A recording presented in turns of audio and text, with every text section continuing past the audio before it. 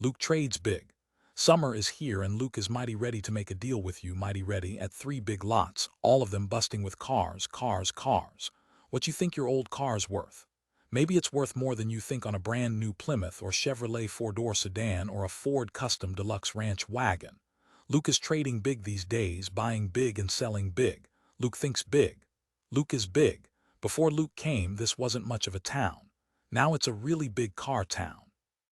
Now everybody drives a brand new DeSoto with power windows, power seat. Come see Luke.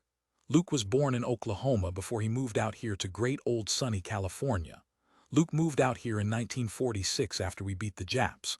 Listen to that sound truck that's going up and down the streets. Listen to it go. It goes all the time. It pulls that big red signboard along, and all the time it's playing the Too Fat polka and saying, regardless of the make or condition of your old car, hear that. It don't matter what kind of old heap you got. Luke will give you $200 for it if you can drag walk-toe push it into the lot. Luke wears a straw hat. He wears a double-breasted gray suit and he wears crepe-soled shoes. In his coat pocket he carries 3 fountain pens and 2 ballpoint pens. Inside his coat is an official blue book. Luke takes it out and tells you what your heap is worth. Look at that hot California sun pouring over Luke. Look at his big face sweat. Look at him grin. When Luke grins, he slips $20 into your pocket. Luke gives away money. This is Automobile Row. This is the street of cars, Van Ness Avenue, San Francisco. Windows on all sides, all along and up and down. Glass with words written in red and white poster paint. Banners are pasted up high and flags flutter, and over some lots are wads of colored aluminum strung on wire. And there are balloons and in the evening, lights. At night the chains go up, the cars are locked, but lights come on, fine spotlights, fine big beams of color frying the bugs. And Luke has his clowns, his painted lady and gent clowns. They stand on top of the building and wave their arms. Luke has his microphones and the salesmen call to people. Free quart of oil, free dish, free candy and cap gun for the kids. The steel guitar sings, and how Luke likes that. It sings like home. Bob Posson, holding his initialed briefcase, wondered if he had been recognized as a salesman, which in fact he was. He cut his hand, saying, "I'm Bob Posson, from radio station KOIF, station manager." He was now at Looney Luke's used car lot trying to sell airtime. "Yeah," Sharpstein said, picking his teeth with a silver toothpick. He wore gray slacks and a lemon-yellow shirt. Like all the West Coast used car dealers, his skin was baked red and dry, flaky around his nose. "We were wondering when we'd hear from you." They meandered among the cars. "Nice-looking cars you have here," Posson said. "All clean," Sharpstein said. "Every one a clean car. Are you Luke?" "Yeah, I'm Luke." "You thinking of doing anything over the air?" That was the big question. Rubbing his cheekbone, Sharpstein said, "What sort of coverage your station got?" He gave an estimate twice the actual size. In these times he was willing to say anything. Television was getting the accounts, and nothing was left now but Regal pale beer and L&M filter cigarettes. The independent AM stations were in a bad fix.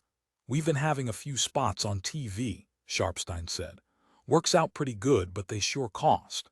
And why pay for coverage of the whole Northern California area when your customers are right here in San Francisco?" He had a talking point there. Station KOIF, with its 1,000 watts of operating power, reached as many people in San Francisco as did the network AM and TV stations, and at a fraction of the cost. They strolled to the car lot office. At the desk, Posson scratched figures on a pad of paper. "Sounds good to me," Sharpstein said, his arms behind his head, his foot up on the desk. "Now tell me something. I have to admit I never got around to hearing your station. You got some kind of schedule, I can see." KOIF went on the air at 5:45 a.m. with news and weather and Sons of the Pioneers records. "Yup," Sharpstein said. "Then 5 hours of popular music, then noon news, then 2 hours of popular music from records and transcriptions, then Club 17, the kids' rock and roll show, until 5, then an hour of Spanish-language light opera and talk and accordion music, then dinner music from 6 until 8. Then, in other words," Sharpstein said, "the usual stuff. Balanced programming, music, news, sports, and religious, plus spot plugs. That was what kept the station alive." "What about this?" Sharpstein said. How about a plug every half hour between 8 a.m. and 11 p.m., 31-minute spots a day, 7 days a week? Pawson's mouth fell open. Jesus Christ. I'm serious, Sharpstein said. Sweat fell from Pawson's arms into his nylon shirt. Let's see what that would run. He wrote figures. What a bundle. Sweat stung his eyes. Sharpstein examined the figures. Looks okay. It'll be tentative, of course. We'll try it a month and see what kind of response there is. We haven't been satisfied with the Examiner ads. Nobody reads that, Pawson said hoarsely. Wait, he thought, until Ted Haynes, the owner of KOIF, was informed. I'll do your material myself. I'll handle the material personally. You mean write it?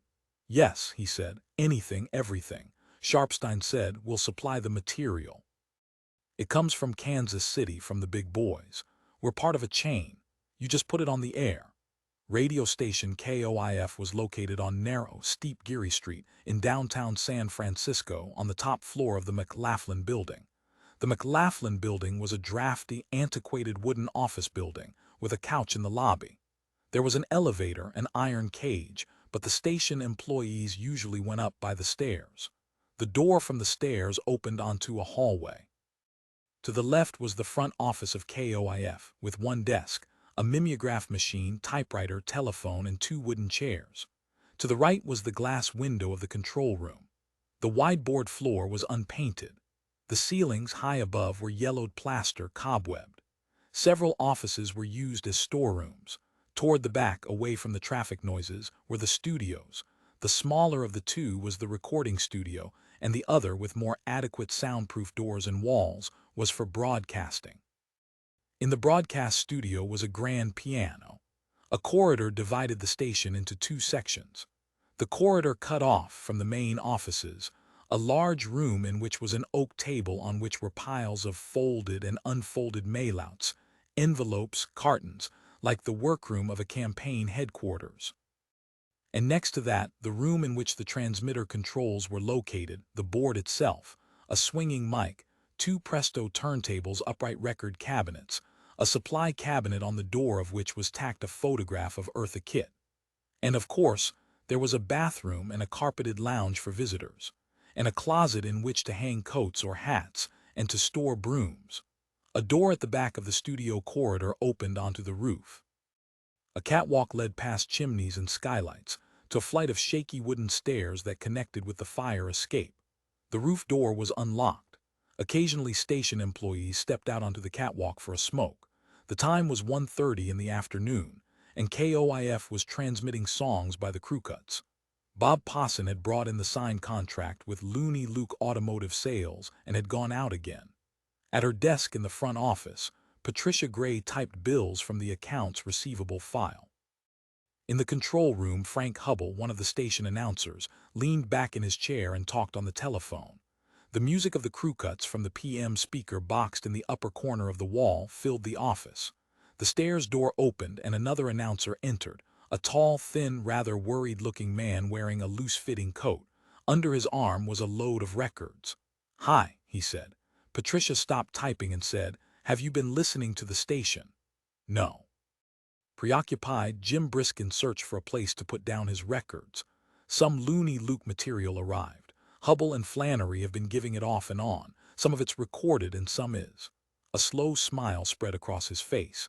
He had a long, horse-like face and the overgrown jaw that many announcers seem to have. His eyes were pale mild. His hair was brownish-gray and beginning to recede. "What's that?" The used car lot up on Van Ness.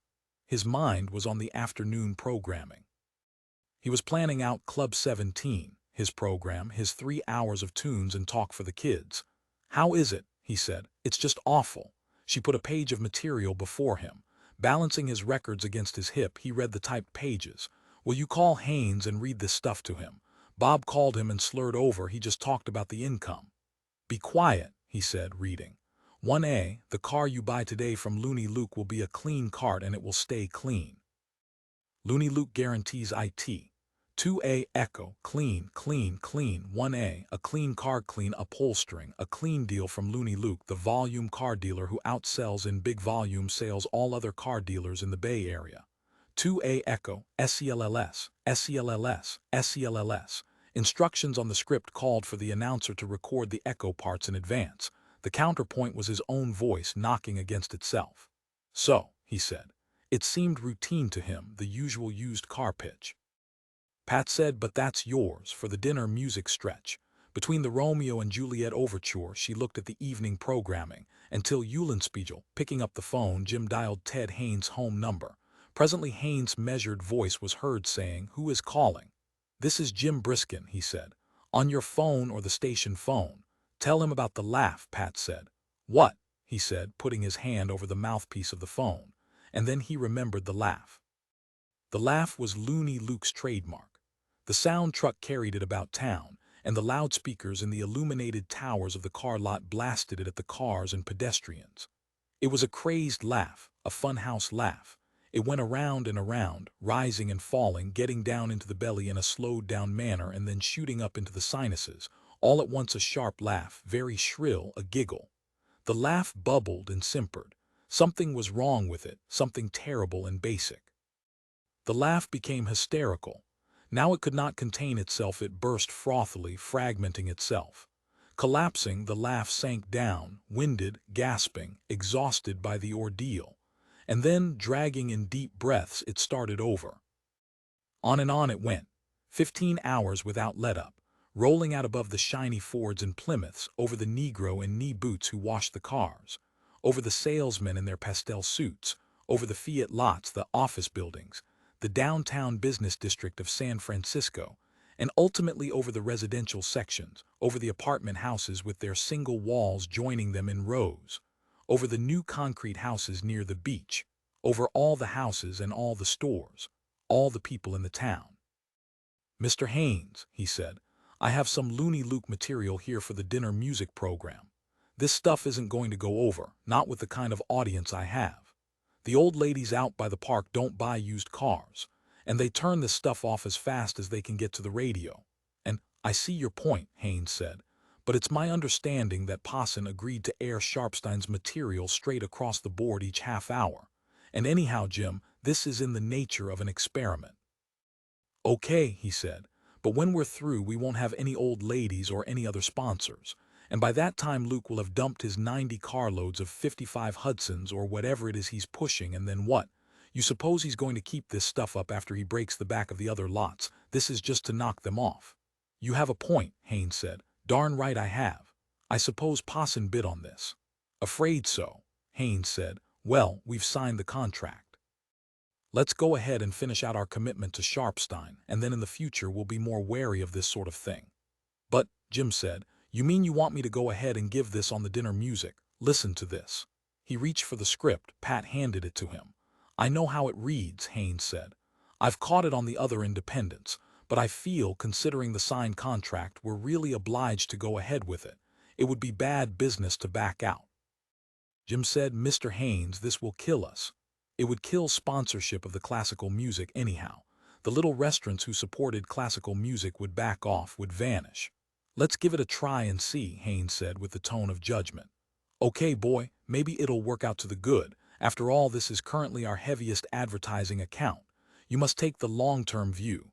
Now perhaps a few of those little fancy restaurants will act huffy for a while, but they'll be back. Right, boy?" They argued a little longer, but in the end Jim gave up and said goodbye. "Thanks for calling me," Haynes said. "I'm glad you feel you want to discuss this sort of problem with me, out in the open where we can talk about it." Putting the phone down, Jim said, "Luke's cars are clean cars." "It's on then," Patricia said. He took the script into the recording studio and began putting the 2A echo part onto tape.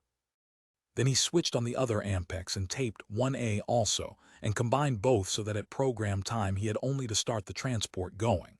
When he had finished, he rewound the tape and played it back. From the speakers, his own professional announcer's voice said, "The car you buy today from Looney Luke." While it played, he read over his mail. The first cards were requests from kids for current pop tunes, which he clipped to his continuity for the afternoon. Then a complaint from a businessman, a practical, outgoing individual protesting that too much chamber music was being played on the dinner music program. Then a sweet note from a very gentle little old lady named Edith Holcomb, who lived out in Stonestown, saying how much she enjoyed the lovely music and how glad she was that the station was keeping it alive. Blood for his veins, he thought, putting her letter where he could refer to it. Something to show the advertisers. On went the struggle, 5 years of work, keeping up the pretense that this was his interest in life. He was devoting himself to this, to his music and programs, his cause. From the doorway, Pat said, "You going to play the Fantastic Symphony tonight?" "I thought so." She entered the room and seated herself across from him in the comfortable armchair. Light flashed, a spark of yellow, as she lit a cigarette with her lighter, a present from him, given 3 years ago. Her legs rustled as she crossed them, smoothed her skirt. At one time she had been his wife. A few trivialities still connected them. The Berlioz Symphony was one. An old favorite, and when he heard it, the whole background swam up. Smells, tastes, and the rustle, as now, of her skirt. She liked long, heavy, colorful skirts and wide belts, and the kind of sleeveless blouse that reminded him of the chemises of the girls on the covers of historical novels. Her hair, too, was that flowing, uncombed mass, dark, soft, and always amiably in her way. Actually, she was not large. She weighed exactly 111 pounds. Her bones were small. Hollow, she had once informed him, like a flying squirrel S. There had been a number of such similes tying them together. When he remembered, he was vaguely embarrassed. Their tastes did not basically differ, and it was not on that account that the marriage had collapsed. The inside story he kept to himself, hoping that she had done the same. As office gossip, it would have yielded indefinite harvest. They had wanted kids, right away, and plenty of them, and when no kids appeared they had consulted specialists and discovered, lo, that he of the two of them was sterile. But that had not been as bad as the next part, which involved Pat's desire to locate what was ingenuously called a donor. The bickering over that had split them up. In all seriousness, but with overtones of self-contempt and rage, he had suggested that she get herself a lover. An affair with emotional involvement had seemed more acceptable to him than the science fiction device of artificial insemination. Or he had suggested, why not simple adoption? But the donor idea intrigued her. His theory, and it had not gone over well with Pat, was that she yearned for parthenogenesis. And so they had gradually lost any real understanding of each other. Now, glancing up at her, he saw this attractive woman. She was still not over 27 or 28, and made out as easily as ever the qualities that had excited him in the first place. She had a genuine feminineness about her, not merely a daintiness or a diminutiveness or even a gracefulness. Those were present, but in addition he recognized in her a basically active spirit. Across from him, Pat said in a low voice, "Do you know what this loony Luke business means? It means the end of our classical music. He'll want oaky music, steel guitars, Roy a cuff. You'll be squeezed out. The old ladies won't listen, the restaurants won't keep on with us. And you, I know," he said, "and you're not going to do anything." "I did what I could," he said. "I made my gesture." She arose and put out her cigarette. "The phone," she said. In a sweep, a flow of color, she passed him. The brightness of her blouse brushed by, buttons too at the center. How odd, he thought. Once, with his love for her, he had been on the proper track, a good husband. Now if the idea came to him, it was a sin, and the act itself was unthinkable. Time and intimacy, the incongruity of life. He watched her go, feeling lonely, feeling that perhaps he did not have the answers even yet. The principle of expectation in him yet was this model, this standard of judgment. They had been divorced for 2 years, and in that time he had not seen anyone who could equal her. I hang around her, he thought. I still have to be somewhere nearby. Returning to his records and letters, he prepared notes for his dinner music program. 2. At 5 in the afternoon, his program of popular music and talk for teenagers ended. Usually he went across the street and ate dinner in a booth in the back of the cafe, with his script beside him, his notes and ideas for the dinner music program. On this July afternoon, as he finished Club 17, he noticed before the glass window of the studio a group of teenage kids standing peering at him. Lifting his hand, he made a motion of recognition. The kids had been in before.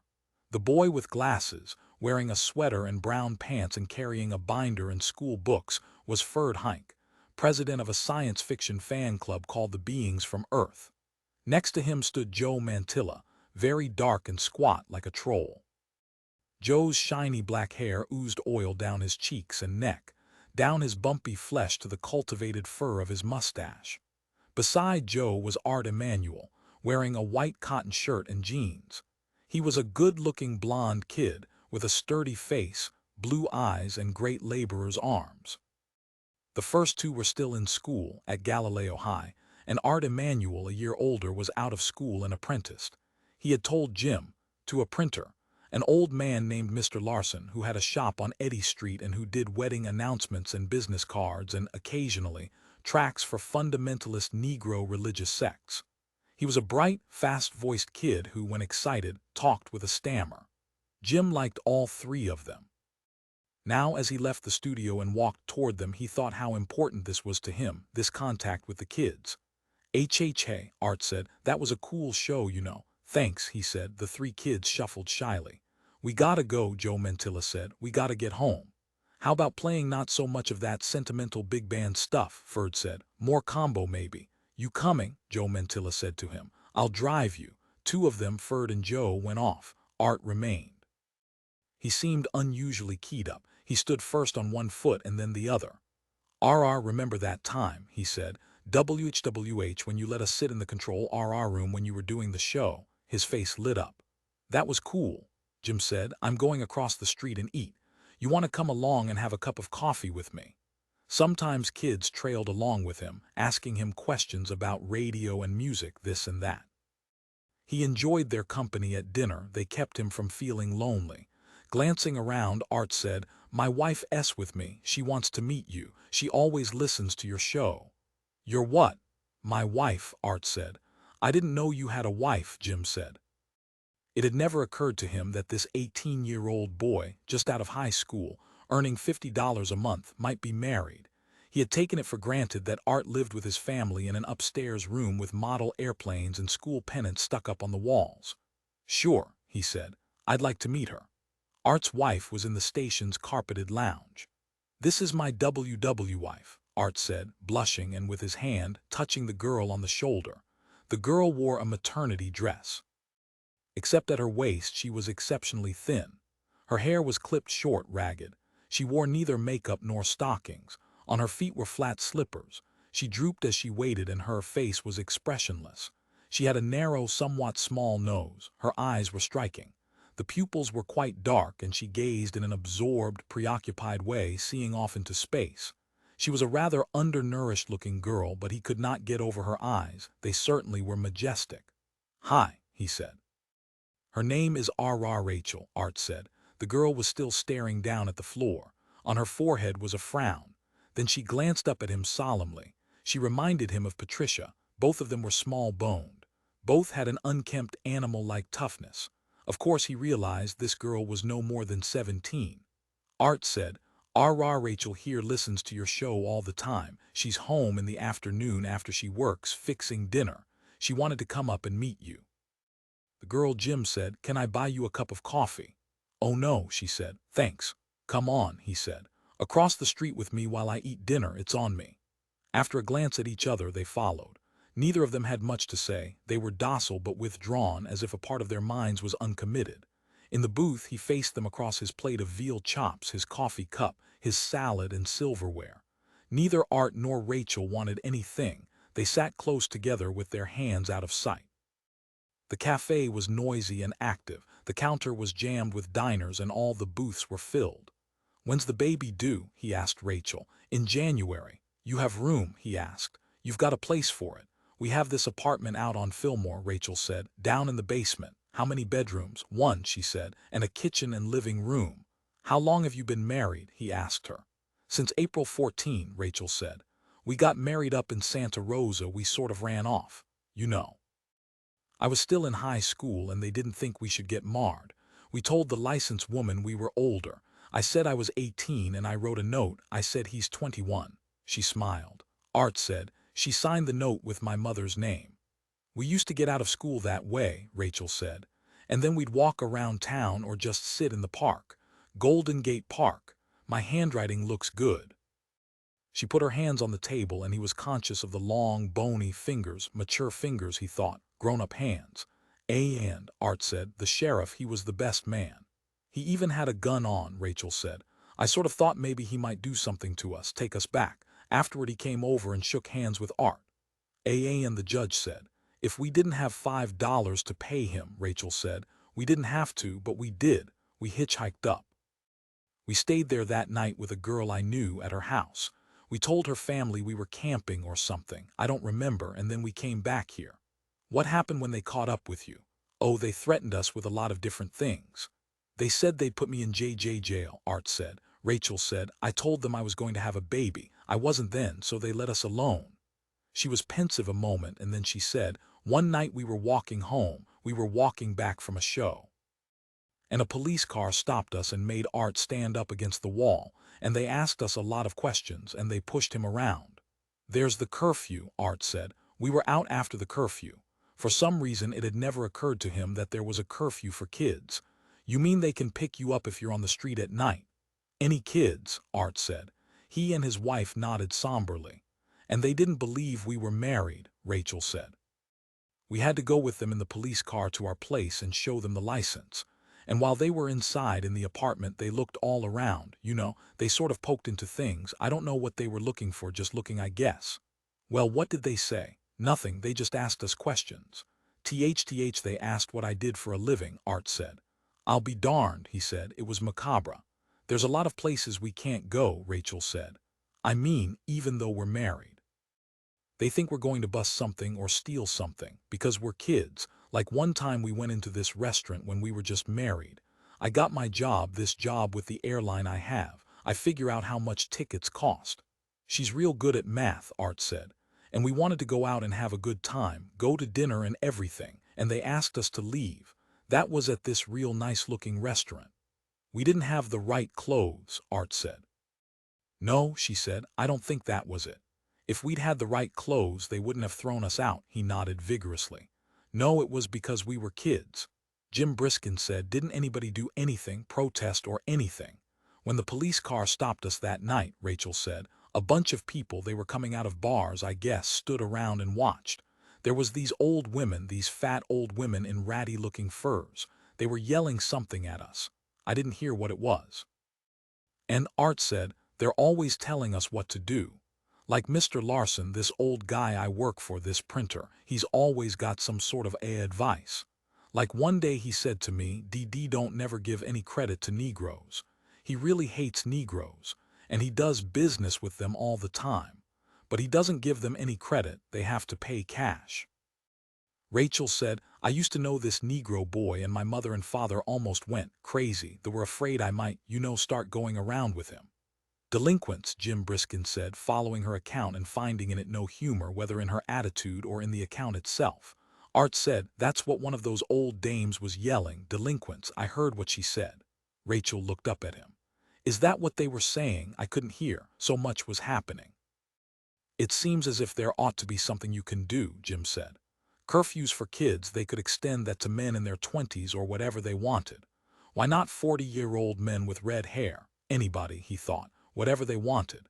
Now he thought he was saying they. He was thinking as Art and Rachel were thinking, in terms of the unyielding they. But to him the they would not be adults. They would be what? He pondered, drawn into this in spite of himself. Looney Luke, perhaps, or Ted Haynes. Or for that matter, anyone and everyone. But nobody was keeping him out of restaurants.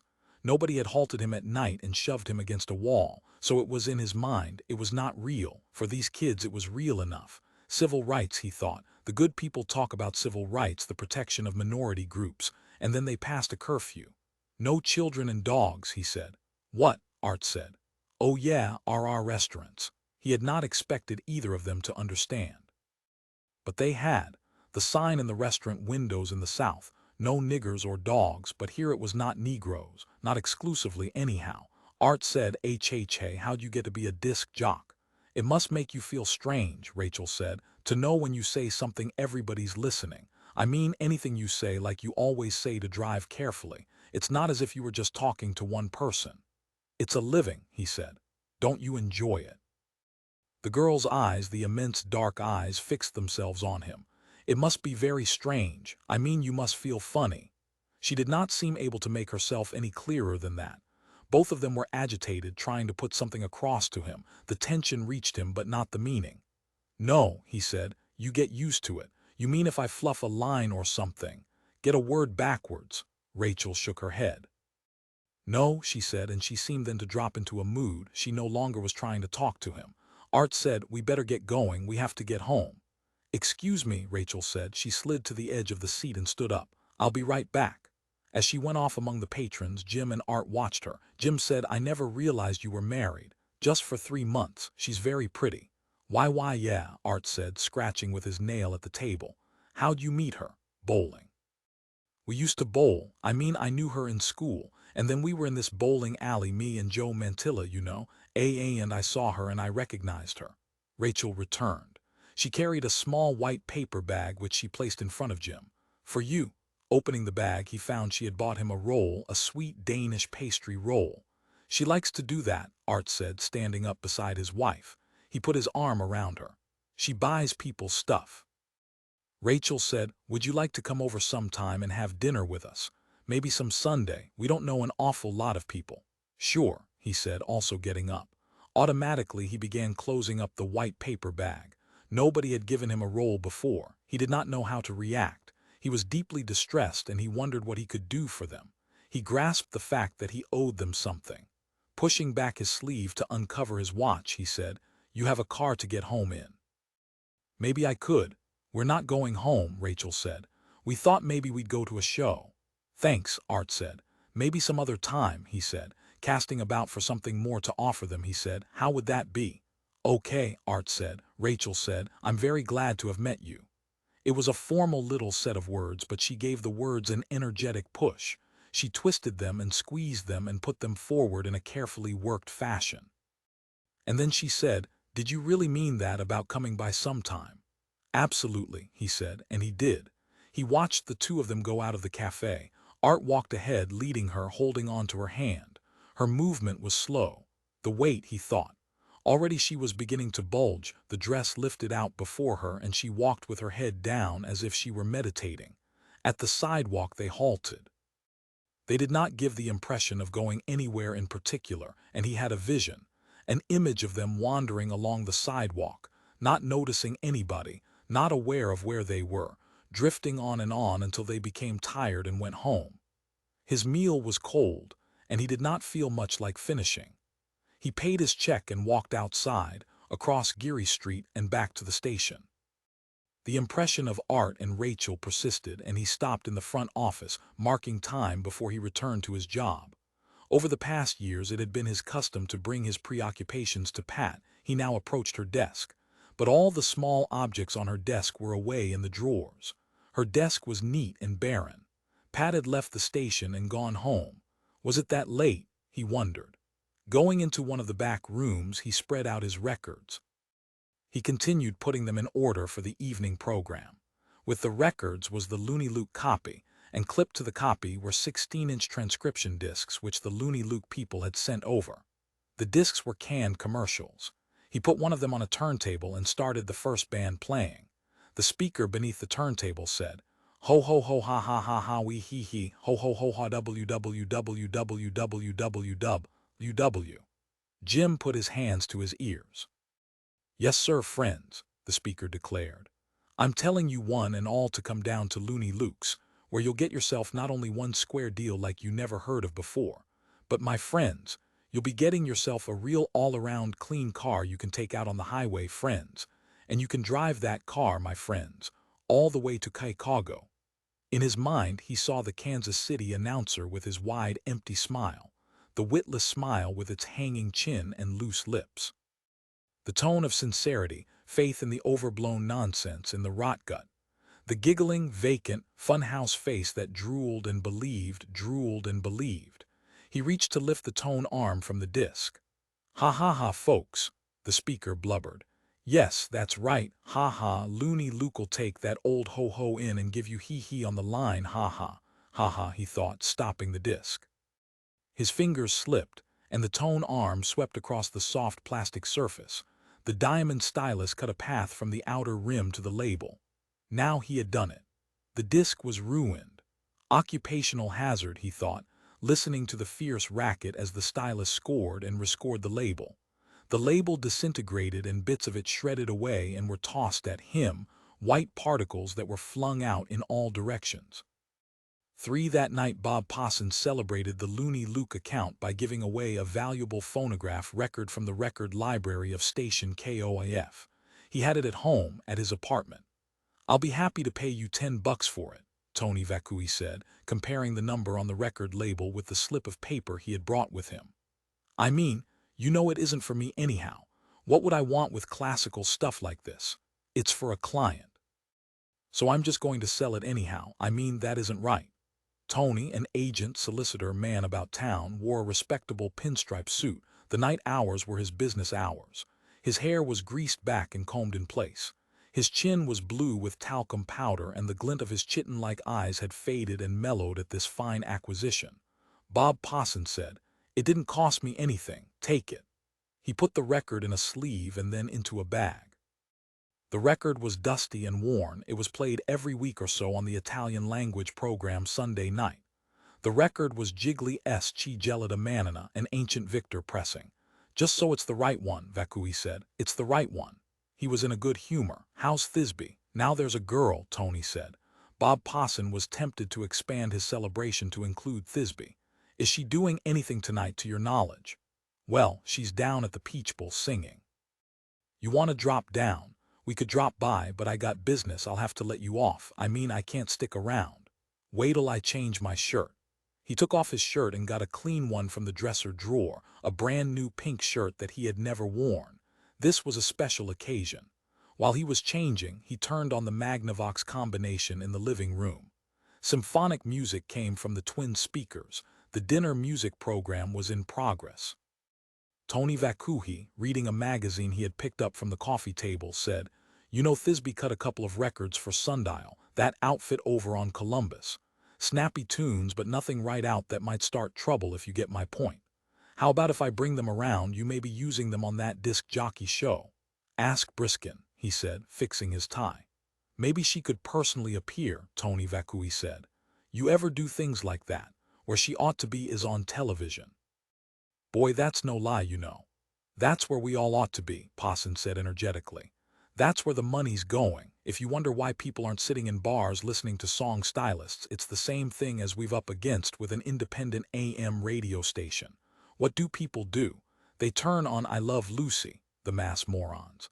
Sometimes 80 million people at once watch that kind of escapist trash. I wouldn't have a TV set around." The music from the radio ended. Jim Briskin's professional announcer's voice took its place.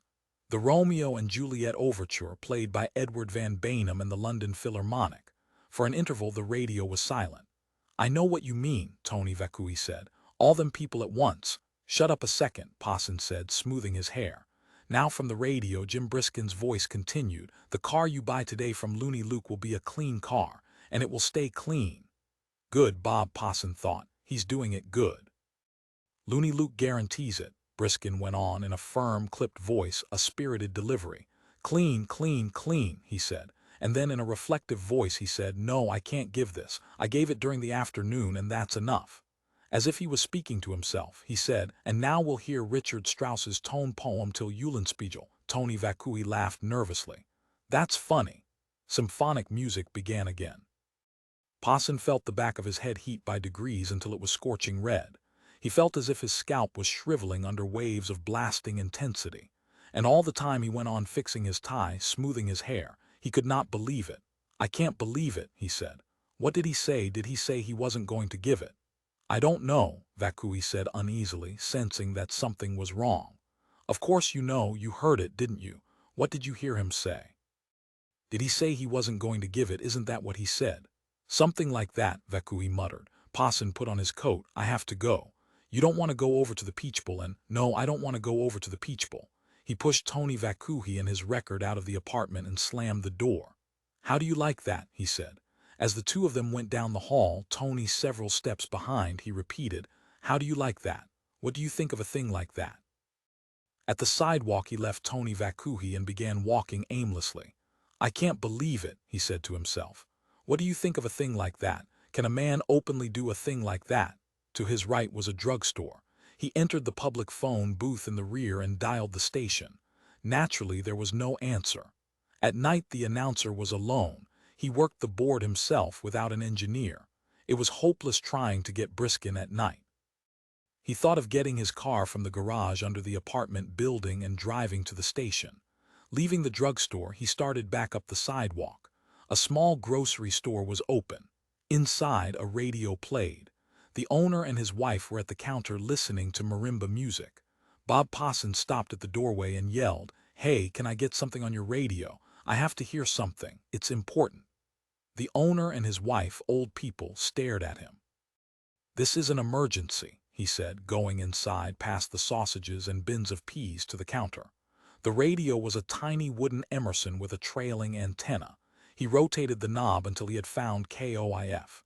The owner and his wife, both of them dressed in wool coats, withdrew in an injured fashion, leaving him alone with the radio. They pretended to be doing something else. They did not care what he did. Still music, he thought. The goddamn music. "Thanks," he said, hurrying past them out of the grocery store and onto the sidewalk. Then he ran back to his own apartment. Panting, he reached his floor and searched in his pockets for his key. His Magnavox remained on. He paced back and forth as the music finished itself out. During the final coda, his impatience became a frenzy. He went into the kitchen for a drink of water. His throat was dry, burned by his agitation. He thought of all the people he could ring up: Sharpstein, Ted Haynes, Patricia Gray, the station's attorney who was on vacation in Santa Barbara. The music ceased. He ran back into the living room. Jim Briskin's cultivated voice came on. Artur Rudzinski and the Cleveland Orchestra in Richard Strauss' Till Eulenspiegel from a Columbia Masterworks long-playing record. Then a pause, a mind-racking pause.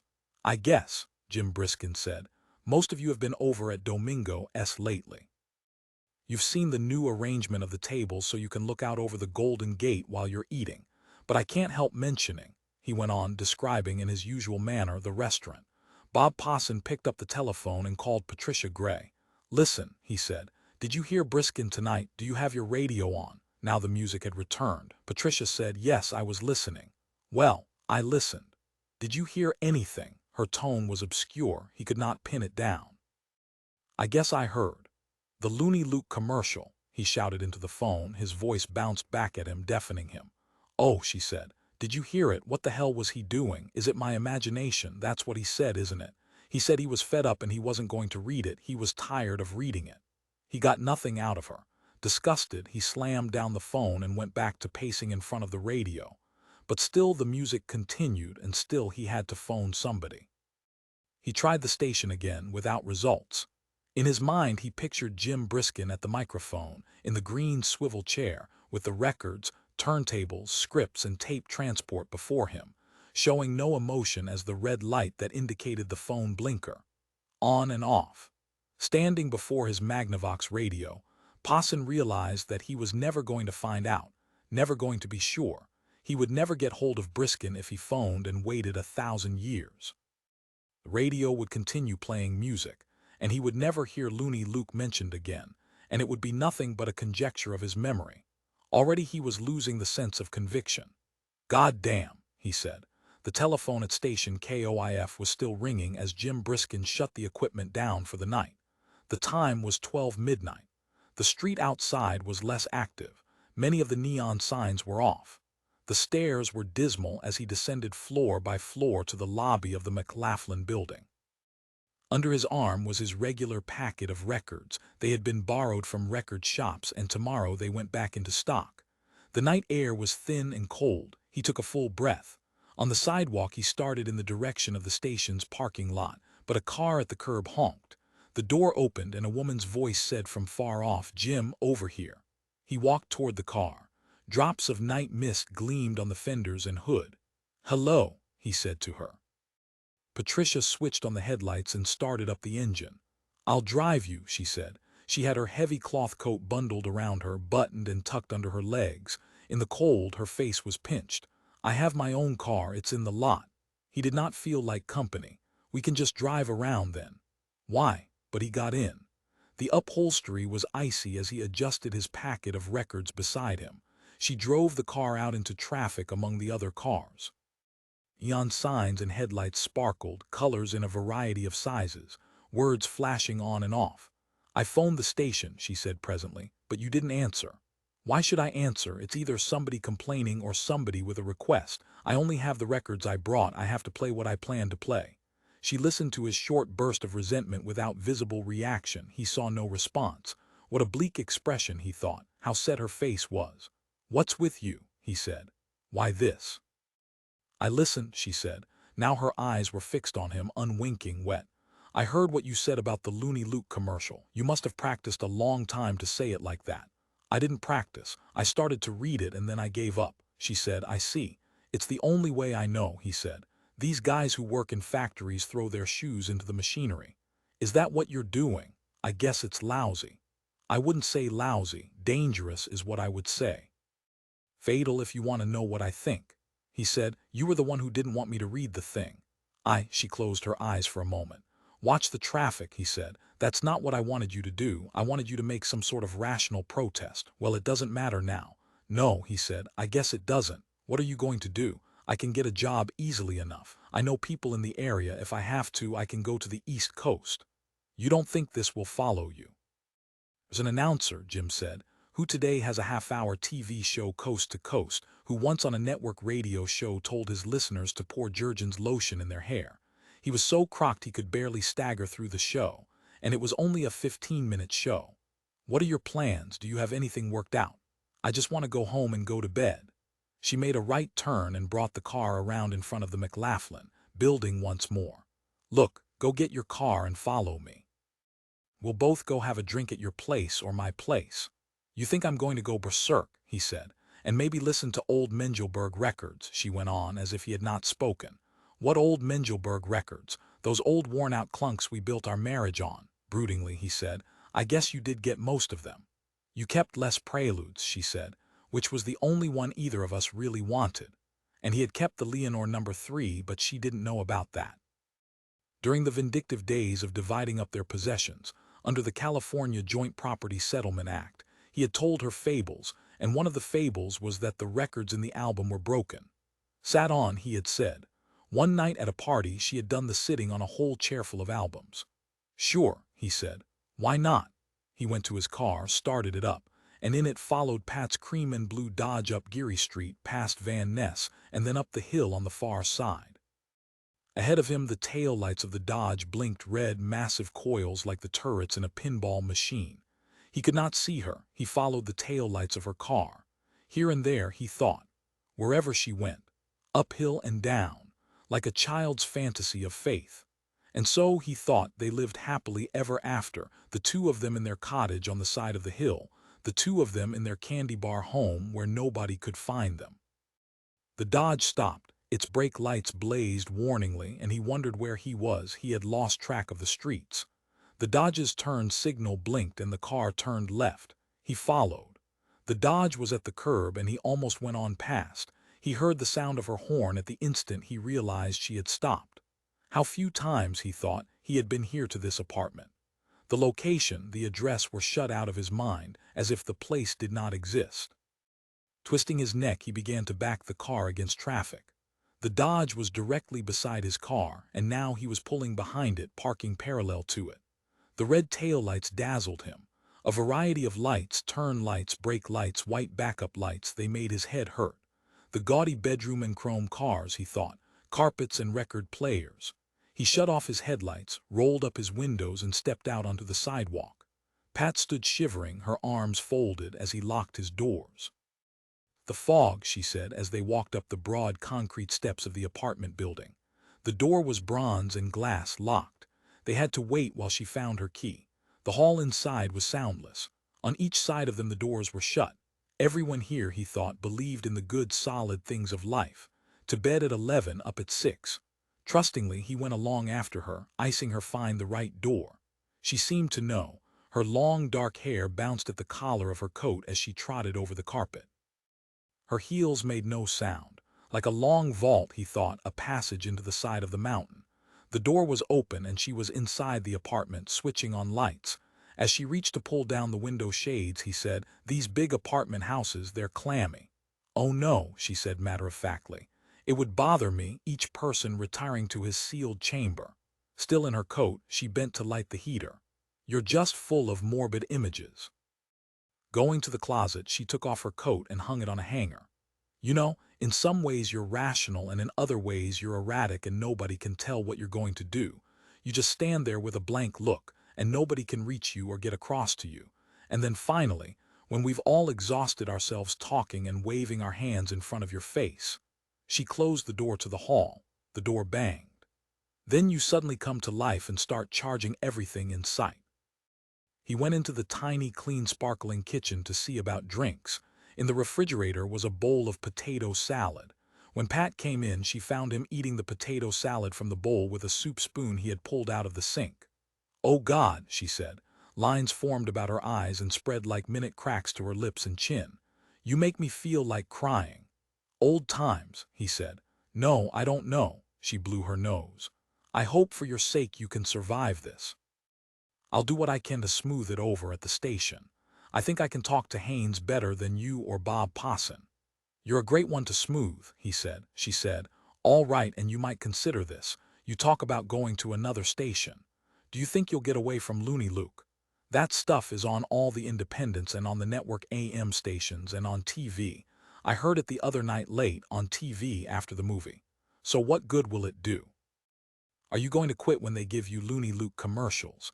And are you going to confine it to Looney Luke? Why just Looney Luke? What about the bread commercials and the beer commercials? Why be arbitrary? Don't read any of them. Isn't that so? Aren't you being arbitrary? And you pretend I wanted you to do something like this, I'm somehow responsible." She was yelling at him in a little high-pitched shrill whistle of a voice, her old domestic argument voice. "Isn't that right? Aren't you trying to pretend it's my fault? I put you up to this or something, God knows what. You know this wasn't what I meant. I wanted you to do something rational, show Haynes it wouldn't go on the dinner music program. You say you started to read it and then you just gave up. Why did you give up? Why did you have toy that over the air? Why couldn't you just not have started it? You can't say things like that over the air. You can't say you won't read it, you're tired of reading it." "Take it easy," he said. "This finishes you," she said. "God, I had such high hopes for you, and you're winding up nowhere at all. Just because you couldn't go out and meet this rationally and go to Haynes and discuss it before you went on the air. No, you had to wait until you had the script in your hands and you were alone in the station. And maybe then you felt safe. You could get away with it.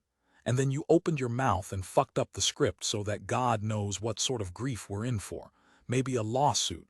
Maybe a fine by the FCC. And what about your music? What about the 5 years you worked fixing it up with them so you could play classical music, whatever you liked? They even let you pick it out and call it your show, like Club 17. Are you just going to junk that? Isn't that what this is all about? Weren't you trying to protect that in the first place? Isn't that why you didn't want to read the commercial? You didn't want to offend the old ladies, and now you just throw away the whole program, much more than reading it would have. I don't understand you, I can't make any sense out of it." "Okay," he said. 5 years, she said. Wasted, thrown away. As he figured it, he had put at least 10 years into the hopper getting this far. First there were the 4 years at Cal, getting his BA in the music department under Elkis, the counterpoint and composing. Then the 2 postgraduate years doing a little conducting, singing a so-so baritone in their own group, the Marin Choral Singers, writing a moribund cantata dealing with peace among nations and the like. Then his fine job at the NBC Music Library, the big move to San Francisco, away from the university. 11 years, he decided. Lord, it was almost 12. He had first gone on the air as a private record collector, a discophile, as the term had it, and his easy delivery, his lack of snobbishness and pedagogy, had put his program over long after the notion of inviting collectors had withered. He had a natural radio personality. He talked spontaneously, directly, without the customary rhetoric of the classical music fancier. And most important of all, he liked all kinds of music, classical and pop and moldly fig jazz and progressive Lowe's Angels Jump. He said, "No, I didn't do it to get away from Luke." "What then?" she said. "To get away from you, or maybe to get closer to you, probably both. It's intolerable as it stands, seeing you every day at the station. Do you realize a couple of years ago you and I were married? Remember that?" "I remember," she said. "What a diabolical business." She said, like, who was it? Somebody in a myth, separated by the winds of hell. "It's your own fault." "It is," he said. "It's this same kind of thing, this purposeless wandering activity. Plus," he said, "the slides in Doctor, what was his name, Macintosh." "Yes," she said, "Macintosh. Plus what you couldn't see letting happen because it might wound your vanity, it might have made you feel superfluous." "There's no point in arguing it out now," he said. "No," she agreed. He said, "The only thing I don't understand is the picture I get, probably inaccurate. But I see you sitting around the place that Saturday afternoon by yourself, meditating everything over rationally in your mind, and then, click, you had it worked out. As calm and cold-blooded as," he lifted his hands. "I thought it over for months," she said. "But you came to your conclusion like an IBM machine." And then he thought after that there was no talking to her. No arguing, no discussing. Not after her mind was made up. Their marriage had been a mistake, and the next question had to do with how to divide up the joint possessions and how to get the thing through court as cheaply and simply as possible. The hiring of mutual friends, he thought, that was the really evil part. Sending them down, picking them up in the car, and driving them down to the courthouse to testify to the travesty he and she had invented. What a pitiless time that had been. Across from him, Pat said, "The phone's ringing." "What?" He said it was, but he had not even heard it, still ringing even here at her apartment. "So it is," he said, glancing around. "I'll get it." She disappeared into the living room. "Hello," he heard her say. He opened the refrigerator and examined the unopened fifth of Gilby's gin, excellent stuff, and a cheap vermouth and a pint of vodka and wine of every description. The Gothic script on the label of a My Wine bottle attracted him, and he began to translate the German. Pat appeared in the kitchen doorway. "It's Ted Haynes." He went stiff-legged into the living room. "Does he want me?" "He wants to know if you're here." She had her hand over the receiver, but he had never believed in that. He knew that the other person could still hear. They got the sound through the bakelite as the deaf person got sound through the bones of his skull. "Sure, I'm here," he said. Pat said, "He's so mad he can hardly talk." "Well," he said, still holding the bottle of German wine, "I guess Posson must have called him." "Don't blame Bob," she said. The phone dipped and he took it from her. "Don't blame him or me." When he took the phone, Haynes' voice said hoarsely in his ear, "Jim, a man named Sharpstein called me just now here at my home and said they're canceling. And if they ever see our sales representative near their lots, they'll call the police and have him thrown into the street." "Sharpstein," he said. "He must represent them or something. What's his first name?" "Luke. I'd like to see you in the next half hour, preferably at the station, or if you feel you can't make it down there again on your own time, I'll meet you where you are now. You're at Pat's apartment, that's not very far from where I am. If you're going to be there for a while, I'll drop over and we can settle this on the spot." His brain was too fuzzy, he could not follow what Haynes was saying. "If you want," he said. "I want you to call Bob Posson and ask him to come over so he can be present. It isn't essential, but he's more familiar with the union rulings than I am. I have no time to memorize that sort of business. I have too many other important things on my mind to waste my time with that. All right then, I'll see you where you are now in about 15 minutes. "Goodbye," Jim said. The phone clicked first before he was able to get the receiver down. He felt childishly defeated. "Did they hear?" Pat said. "Did the Luke people hear?" He said. "I have to call Bob Posson." As he reached to take up the telephone book, Pat said, "It's on the cover, by the corner." "Oh," he said with rage. "You keep it handy." "Yes, I keep it handy." "What's this?" he demanded. "What do you mean, what's this? Oh my God." She walked out of the living room, a door slammed, probably the bathroom door. He stood a moment and then he dialed Bob Posson's number. There was only the one brief buzz and then Posson's voice saying, "Hello. This is Jim Briskin," he said. "Oh, did Haynes get hold of you?" "Yes. He wanted to get hold of you." Posson's voice had a muted quality, as if his own rancor had been punctured, as if Jim thought now that Haynes had come onto the scene Bob Posson was bowing out. "Say," Posson said, "that was quite a stunt you pulled tonight." "Tell me," Jim said, "how did the Luke people get into it? Were they listening?" Yes, as a matter of fact they were, just a minute.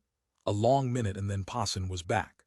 "I had a cigarette going. Say, well, apparently they were gathered around the radio. Can't hear enough of their own bilge, I suppose, something on that order. He must really have hit the roof. I got this all second hand, of course. Luke Sharpstein, called Haynes, and Haynes got hold of me. He was looking for you. By that time you had left the station. Jim said, I'm over at Pat's. I see, Pawson said. Well, how about that? Haynes told me to call you, Jim said. You're supposed to be here. He's coming over in 15 minutes or so. What's he want me around for? To hold the bowl, I guess. You know, the bowl under the neck after they make the cut. I'll see you then, Jim said and hung up. This time he was the first to get the phone onto the hook. Pat had come back out of the bathroom. She was in the process of fixing her hair, putting it up for the night. Did you tell him to come here? She seemed to have settled down a trifle. Her voice was less uneven. It's almost 1 o'clock. Not my idea, he said. Haynes is coming too, both of them. Now I'll tell you exactly what to say, she said. I was working it out while you were talking. More smoothing, he said. You tell them, yes, of course, you stopped in the middle of the commercial, you admit they heard you, but here's why you did it. You decided a lot of entertainers like Arthur Godfrey and Steve Allen and all those have been more successful with an, okay, he said. I'll tell Sharpstein and Haynes and Pawson that. I'll tell them I want it to be another Henry Morgan. Remember him? Yes, she said. It's hard to, he said. It really takes you back. She said, Henry Morgan is on television. He's on the Gary Moore show. Every week. Shrugging, Jim said, it doesn't matter. I have nothing to tell them. Let's just get it over. I'm sorry it has to be here in your apartment. That wasn't my idea. She stood considering, meditating. Then she returned to the bathroom and resumed what she was doing to her hair. He remembered the nightly setting. The metal clips, the cloth, the smell of shampoo and wave lotion, the bottles and cotton pads. Her back to him, she said, can I ask you something? Okay, he said. Her hands worked methodically at the base of her skull, lifting her hair, sorting, massaging, putting the hair in place. Do you want me to quit my job? Would you feel easier if I left the station? Too late for that now. I could. She turned toward him. I've been giving a great deal of thought to that. I might anyhow, no matter how this turns out. He had no answer for that. Sitting down on the couch, he waited for Bob, Pawson, and Haynes. Do you understand what I'm talking about? She said. Sure, I understand. You want to get married. Don't they all want to get married? But this time make sure. Get him up to Dr. McIntosh and get the slides going. It was the meanest thing he could think of, the bitterest remark. Pat said, I'm fairly sure. Four Haynes entered the apartment several minutes ahead of Bob Pawson. He was a small, rather delicately built gentleman in his 60s, with luminous white hair and a thin, celluloid-like nose, a nose without bone. The veins on the backs of his hands stood out, blue and distended. His skin was mottled by liver spots, and his walk was the half-shuffle of the elderly professional man. Good evening, he said to Patricia. His voice was shaded with elegance. Jim thought of a conductor on a southern railroad, a rigid old conductor with pocket watch and shiny black narrow-pointed shoes. Where's Bob? Pat asked. A heavy damp towel was wrapped around her head, elongating her skull, obscuring her hair. She supported the towel with one hand. Parking his car, Haynes said. To Jim he said, the first thing to get settled is, do you want to continue working for KOIF? Or was this a method of telling us that you intend to leave? The question bowled him over. It sounds as if it's up to me, he said. Do you want to leave the station? He said, no. What is it then, the summer, thinking about fishing in the mountains? At the door Bob Pawson knocked, pushed the door open to look in. Hard to park, he said, entering. He had on a yellow Aloha sports shirt hanging out at his waist and Dacron slacks. His hair was uncombed and he looked seedy and harried. Then that's settled, Haynes continued. As far as I'm concerned, you're a fair enough announcer. Never had any complaints about you up to now. I'll resign, Jim said, if you want. No, we don't want you to resign, Haynes said. His hands behind his back, he went over to the corner of the room and looked at something hanging from the ceiling. What's this? He touched it circumspectly. Is this what they call a mobile, the first one I ever saw made out of, what is this, eggshells? You want the truth, Pat said. I'll be darned, Haynes said, scrutinizing the mobile. You made this yourself. Very clever, Pat said. I'm going to have to go to bed. I have to be at the station at 8 a.m. tomorrow morning. Excuse me. She disappeared into the bedroom. At the door, she stopped momentarily. You didn't want to ask me anything about all this, did you? She said to Mr. Haynes. No, I guess not, thanks. We'll try to keep the voices down. Good night, she said. The bedroom door closed after her. Ted Haynes threw himself down on the couch and faced Jim Briskin and Bob Posson, his hands on his knees. After an interval, Posson also seated himself. Jim did so too. "You know," Haynes said, "I've been thinking maybe TV would be the thing you ought to go into." He was addressing Jim. His tone was considerate, the Southerner's tone, the voice of a gentleman. "Ever give any thought to that?" Jim shook his head. "I've heard one of the network TV stations is looking for a disc jockey to put up against Don Sherwood. Same sort of thing, talk and spot plugs, interviewing singers and entertainers, no records, just live talent from the Bay Area, people appearing at the different spots." "Sherwood's too good," Jim said shortly. "That settled that." Scratching the side of his nose, Haynes said, "How about a more secluded job that would get you away from the bustle and pressure of the city, long enough for you to think things over and straighten out your mind? You might like it. The reason I say that is that somebody the other day told me that one of the Valley stations, Fresno or Dixon, some place like that, is looking for a combination man." "Then you do want me to resign," Jim said. "No, I don't want you to resign. I just want to find out what's the matter with you." "Nothing," he said. "How does this sound then?" Haynes said. "I'm going to put you on 1 month's suspension without pay, subject to the approval of the union. At the end of that time you come into the station and tell us if you want to keep working for us or if you want to call it quits, and we'll part friends and you can go on to something else, whatever you want." Jim said, "Suits me." "Fine," Haynes said. "You haven't had your vacation yet this year, have you? Suppose then we give you a check for what you've worked this month up to now, plus pay instead of the vacation, so it won't hit so hard in the pocketbook." He nodded. "Shall we say starting tomorrow?" Haynes said. "Your shift begins at 2, doesn't it? I'll have Flannery come in and take it, I suppose either Flannery or Hubble." "It doesn't matter," he said. "Either of them can handle it." "How do you feel about this?" Haynes said. "Does it meet with your approval?" He shrugged. "Why not? Sure it meets with my approval." He went unsteadily into the kitchen and began fixing himself a drink. "Anything for you? Too late at night," Haynes said. He brought out his watch. "You know what I think that mobile is made out of?" he was saying to Posson as Jim got ice cubes from the refrigerator. He stood alone in the kitchen, drinking. In the living room, Haynes was talking.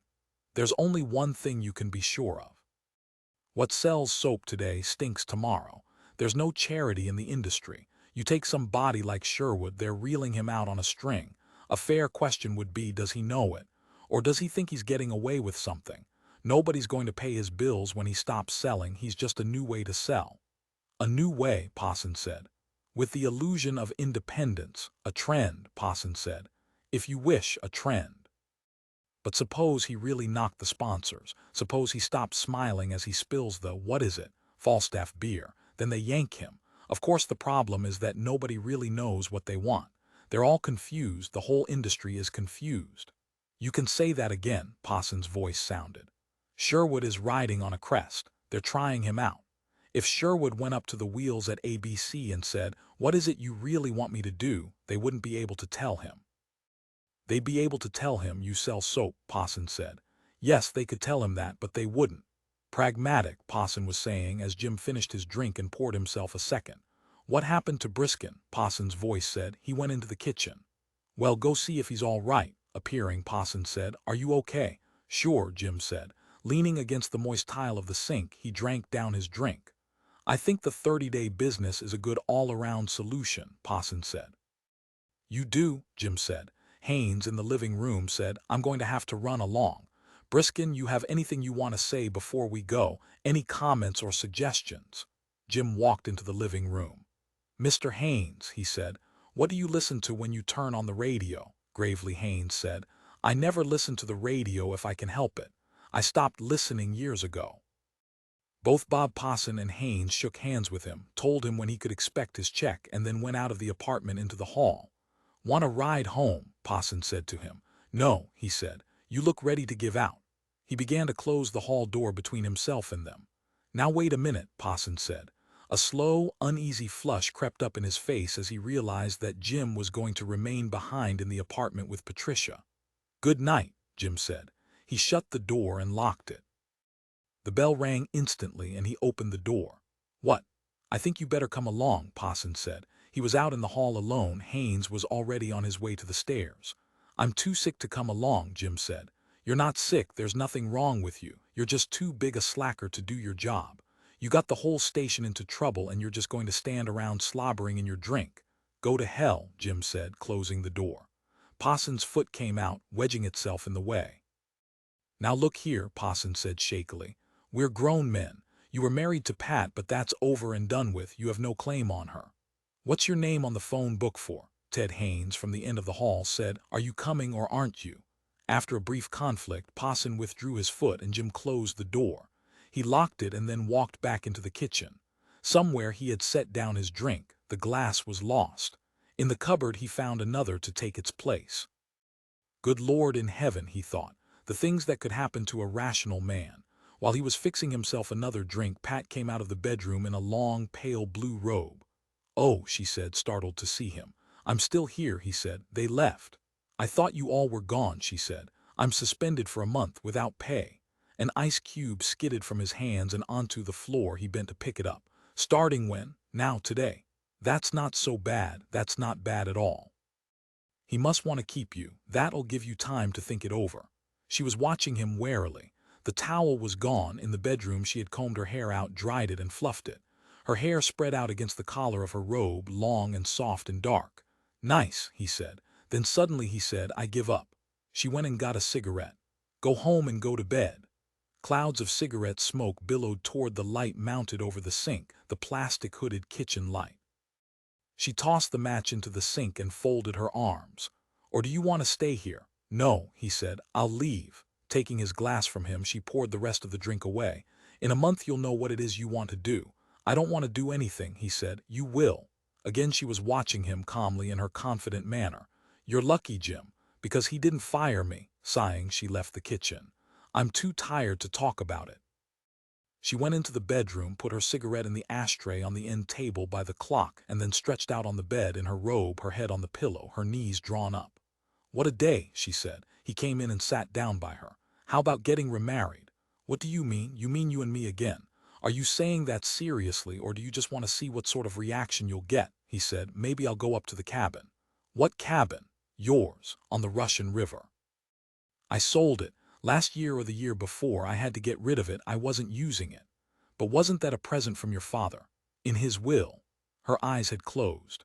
That's too bad, he said, thinking about the cabin, the white boards of the porch, the tank of gas for the stove, half buried in leaves and dirt, the host of long-legged spiders that had rushed from the water closet the first time he had gone with her to open the cabin up. Did you want to go away, up in the country or something? He said. I'm sorry about the cabin. He had met her through the cabin. In the summer of 1951, 5 years ago, he had wanted to rent a cabin for his 2-week vacation. Going through the newspaper, he had come across the ad for Patricia's cabin and had gone to see her to find out how much she wanted. What do you rent it for? He said. $60 a month, during the summer.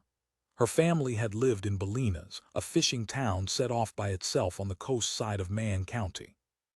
Her father, before his death, was a rural real estate man, selling lots, farms, summer cabins in the resort areas. In 1951, she was working as a bookkeeper, 23 years old, isolated from her family. She had never respected her father. She described him as a windy, beer-drinking old man with varicose veins. Her mother, still living, was a mystic with a tea-reading shop near Stinson Beach. From that had come Patricia's contempt for phony idealism.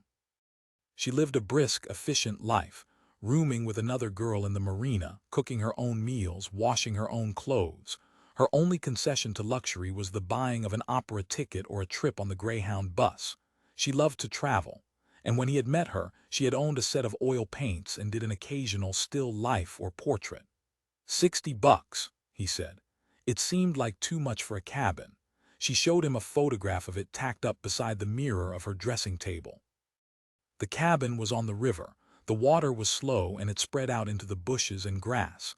In the photograph, Patricia rested with her hand against the railing of the cabin's porch. She wore a wool bathing suit and she was smiling into the sun. That's you, he said. Yes, I used to go up there with my brother.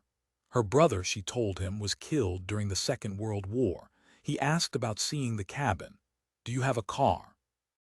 She had been hanging clothes on the line in the backyard of the rooming house. It was Sunday and she was home. I don't have a car. I haven't been up there since the 40s. Somebody up there, a real estate man, a friend of my father's, was keeping it fixed up for us. He drove her up the coast highway in his car. They left San Francisco at 11 in the morning. At 12:30 they pulled off the road to have lunch. They were near Bodega Bay in Sonoma County, and they ate a meal of prawns dipped in batter, beer, and tossed green salad. I like seafood, she said. We always had fish of some kind. Bolinas is a dairy town, and before my father was a real estate man, he was in the dairy business. We used to drive at night in the fog over Panoramic Highway to San Francisco. The fog was so thick he had to open the car door and look down at the white line, or we would have gone off the road. She seemed a happy and bright girl. He thought she was exceptionally pretty. She wore a sleeveless blouse and a long skirt almost to her ankles. Her black hair was tied in 2 braids, and in each braid was a ribbon. At 2 o'clock they reached the Russian River. By that time they had stopped for gas and had gone into a roadside tavern, a redwood and neon place where the jukebox was playing Frenesy. Kids, high school kids in white cotton shorts and shirts, filled up the booths, eating hamburgers and drinking Cokes. The racket was terrific. Both he and Pat had a couple of drinks. They felt good. When they reached Guerneville on the Russian River, they stopped again at another tavern, also redwood and neon, and had a couple more drinks. By the time they reached the cabin, the time was 3:30 in the afternoon, and they were both pretty well looped. The cabin was overgrown with weeds and brambles. One of the back windows was broken. The river had, at some recent time, risen and filled the front room with mud. The porch was broken and sagging. The railing against which she had leaned in the photograph was gone completely. When they pried the door open, the hinges and lock were rusted. They found that mice and ground squirrels had destroyed the sofa and mattresses and chairs. Somebody had broken in and stolen the pipes from the stove. The electricity was off and the supply of gas was almost gone. Jesus, Patricia said, walking back outside to gaze across the river. I'm sorry. He said, in 2 or 3 days it can be fixed up. Can it? It looks dreadful. She tossed a stone into the water. On the far side, tiny children were paddling. People on the beach were sunning themselves. The afternoon air was hot, dry. Around them the bushes rustled with the wind. It's nice up here, he said. He found a shovel and cleaned out the debris, the silt and rubbish. With the windows and doors open, the cabin aired out rapidly. Pat, using a heavy needle and thread, managed to repair the mattresses to some degree. But you can't cook, she said. How can you fix meals? The stove won't work without pipes. He had lost interest in that part. He had become interested in her. They probably have pipes around here, he said, and glass for the window. If you say so, she said. When the sun began to set, they walked into Guerneville and had dinner at one of the restaurants. After dinner, they sat at the table drinking beer. By 9 o'clock neither of them was in any condition to drive back to San Francisco. This is a hell of a thing, he said when they left the restaurant. Kids roamed the streets. Kids in hot rods screeched by. The night air was pleasant. Off to their left was the river. He could see it glinting. The river did not seem to move at all. Somewhere the Sonoma County people had dammed it up. Beside him, Pat strolled contentedly. I like it up here. She had changed into jeans and gone wading, her jeans rolled up to her knees. Her legs were smooth, light. She walked barefoot. Don't the stones hurt your feet? He asked. Everybody up here walks barefoot, she said. She stumbled a little and he caught her. Be careful, she said to him. Why? He held onto her arm. I think I'm drunk. I think you are too, he said. I think we both are. On the bed, her eyes shut, Pat said. We stayed there that night, didn't we? Was the electricity on? No, he said. It was still shorted. He had got the lights working the next day. Did you make love to me that night? You're darn right I did, he said. She reached out for her cigarette, stirring on the bed. Why isn't it like that anymore? Your fault, my fault. Nobody's fault, she murmured. He took the cigarette from her fingers. She was dropping it to the covers. Thanks, he said. Remember that beanery down in the Tenderloin? Where we stood, she said. Where they didn't have chairs or stools, just the counter. That was where all the longshoremen ate, down by the produce area and the docks. Her voice trailed off. All the various places, he thought. The second-hand record shop on Eddy Street where the old man fussed with the albums, not knowing what he had in stock, but knowing everything there was to know about the records themselves. And the nights they had rushed upstairs floor by floor at the War Memorial Opera House, battling to get to the rail first, clutching their standing room tickets. And he thought the day they had bought the firecrackers and given them to the kids, the illegal firecrackers, they had driven down to San Jose to buy them. Early morning in the San Francisco streets, driving with the car full of fireworks, cones and pinwheels and cherry bombs, giving them away to the kids. And he thought, then the police. They sure got us, he said. The police, for the firecrackers. Yes, she said. He leaned down and kissed her. She did not protest. She turned a little toward him, drawing her knees up and burying her head down between her arms. Her hair spilled over her shoulders and he smoothed it away from her face, out of her eyes. Maybe I will stay, he said. Can I? Presently she said, okay. I love you, he said. He put his arm under her and lifted her up against him. She was a dead weight, sound asleep, without resistance. You know that, he said. Yes, she murmured, but I'm not good enough for you. No, who is, he said. She did not answer. Her hair brushed against his wrist and he kissed her again on the mouth. Her lips gave and he was conscious of her teeth, her hard teeth relaxed apart, and the motion of her breath in her throat. No, she said, we better not. She struggled up. I'm sorry. I wish we could. We better just go to sleep. I think you should sleep above the sheet so we can't without going to a lot of trouble. Don't you agree? If that's what you want. She opened her eyes. It's not what I want. I wish we could. Maybe we could. No, it wouldn't be right. Come on, get into bed and let's go to sleep. You don't have to get up early tomorrow, but I do. I have to get up at 6:30. Going here and there in her apartment, he shut off the heater and the lights and made certain that the door was locked. When he re-entered the bedroom, he found her standing sleepily by the bed, her robe in her arms. He took it from her and hung it in the closet.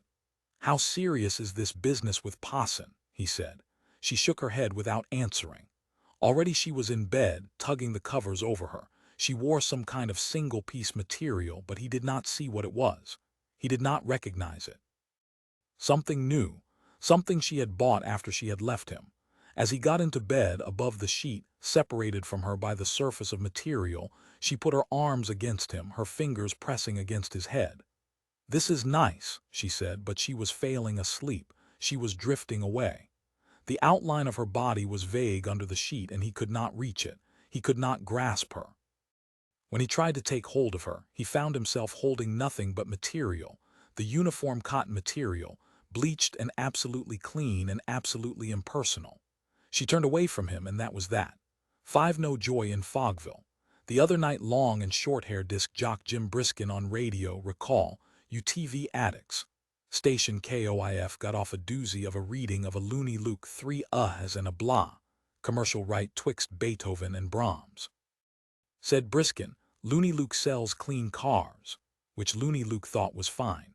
And then he said, that's enough of that commercial, which darn near everyone else in town thought was fine.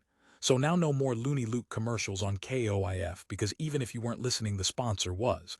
But now poor Jim's on suspension, lost a month's pay.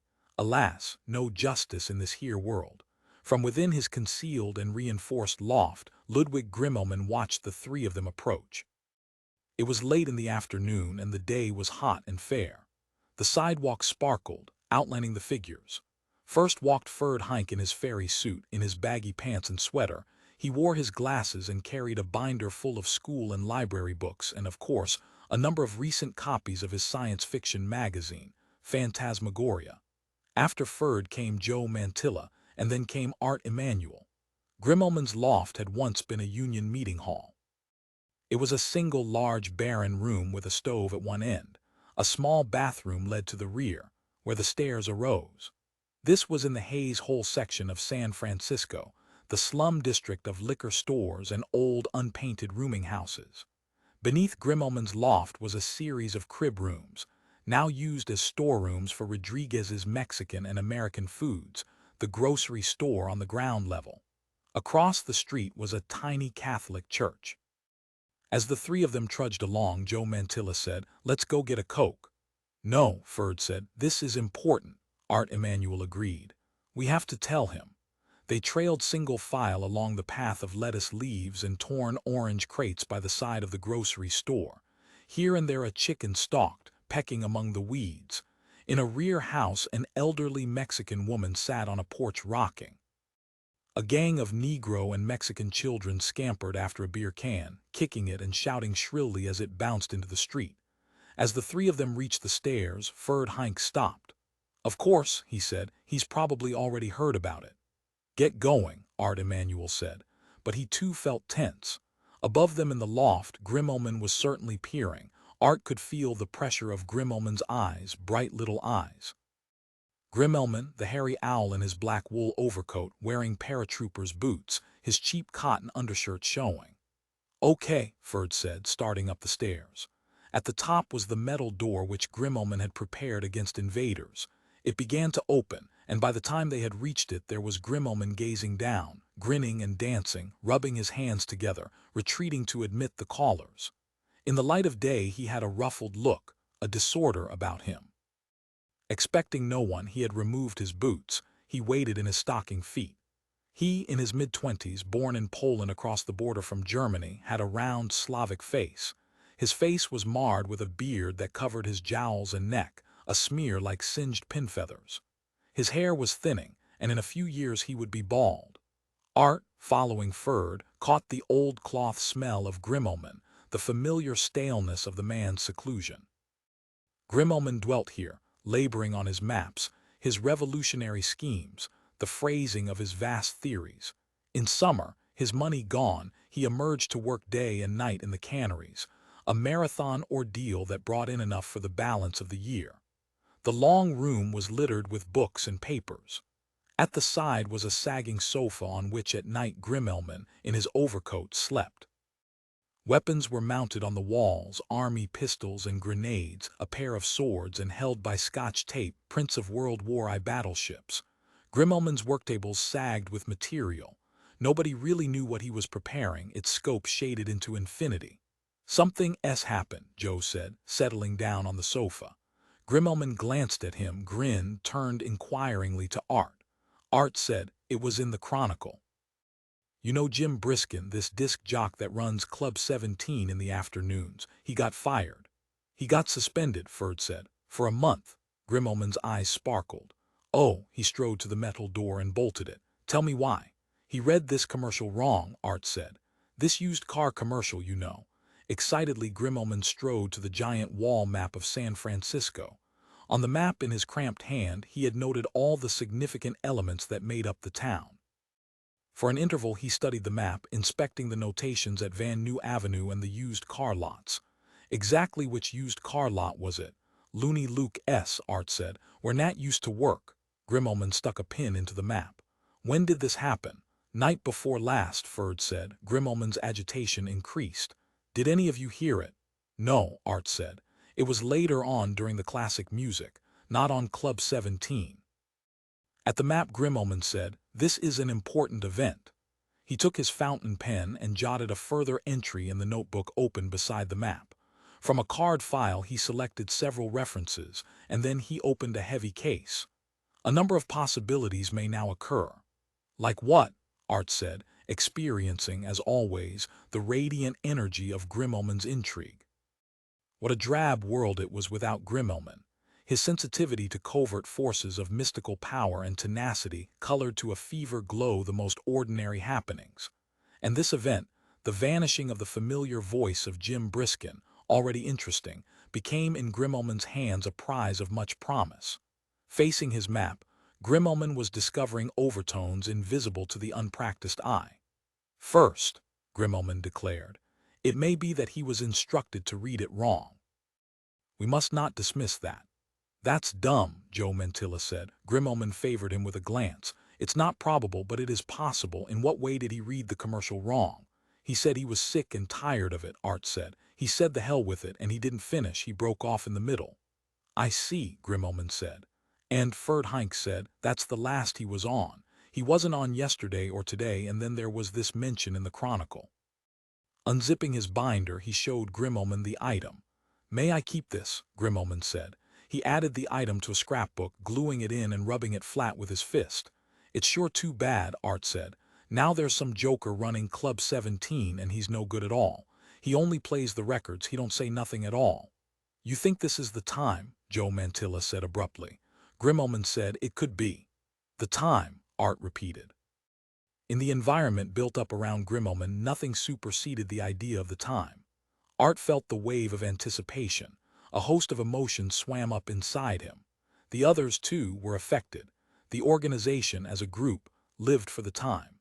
Their sorties were arranged in an almost occult pattern of correct moments, conjunctions of astrological bodies. A peasant cunning mixed with peasant superstition welded Grimmelman to the stars. His plans were cosmic and cosmically determined. Always in everything, Grimmelman consulted for signs to demonstrate that at long last the moment had arrived, the instant in which successful action was finally and absolutely possible. Time for the organization to act, Ferd said, hypnotized by the idea. All of them envisioned at once the ritual of action, the bringing out of the massive car from its hiding place, the thorough working over of the engine and electronic controls so that no hitch could occur, and the checking of the weapons. But Grimmelman was hesitating. The Horch hasn't been out in months. He studied his charts. 3 months. Sure, Joe said, it's time. 3 months, that's a long time. Let's get going, Art said, sharing his restlessness. Grimmelman said, hasty action is wasted. You and your charts, Joe Mantilla said disgustedly.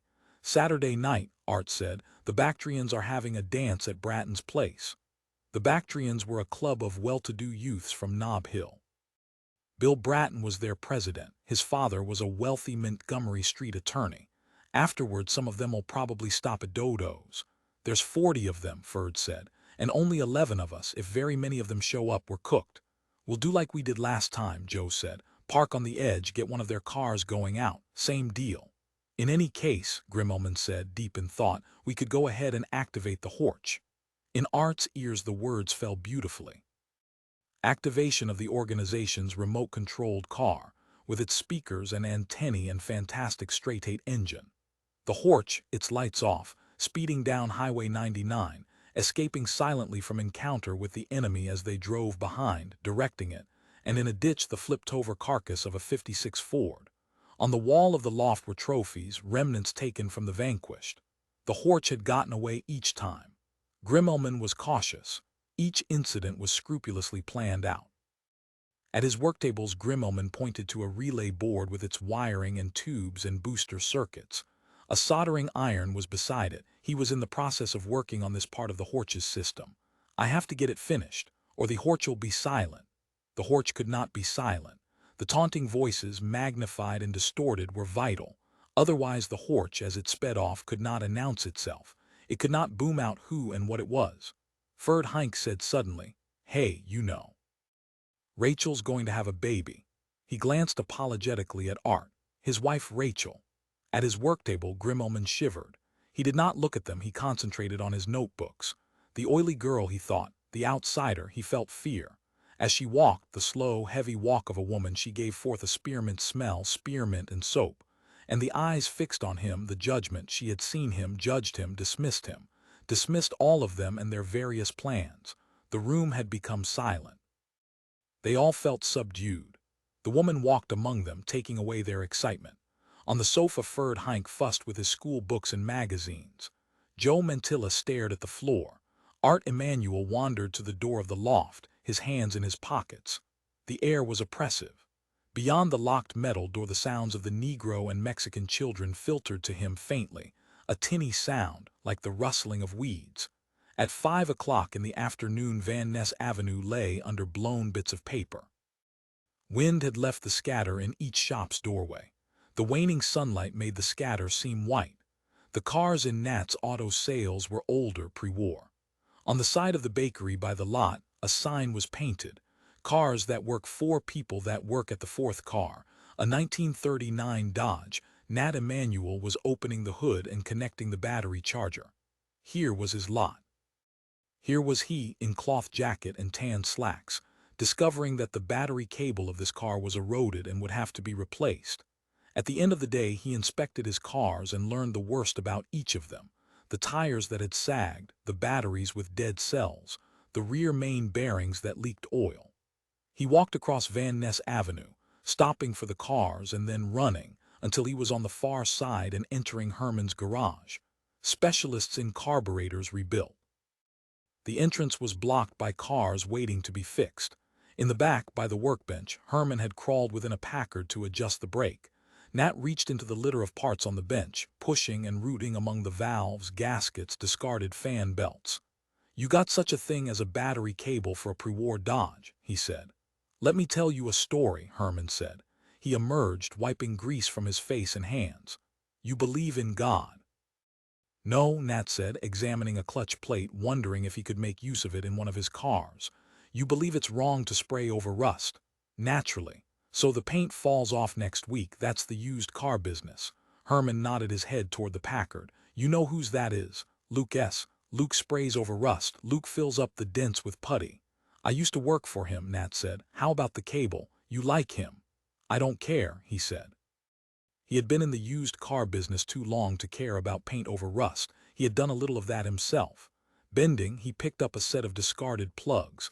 "Can I have these?" "For nothing. Or what do I get back? How about 50 cents? Something like that. Whatever you want, it's up to you."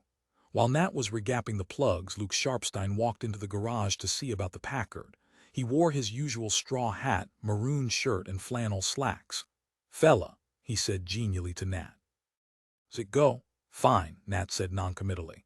Picking at his pale teeth with his toothpick, Luke said, "Moving anything?" "Not a drop," Luke said. "Can you use a couple of Lincolns, 49s, good and clean? Give them to you cheap, too old for me, maybe swap a couple of Chevys even." "All I have is junk," Nat said. "You know that, I'm in the yo-yo business." And it was Luke with his powerful sales techniques that had put him there, had put all the small dealers there. Luke smiled his false teeth smile. "I can use a few 41 Chevys for my jalopy lot. If you have any Willis Overlands, I might take them," Nat said with heavy irony. Without a trace of humor, Luke said, "Well, I have a Willis station wagon, a 51 dark green." "No good," Herman at the valve grinding machine said to Luke. "I got your Packard. The brakes are up."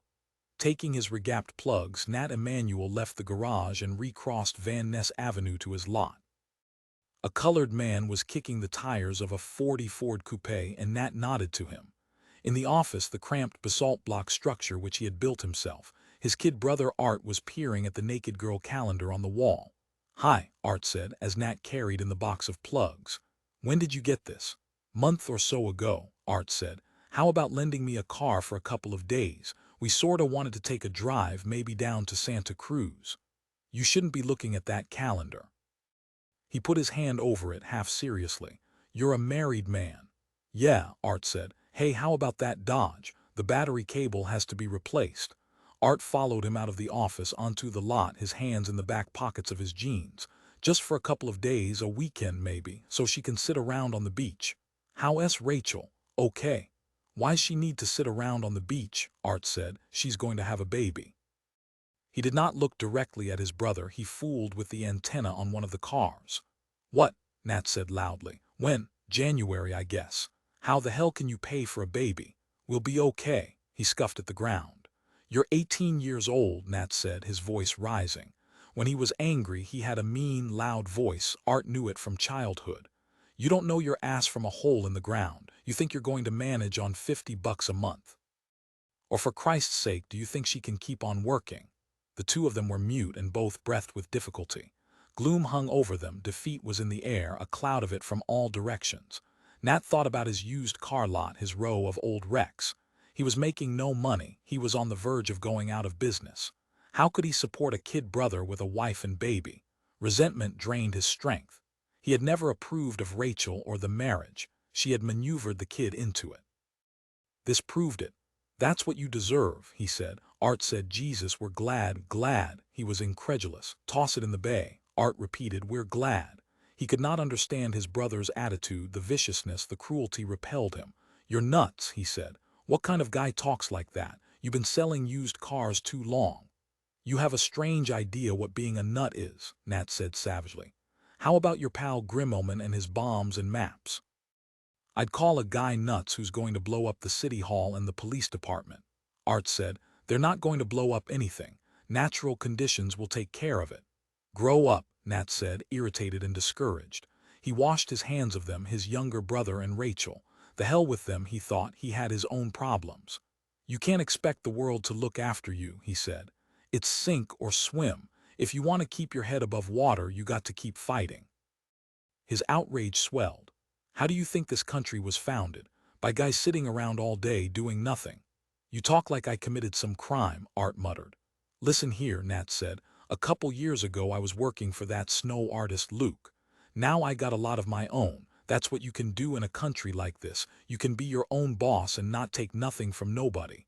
If you work hard, you can get your own business, you understand, Art said. I don't want a business. Then what do you want? After a long time, Art said, I just want to stay out of the army. Nat stared at him, dumb with rage. You slacker, you know if it wasn't for guys like me going overseas and taking care of the Japs, you'd be working for Tojo right now and learning Japanese in school instead of sitting in the can smoking cigarettes. Okay, Art said. He felt ashamed and apologetic. Take it easy, I'm sorry. A stretch in the army'd be the best thing in the world for you, Nat said. That's what you should have done as soon as you got out of school. They ought to make them all go in as soon as they finish school. Instead, he thought to himself, of letting them get married. Turning to the Dodge, he began removing the defective battery cable. In the kitchen of the basement apartment in the wooden house on Fillmore, Rachel peeled potatoes at the sink and listened to the radio. She was tired. During the morning, from 8 until noon, she had worked at the airline office. The company was a non-entity, 4 planes in all, but the aces who ran it were nice. They kidded her and they bought her coffee, and now that she was pregnant they had stopped making passes at her. Reaching, she took her cigarette from the ashtray on the table. The radio was playing a Stan Getz record. This was the program she listened to each afternoon. This was Club 17. But Jim Briskin was not on it. Somebody else was on, and she did not like him. He was not what she wanted to hear. Outside on Fillmore Street, a group of men walked by, noisy and abusive. A car honked. Traffic signals clanged. She felt a hollowness inside her. Where was the easy voice, the presence that had comforted because it had not asked for anything? She had grown up in a hostile, quarreling family. Everybody had demanded something. Everybody had slashed at her. Jim Briskin had wanted nothing from her. What now, she wondered. What was there to take his place? When the front door opened, she said, "Dinner's ready." Art closed the door after himself and furred Hank.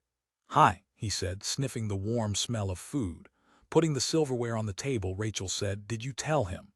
"Yeah," he said. She went over to him and kissed him. Her arms around his neck were thin and cold and slightly moist from the dishes.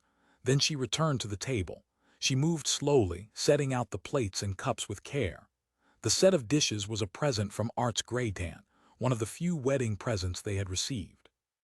Ferd, embarrassed, said to her, "Hey, congratulations about the baby." "Thank you," she said. Noticing that she was subdued, Art said, "Anything wrong?" "I turned on Club 17, she said. "Jim Briskin isn't on it. Somebody else is taking his place." "It was in the paper," Art said. "He's off for a month because he wouldn't read a commercial. They suspended him." She turned her swift, hard gaze on him. "Can I see it?" "Grimmelman has it," Art said. After a pause, Rachel said to Ferd Hank, "Did you want to stay for dinner?" "I have to get home." He edged toward the door. "My mother's expecting me to get home by 6:30. At the icebox, Art poured himself a glass of beer from the quart bottle. "Stick around," he said.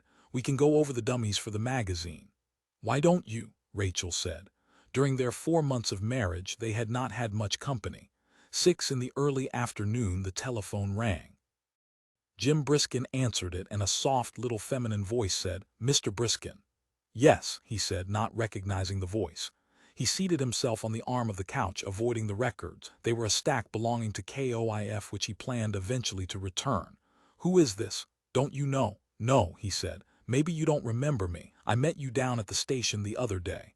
I'm Art Emanuel's wife." "Sure, I remember you," he said, glad to hear from her. "I just didn't recognize you over the phone."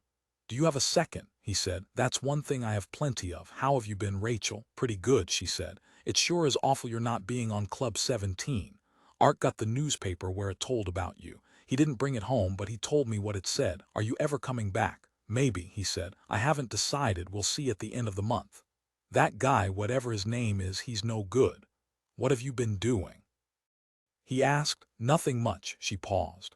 We both wondered if you would like to come over for dinner." "I'd like to," he said, pleased. "Would you like to come tonight?" On the phone she had a correct, painstaking manner. Her invitation was presented with formality. "Fine," he said. "About what time?" "Say 7 o'clock. You won't be disappointed if it isn't much." "I'm positive it'll be excellent." But if it isn't, she said, still serious, then it'll be nice seeing both of you again. She gave him the address and he repeated it back. Then she said goodbye and he hung up the phone. Cheered, he shaved and took a shower and put on a clean pair of slacks. The time was 2 o'clock. He had 5 hours to fill until dinner with the Emanuels, the balance of the afternoon and the beginning of evening. Gradually his good spirits left. Time, he thought. It was going to destroy him. Getting into his car, he drove out toward the Presidio, but his depression remained. He had got to thinking about Pat. That was fatal. That was the one thing he could not let himself do. For half an hour he drove at random, and then he turned in the direction of Fillmore Street. The bars and shops were busy, and the sight of them restored some sense of optimism in him. He parked his car, locked the doors, and walked along the sidewalk, looking at the numbers. The house itself, huge and in disrepair, was set back on its lot between a billboard and a hardware shop. A wire fence ran along the edge of the sidewalk, and in the center was a rusty, ponderous gate. He managed to force the gate open. It groaned as he shut it after him. The cement walk led him to the side of the house. Steps descended to a wooden door, a separate basement apartment. He rapped on the door and waited. There was no response. For an interval he rapped, waited, rapped again. They were not at home. His own fault, of course. This was a wild idea, a long shot. He started back up the steps, keenly disappointed. What now, he wondered. On the broad main steps of the building, the steps leading to the front porch, 3 teenage boys sprawled. They had watched him without comment as he rapped on the Emanuel's basement door. Now he noticed them for the first time. All 3 wore jeans and heavy boots and black leather jackets. Their faces were expressionless. "Are they out?" he asked. Finally, one of the boys inclined his head. "You know where they went?" No response.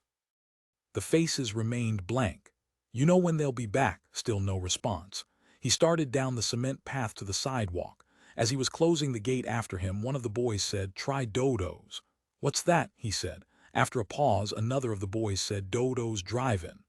"Down Fillmore," the first boy said. The third said nothing. He had a beaked, hostile face, and on his right cheek by his mouth was a crescent-shaped scar. "Couple blocks," the first boy said. "Thanks," he said. They continued to gaze after him as he walked off. Parked in the lot at the drive-in, its front facing the glass doors of the building, was a pre-war Plymouth. Inside were 4 or 5 kids, and one of them was a girl. He walked cautiously up beside the car. They were eating hamburgers and drinking malts from white cartons. The girl was Rachel. At first neither she nor Art recognized him. "Hi," he said.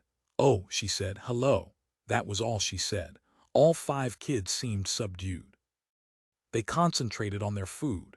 "Is this where you hang out?" he said clumsily. They nodded, dividing the nod among them. There was just the one nod for all 5 of them. Art said, "She's not feeling too good." "Anything serious?" he said. No. Another boy said, "She's feeling blue." "Yeah," Art said. "She's been feeling blue all DD day. She didn't go to WW work." "That's too bad," he said, concerned and knowing no way to show it. All 5 of them seemed blue. They munched and passed the malts back and forth. Once Art bent to brush bits of fried potato from his pants. Another car, similar to theirs, drove up on the far side of the drive-in building. Kids stepped from it and walked indoors to order food. "Would anything cheer her up?" Jim asked. They held a conference. One of the boys said, "Maybe you could drive her to this lady S." "Her teacher," Art said. "She had an HH high school." "Sure," he said, wanting to help. The door of the Plymouth presently opened. Rachel stepped out, walked to the trash dispenser with an empty carton, and then returned. Her cheeks were hollow and darkened, and she moved slowly. "Come on," she said to her husband. "Okay," Art said, "but I'm not going in. I don't want to see her."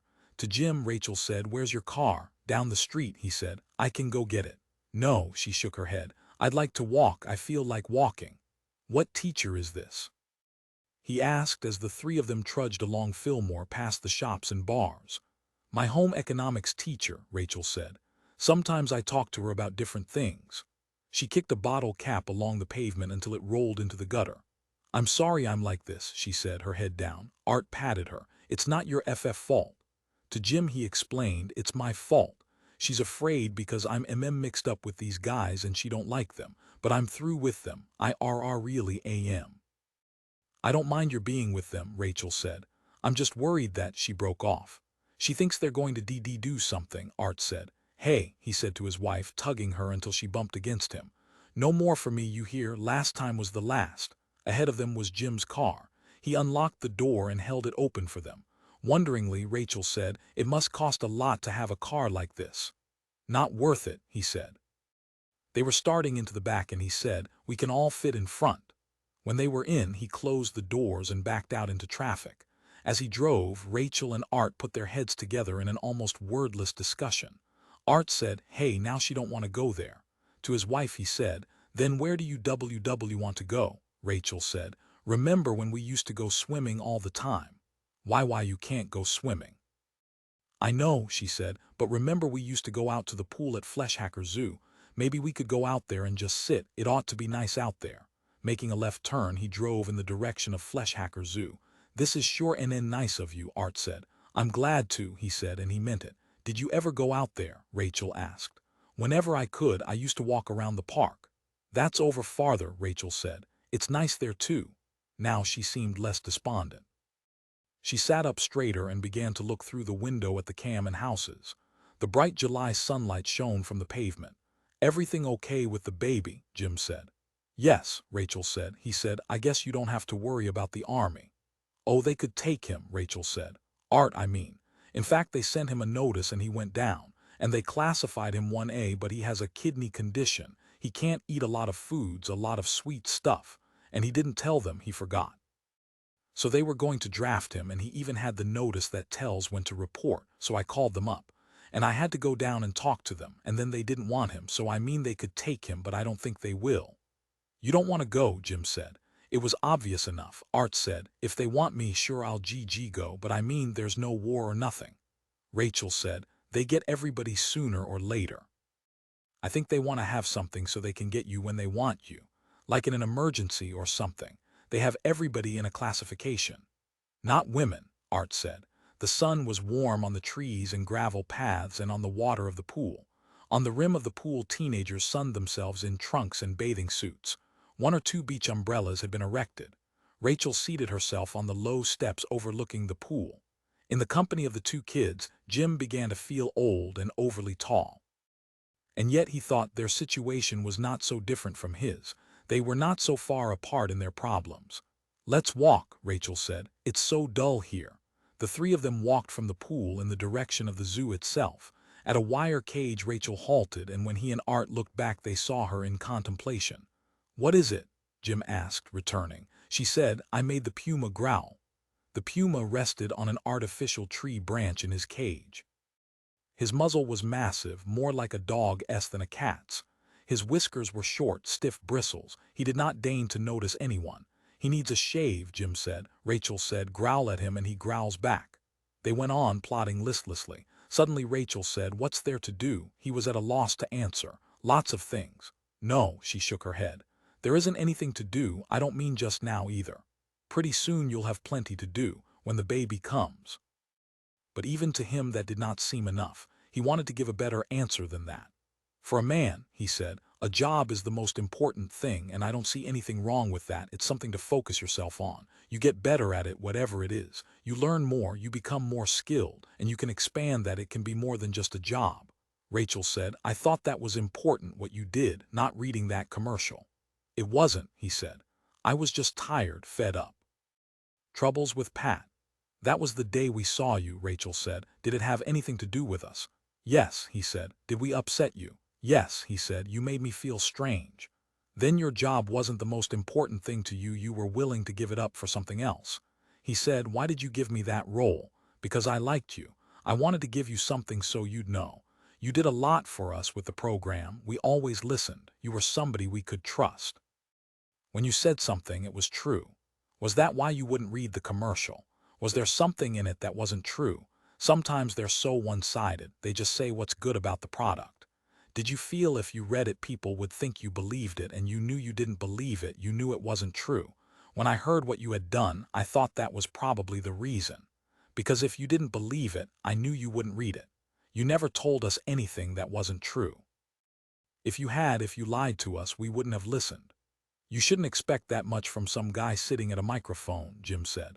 Some disc jock with a bunch of pop tunes to play and 3 hours to kill. All right, she said. Who should we listen to then? They used to tell us stuff in assembly. We read the same stuff in magazines and they say it in churches. There's always a bunch of old ladies like the PTA. They're always telling us what to do. But I figured that out a long time ago. It's what they want. It's what would be nicest for them. Wouldn't it be nice if we just curled up and died? If we never asked for anything, wanted anything, never bothered them, they have all this stuff that explains why they're right. But you know they're always talking about dropping hydrogen bombs on the enemy. I hope when the war comes the bombs get dropped on them too. You mean us, he said. No, she said. Them, what do you mean us? What do we have for them to bomb? Your lives, he said. I don't care. What difference does it make? What do we have to look forward to? She plodded along past the animals in their cages. I read in a book about frontier women. They churned butter and they made their own clothes. Would you like that? Ponderously, she said. Who does that anymore? She had a point. You know, she said, I know a girl, a Jewish girl, and she went to Israel, and she worked on a farm, and she was out there in the desert. She carried a gun while she worked. And they all ate together, and everything they owned belonged to all of them, and they didn't get any money. They were part of this. She hesitated. I don't know the name. It's a Jewish word, sort of a community settlement. And before that, she used to live like us, sitting around doing nothing, wasting her time with nothing to do. Like we all used to walk down to the show together on Saturday night, me and her and a bunch of girlfriends, and just sit there in the show. And usually it was a love picture, you know, where they finally get together in the end, the good guy and the good girl, and you see him kissing her and everything's wonderful. And they have this place up sort of in the country, with a lot of furniture and one of those big windows. Picture window, he said. And 2 new cars. And the furniture is sort of blonde and modern. Well, he said, there are houses like that. Art, ahead of them, pointed and said, Hey, look over that way. Speeding along the street beyond the zoo was a red and white convertible. In it were 4 boys well dressed. The car was new and shiny, and the boys wore sweaters and their hair was neatly combed. With a scream of tires, the convertible turned a corner and disappeared. Bactrians, Art said. Never mind, Rachel said. They were, though. She said to Jim, Did you know I was engaged to Bill Bratton when I was in high school? We went steady for a couple of months. He's president of the Bactrians, Art explained. Their families have a lot of DD dough. His father's an attorney. And they have real new cars and they have these DD dances. Rachel said, Bill used to take me dancing up to these expensive supper clubs. Sometimes we'd drive over into Mann County and up along the highway. We'd have dinner and then we'd dance. I even wore his club pin. How'd you meet him? Jim asked. At a school dance. They all used to come into the gym in a group with their shoes shined and their hair combed. They looked pretty good. They danced good, Art said. They took instructions. Bill liked to rumba, Rachel said, and mambo, and I guess now they're real good at the cha-cha-cha. And I liked to dance, so I used to go around with him. Art never could dance very good. I even had dinner one time up at the Brattons' home, up on Nob Hill. They have a sort of mansion, with a gardener to take care of the lawns, and a library and a lot of rooms and this huge table. There must have been 20 people sitting at it. And then later on, Bill got into a lot of trouble up in San Rafael. Yeah, Art said. They made a mistake because the police up there DD don't know who Bratton is, and they put a whole lot of BB Bactrians in jail one night. They were driving through San Rafael, Rachel said. They cut up the tires of cars and pushed some cars down a hill, and they beat up some people going home. It was real late, and the car they were in was stolen. But the police caught them on Highway 1 near Olma, and they had beer in the car. And usually their families could get them off, but not this time. And some of them paid a lot of fines, and one kid, I guess he was over 21, went to jail for a year. Bill got a suspended sentence. I wasn't going around with him then. I stopped going around with him because of this initiation thing. They were down at Cannell and I went along with Bill. I stayed at night with these girls, but during the day we went around and had a lot of fun. And then they wanted to make these guys they were initiating do these things. It was disgusting and I left, and that was the last time I went out with him. It was really awful. I mean, it wasn't like people. I can't say what some of the things were.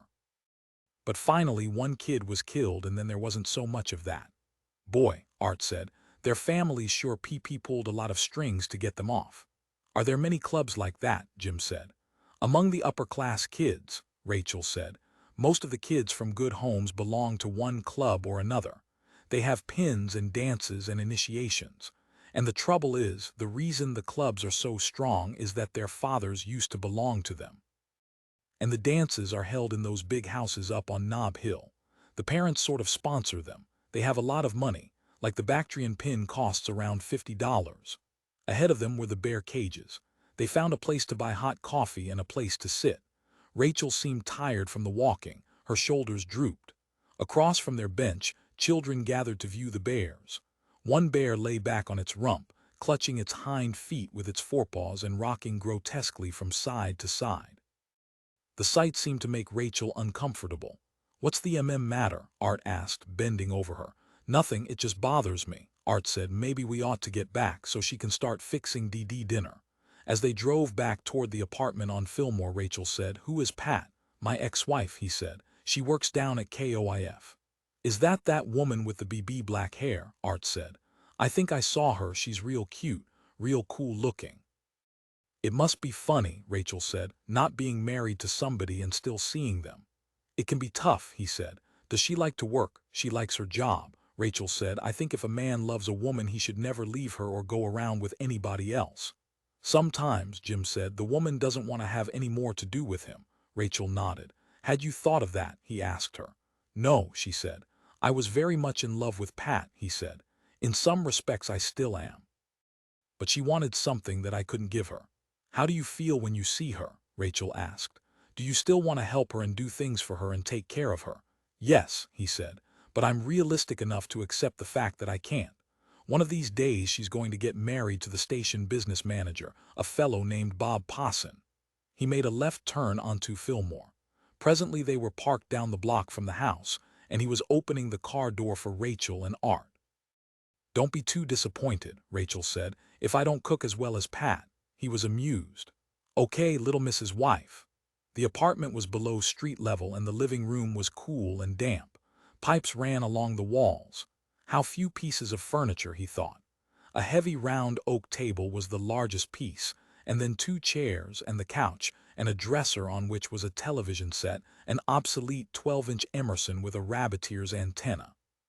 Standing up in the corner were printer's dummies, titled Phantasmagoria in huge Gothic type. Rachel went at once to the kitchen and began preparing the meal. Throwing himself down on the couch, Art lit a cigarette and began to smoke nervously. The man of the house, Jim thought, was feeling the gravity of his position. "Not bad," Jim said, meaning the apartment. "We've been living HH here since we got married." Art puffed more and more rapidly. Clouds of cigarette smoke obscured him. With a sigh, he drew in his feet and shifted about on the sofa. Rachel appeared at the kitchen doorway looking for dishes. She, too, was anxious, and he thought to himself that this was an occasion for both of them. Probably she had little opportunity to cook for company, to play out her role as hostess. "Would you like some coffee?" she asked. "Don't make any," he said. "It's made, I just have to heat it up." "Okay," he said, "thanks." When she had returned to the kitchen, he said to Art, "How much do you pay for this?" $55 a month, Art said. He asked how much the two of them earned.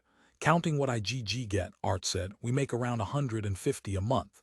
Jim thought, "and over a third of it goes for rent." "They really have you," he said, "on rent." "Yeah," Art said fatalistically. "But this isn't bad for these days. Some places we saw, they wanted 60 and 70. And they weren't as good as this. How are you going to get along when the baby comes? Have you made any plans?" Art shuffled his feet. "We'll be okay. What are you going to buy food with? She can't keep on working." In the kitchen, Rachel shut off the water and came to the doorway.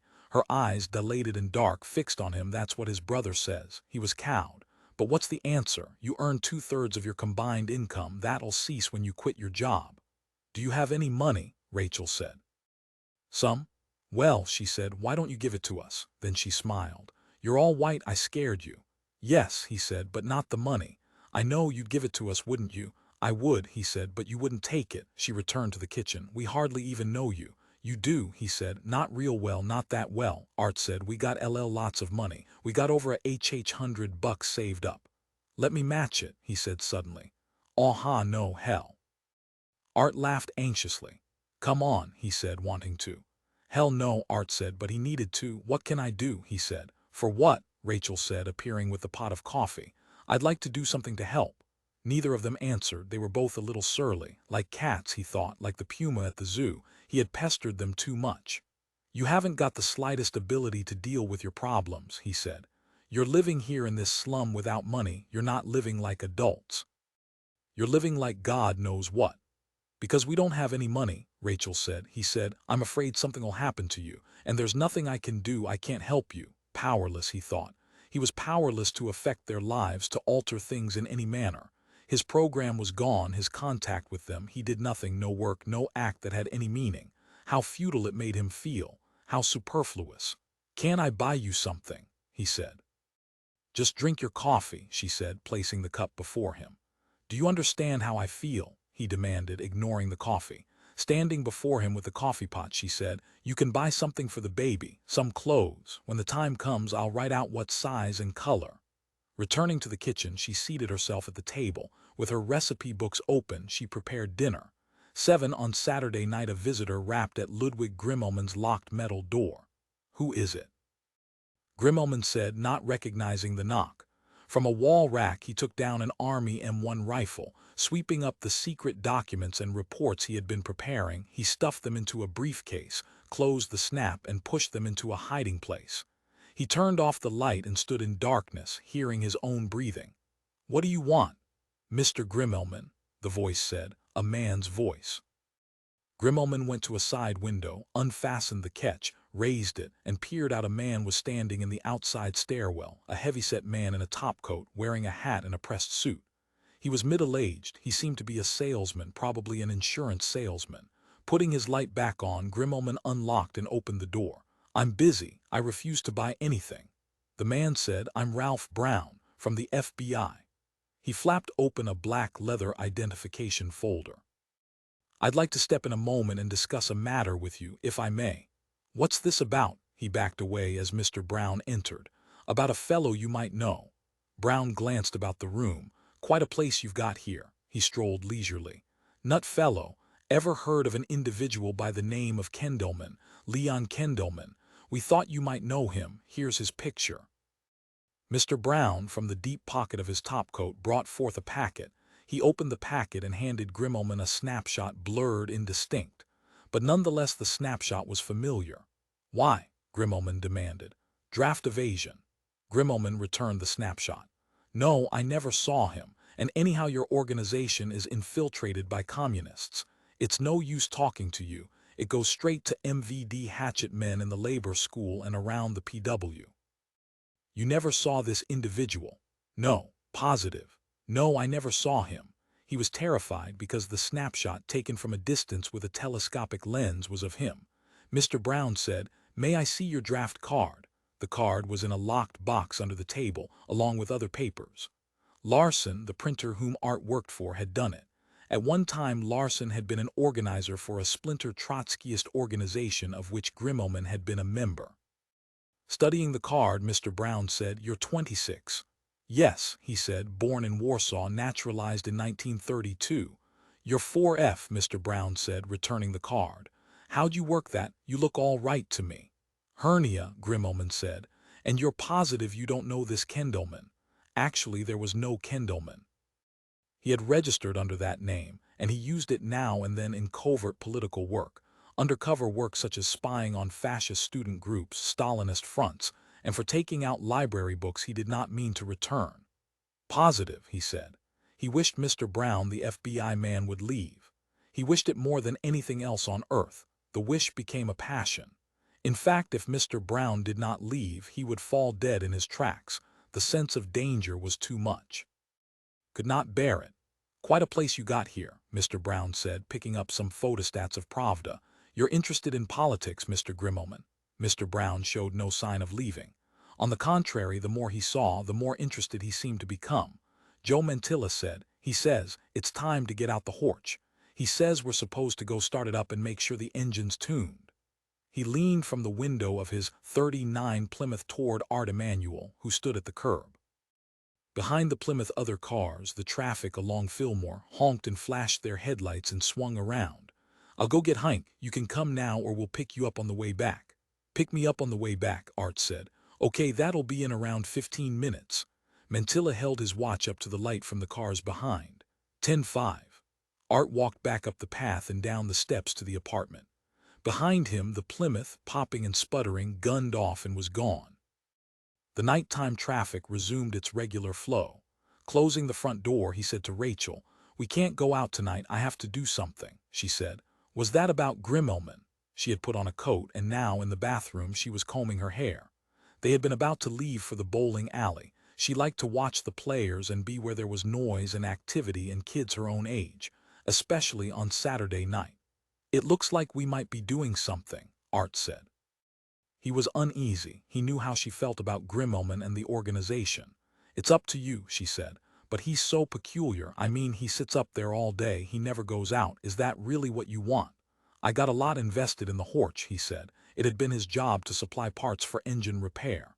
"There's something wrong with him," she said, taking off her coat. "That's what Nat says." "I think you go over there," she said, "because you can't find anything else to do. If you had something else, you'd do it instead." "Maybe you're right," he mumbled, standing first on one foot and then the other. "When will you be back tonight?" "Probably late." He did not really want to go, but he had to. "Will you be okay?" he asked hesitantly. "I might go to a show. I'd kind of feel better if you stayed home." "Okay," she said, "I will. Could we sometime play poker again?" That was an eternal love of hers. She played a tight game, without talk or motion, straight or draw poker with no variations and no cards wild. Usually she won $1 or $2. She had frightened off most of Art's high school friends, who liked to play goofy, extravagant games with a great deal of horseplay. Once she had slapped Ferd Hank and knocked off his glasses because, in dealing, he had kiddingly turned over a card. "They're all scared to play cards with you," he said. "You take it too seriously." "There's no such thing," she said. "It isn't a game when you play." "Poker isn't a game," she said. "What do you think it is? Do you think it's like hearts or something? That's the trouble with you, you can't tell what's important and what is. You're going out to fool around and you don't know if you're playing a game. It would be playing revolutionary, I guess, Nazi or something with that car. But you also think you really are a revolutionary and it isn't a game. So which are you? You're sort of between. Do you know what this is here, me and this apartment and you? This isn't a game either. And if you go out there and horse around with them and I don't think you're coming back here, not as soon as you should anyhow, then I'm going to bust you one." She looked at him with that sharp, intent look that was so frightening. Nobody stood up against that. She would demolish the apartment and everything in it. She would lay it waste. And she would not say a word, she would just go about it. And for weeks she would say nothing to him. She would go to work, fix the meals, shop, clean, and sweep the apartment and never speak to him. The thing about her that was so awe-inspiring was that she never kidded. She never joked, she meant everything she said. It was not boast, it was prophecy. Taking her in his arms, he kissed her. Her face was cold, her lips, always thin, were dry. He kissed her on the cheek and he felt the bone close to the surface, he felt the hardness. "You're pretty tough," he said. "I just want you to know." She smiled up at him then. He said, "What else can I do? I have to go." "You don't have to go." "I'm supposed to." He was helpless. "You don't have to do anything. Nobody can make you do anything. All these things they say, it's just a lot of words. Grimmelman is as bad as the rest of them. Grimmelman is like a sign. Do you do what signs say? How about when you read something, do you do that? Do you believe it because it's up there on the wall or somebody mails it to you in an envelope? You know it's just words, just talk." He said, "I do some things they tell me." "Don't do anything they tell you." "All of them." Her hardness troubled him. "Remember all that stuff they taught us in school, all that junk? There never was anything in all of it." With her long, accurate fingers she looped a thread that dangled from his shirt. She broke the thread and put it into an ashtray on the mantel. He placed his hands on her shoulders. Through the material of her blouse his hands rested on her and he felt that she was close to him, close to the surface. "I wish we could go somewhere," she said.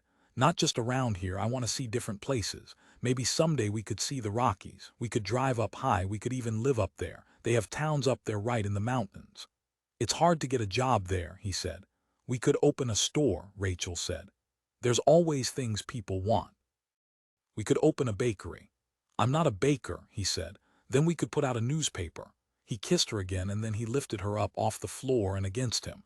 Then he set her down on the arm of the couch. "Tell your brother Nat," she said, "to give us one of his cars so we can drive. Tell him we need a new one we can sell when we get there." "You mean it," he said. Of course she did, but not yet, she said. "We better wait until after I have the baby, then we can go. In a couple of years, when we have some money, when you're finished being an apprentice. You really want to get out of here." After all, he thought, she had been born here, she had grown up here. She said, "Maybe we could even go up into Canada. I was thinking about that. To one of those towns where they trap animals and there's a lot of snow." "You wouldn't like that," he said, but he thought maybe she would.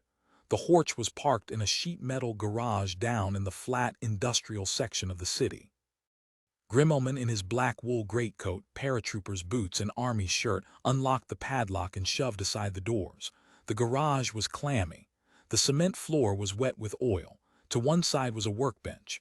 Joe Mantilla put on the overhead light as Art Emanuel closed the doors behind them. "Nobody's been here," Ferd said. "Nobody's got to it." The Horch was dented from its encounters, but it was still impressive. It weighed almost 6,000 pounds. This car had come up from Latin America. It had been built in 1937 by the Auto Union, and this model, a 5-passenger spoil convertible, had been the staff car of the Wehrmacht, and SS Grimmelman had never told anyone how and where he had gotten hold of it or how much he had paid. The Horch was painted jet black, and with its remote control system it was unique. Art got in behind the wheel and started up the engine. In the closed garage, the noise deafened them. Exhaust fumes billowed up in clouds, and the smell of gasoline was sickening. "It's missing a little," Ferd Heinck said. Lifting the hood, Art began tinkering with the fuel mixture. "How come you decided to roll out tonight?" he said to Grimmelman. He had never seen Grimmelman so agitated, in such a state of anxiety. "The time has arrived," Grimmelman said, pacing in a circle, his hands behind his back. "Is that why you're jumping around?" Ferd Heinck said, "If we're really going to do something tonight, we better get more to go. 4 isn't enough. We ought to get the rest of the organization." The organization faded off indistinctly, without particular edges. Beyond the hard core were a number of members who came and went. "This is more in the nature of a warm-up," Grimmelman said, attaching the relay board of the remote control unit. With a screwdriver, he cinched up the lugs to the terminals. Perspiration streaked his cheeks, his face shone under the light. "A dry run so we'll know we're ready to roll at an instant's notice." "Roll where?" Joe said. "The situation is at a critical stage," Grimmelman said. "I want the Horch filled with gas, ready for a long trip. If necessary, we may have to move operations to a new area." As he completed the wiring of the vital control unit, he added, "From now on I want the weapons kept here in the Horch."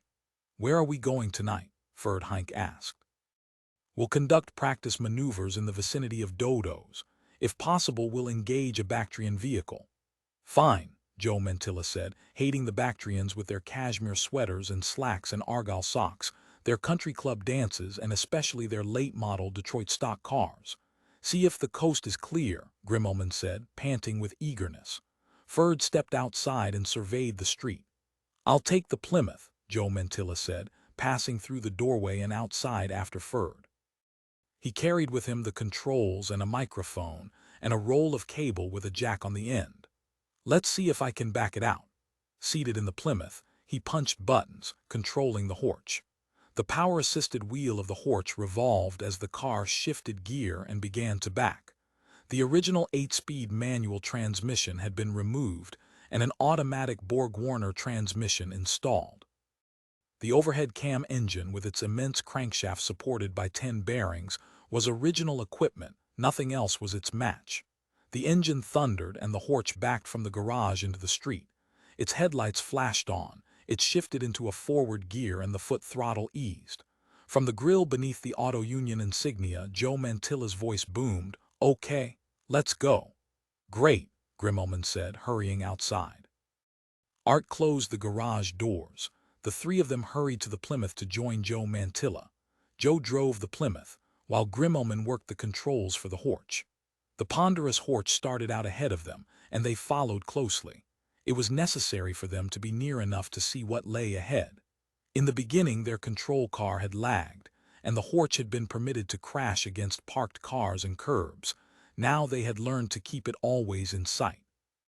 Its headlights swept the pavement, and over its open top they studied the street. "Turn it right," Ferd said. The horch turned cautiously as Grimmelman slowed it almost to a halt. "More traffic," Grimmelman murmured. His face was tense with the strain of operating the controls. "That's no lie," Ferd said. "Hey, you want me to go take it manually until we're at Dodo S?" "No," Grimmelman said. "It's okay." The open horch, with no one inside, sailed down Fillmore Street among the buses and taxis and stock cars. As usual, its empty driver's seat was unnoticed. "A.M.," Grimmelman said. "You operate the assault weapon."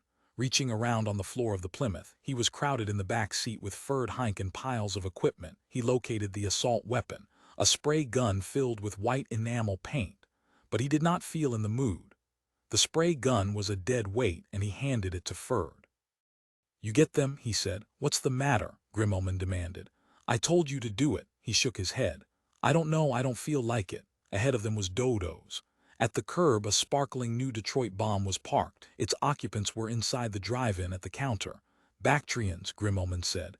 The car was a '56 Buick, dark green and white. "Park the horch," Joe said excitedly. Grimmelman caused the horch to glide to the curb at the end of the block. There, with its motor idling, it parked and waited. "Now," Grimmelman said. Ferd leaning from the window of the Plymouth, sprayed paint on the green fender of the Buick, spelling out, "Fuck you, okay," he said, finishing. "Let's go." Art lay back against the seat as the Plymouth shot forward. His heart was not in it, and he began to think about Rachel.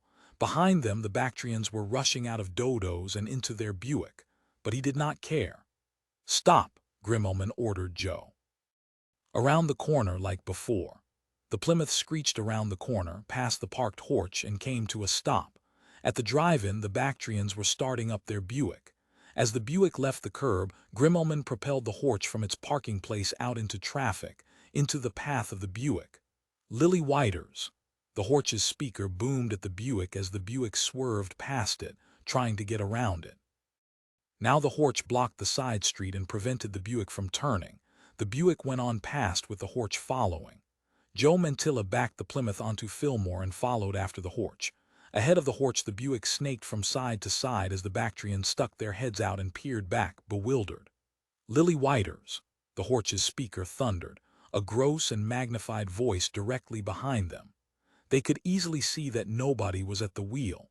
The horch was frighteningly empty. "Speed it up," Ferd said to Grimmelman. The horch gained on the Buick and slammed against its rear bumper. The Bactrians, in panic, spun around a corner and vanished. They had given up. The encounter was over. "Okay," Grimmelman said, "that's enough." Joe Mantilla halted the Plymouth in a driveway as Grimmelman turned the horch in a ponderous U-turn. Presently they were following it back in the direction they had come. "What's the matter?" Ferd said to Art, digging him in the ribs. "Nothing." He felt glum. For the first time he had failed to enjoy an encounter. Grimmelman said, "He wants to go home." "That's right," he said. An uncomfortable silence fell over them. "Maybe next time," Art said. "I got a lot of worries this week." Both Joe Mantilla and Ferd were glancing at him apprehensively. But Grimmelman ignored him. He concentrated on the task of directing the horch. "Christ," Art said, "it's not my fault. I got a lot of responsibilities." His apology went unanswered. That Saturday night, Jim Briskin was across the bay in Berkeley, at his mother's home on Spruce Street. With his key, he still kept a key to the white concrete house in which he had been born. He unlocked the basement door and began sorting among the stacks of boxes piled by the pipes of the furnace. The cement floor under his feet was cold. Spiderwebs had spread over the jars and bottles along the window sills. At the far end of the basement was a combination washer-dryer, and that was new. He did not remember that. Among the clothes and magazines and furniture, he found the camping equipment. First he carried the Coleman stove and lamp to his car, parked in the driveway, and then he gathered up the tent and took that too. While he was inspecting the air mattresses, the door at the top of the stairs opened and the stairs lights came on. "It's me," he said, as his mother appeared. "I saw your car," Mrs. Briskin said. "What a surprise. Weren't you going to say hello? Were you just going to come and pick up what you wanted and then leave?" With her hand on the stair railing, she descended, a short gray-haired woman wearing a housecoat and slippers. He had not seen his mother in 2 or 3 years, and as far as B could tell, she looked exactly the same. She was no more infirm or stooped or halting.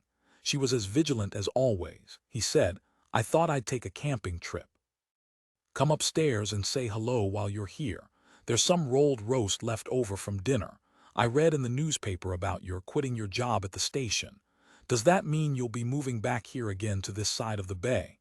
"I didn't quit my job," he said. He loaded the tent and the air mattresses and sleeping bags into the back of his car. "Is she still working there?" his mother asked. "If you want my opinion, you're a whole lot better off away from there, if for no other reason than because of her. As long as you're both working around each other, you're not really free of her." After he had closed up the car, he went upstairs with his mother and had a cup of coffee in the long living room with its carpeted floors and picture window overlooking the bay, its lamps and piano and prints on the walls. The living room was the same, except that the fir trees by the window had grown taller. In the evening darkness, the trees blew and rustled. Seeing the living room again reminded him of his first year of marriage, the year in which he had tried to get Patricia and his mother to come to some kind of terms. Pat, with her preoccupations, had been unaware of Mrs. Briskin, and his mother had responded with hostility. His mother could never accept a daughter-in-law who was not respectful. As far as he could tell, Patricia had no opinions about his mother. She enjoyed the house, its size and sturdiness, the large rooms and the view of the bay, and especially the garden. Patricia entered the house as if she were alone in it. The house was where he had grown up, and during the summer she liked to spend time out in the backyard, in one of the canvas lawn chairs, sunbathing and listening to the radio and reading and drinking beer. Patricia had one day come indoors in her bathing suit and thrown herself down to have a long talk with his mother. The marriage was already coming apart, and Pat had a lot to talk about.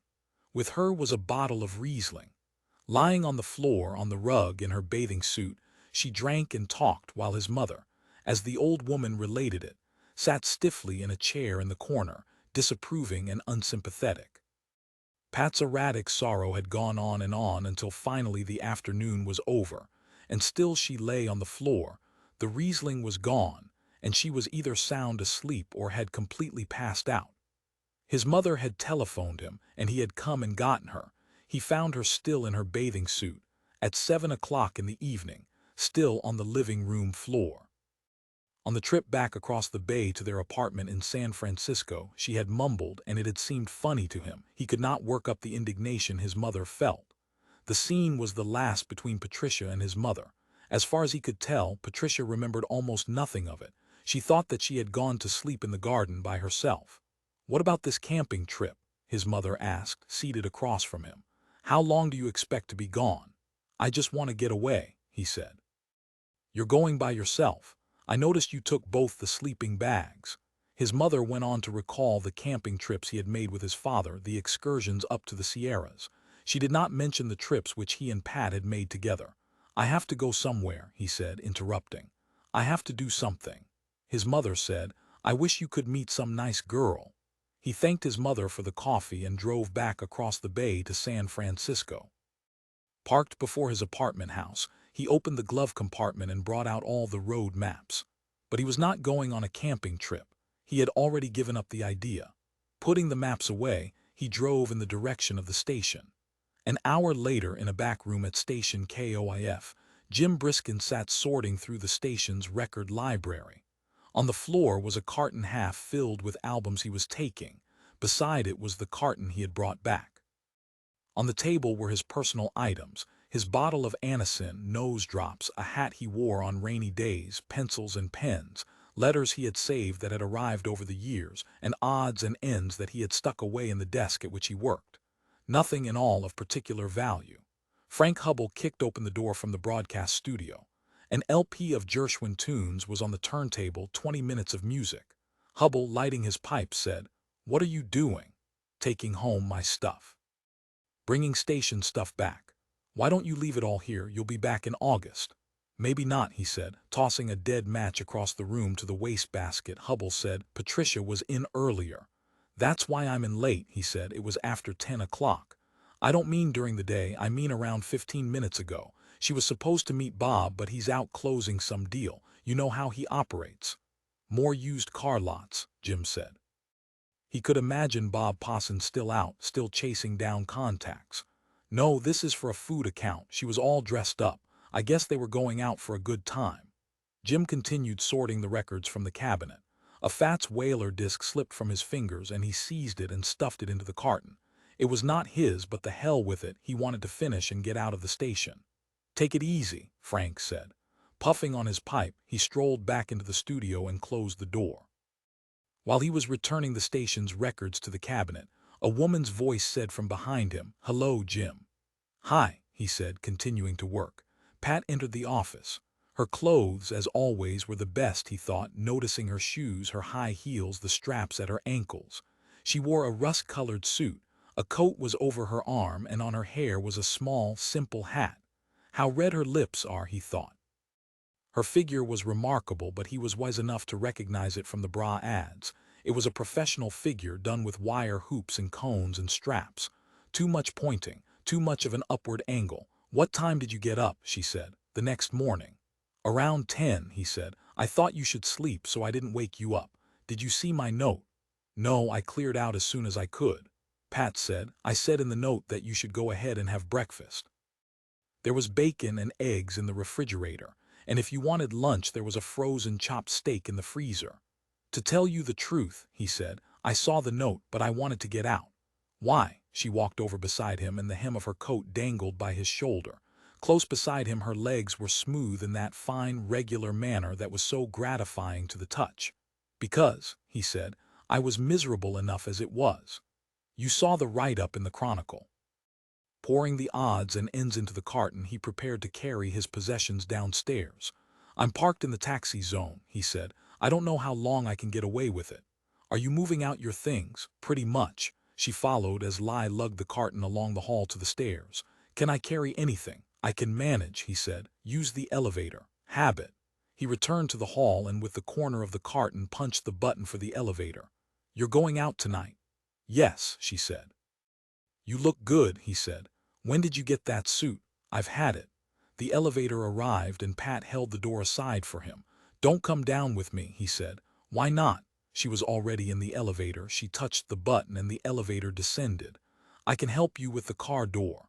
When they reached the ground floor, she went ahead of him. He carried his load outside onto the sidewalk and to his parked car. Sure enough, a San Francisco cop was prowling at the license plate, considering it for a ticket. His motorcycle leaned by the curb, and he was already reaching his gloved hands toward his pad and pencil. "Station business," Jim said, balancing his load to get out his keys. "Records and scripts." The cop eyed him. "We always use this loading zone." As Pat opened the car door, he shoved the carton inside onto the back seat and went quickly around to the wheel. "This is a taxi zone," the cop informed him. "I'll be right out of here," he said, starting the motor. The cop shook his head and returned to his motorcycle. Jumping bodily on the accelerator, he roared off into the nighttime traffic and was gone.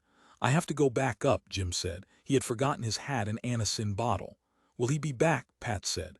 "No," he said, shutting off the motor. "Not for a while." They went back up, this time walking up the flight of stairs. The building was cold and deserted and the stairs were gloomy. Beside him, Pat put on her coat. He helped her with it. "It's scary," she said, "this late at night." She held onto the banister. He said, "I appreciated that you're letting me stay." "If wish," she said, "I wish we could have gone ahead." She stared down at the steps. Upstairs on the station floor, she caught Frank Hubby's attention through the glass window of the broadcasting booth. When he stepped out, she said, "Has Bob been in?" "No," Hubble said, "not since you were in last." While Jim got his hat and Anacin bottle, she telephoned Bob Posson's apartment. Hanging up, she said, "No answer." "He's out making money," Jim said. They went back down the flight of stairs. There, under the windshield wiper of his car, was a ticket. "He came back," Pat said. "He or one of his kind." Furiously, Jim tossed the hat and Anacin bottle in with the other things. "You should have moved it," she said, "when he told you to." "How do you like that?" he said, trying to control himself. "You can't believe in anything anymore. You always hated to get a ticket." He stuffed the ticket into his pocket.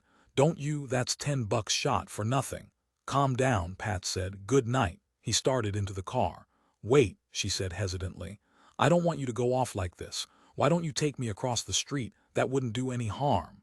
He looked to see what was across the street.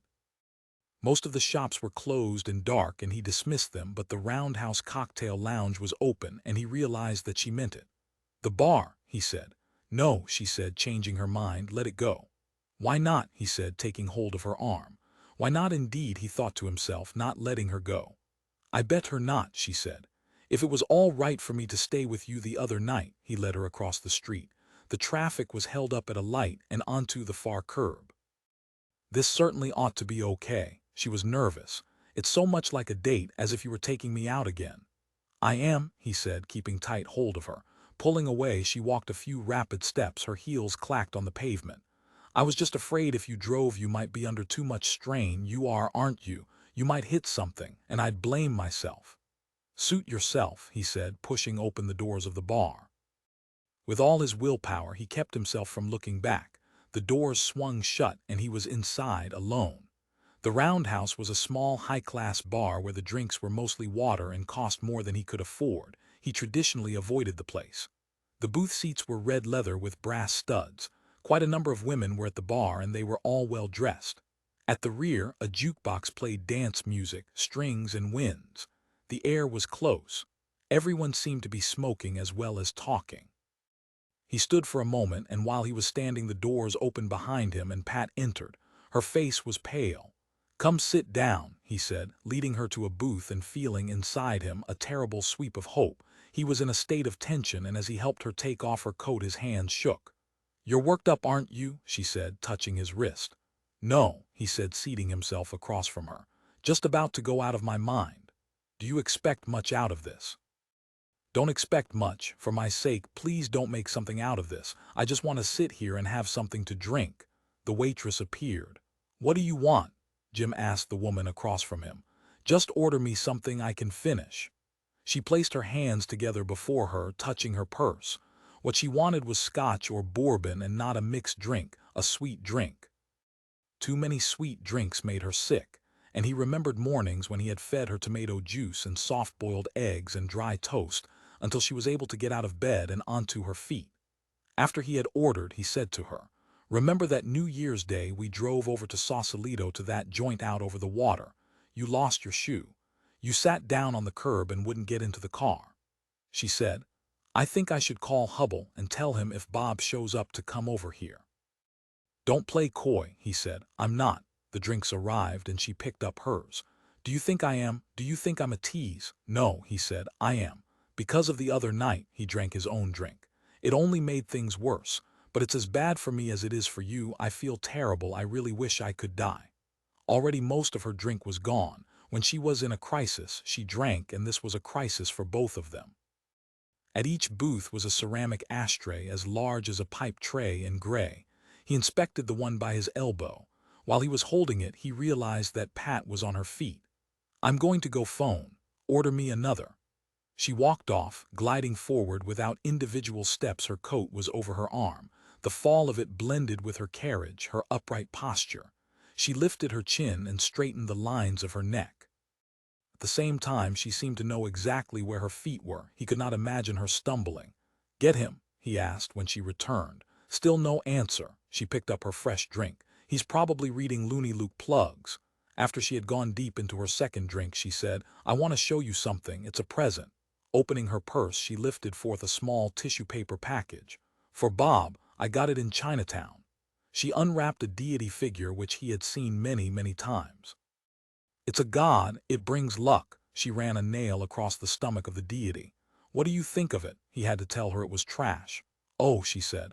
"Well, what do you think of this? Or maybe I shouldn't show it to you." Another package was visible, but she put her hand over it, concealing it.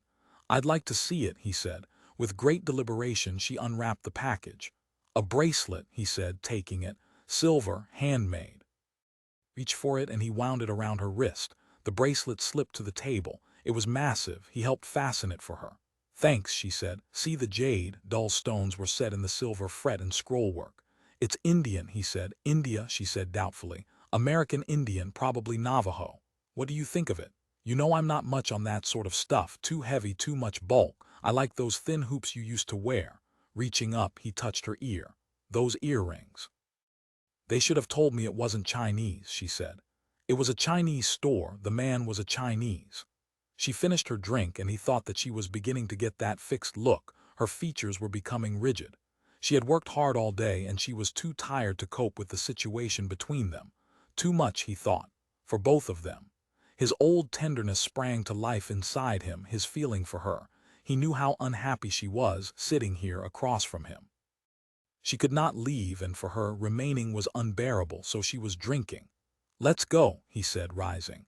He put her coat around her, handed her her purse, and with his hands on her shoulders persuaded her to get to her feet. "Where?" she said. In her fatigue and confusion, she was malleable. She wanted him to take charge.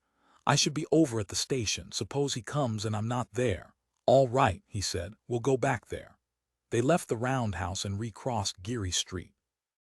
As they passed his parked car, he saw that a second ticket was stuck under the windshield wiper. The hell with it.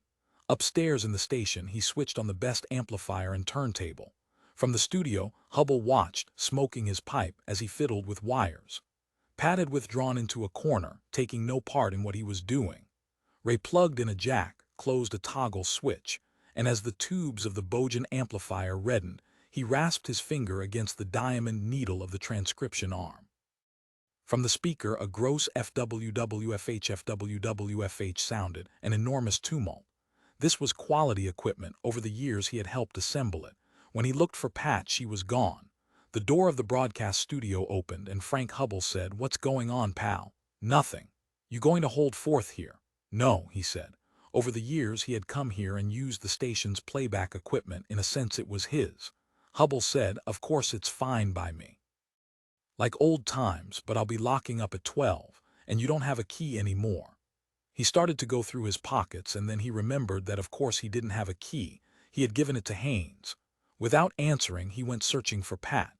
The door to the roof was open, and he stepped outside, onto the rickety wooden catwalk. Pat stood leaning with her elbows on the railing, smoking a cigarette and gazing across the roof at the lights and traffic of the street below. "I wanted to clear my head," she said. "Did you have that much to drink?" "Yes," she lifted her face.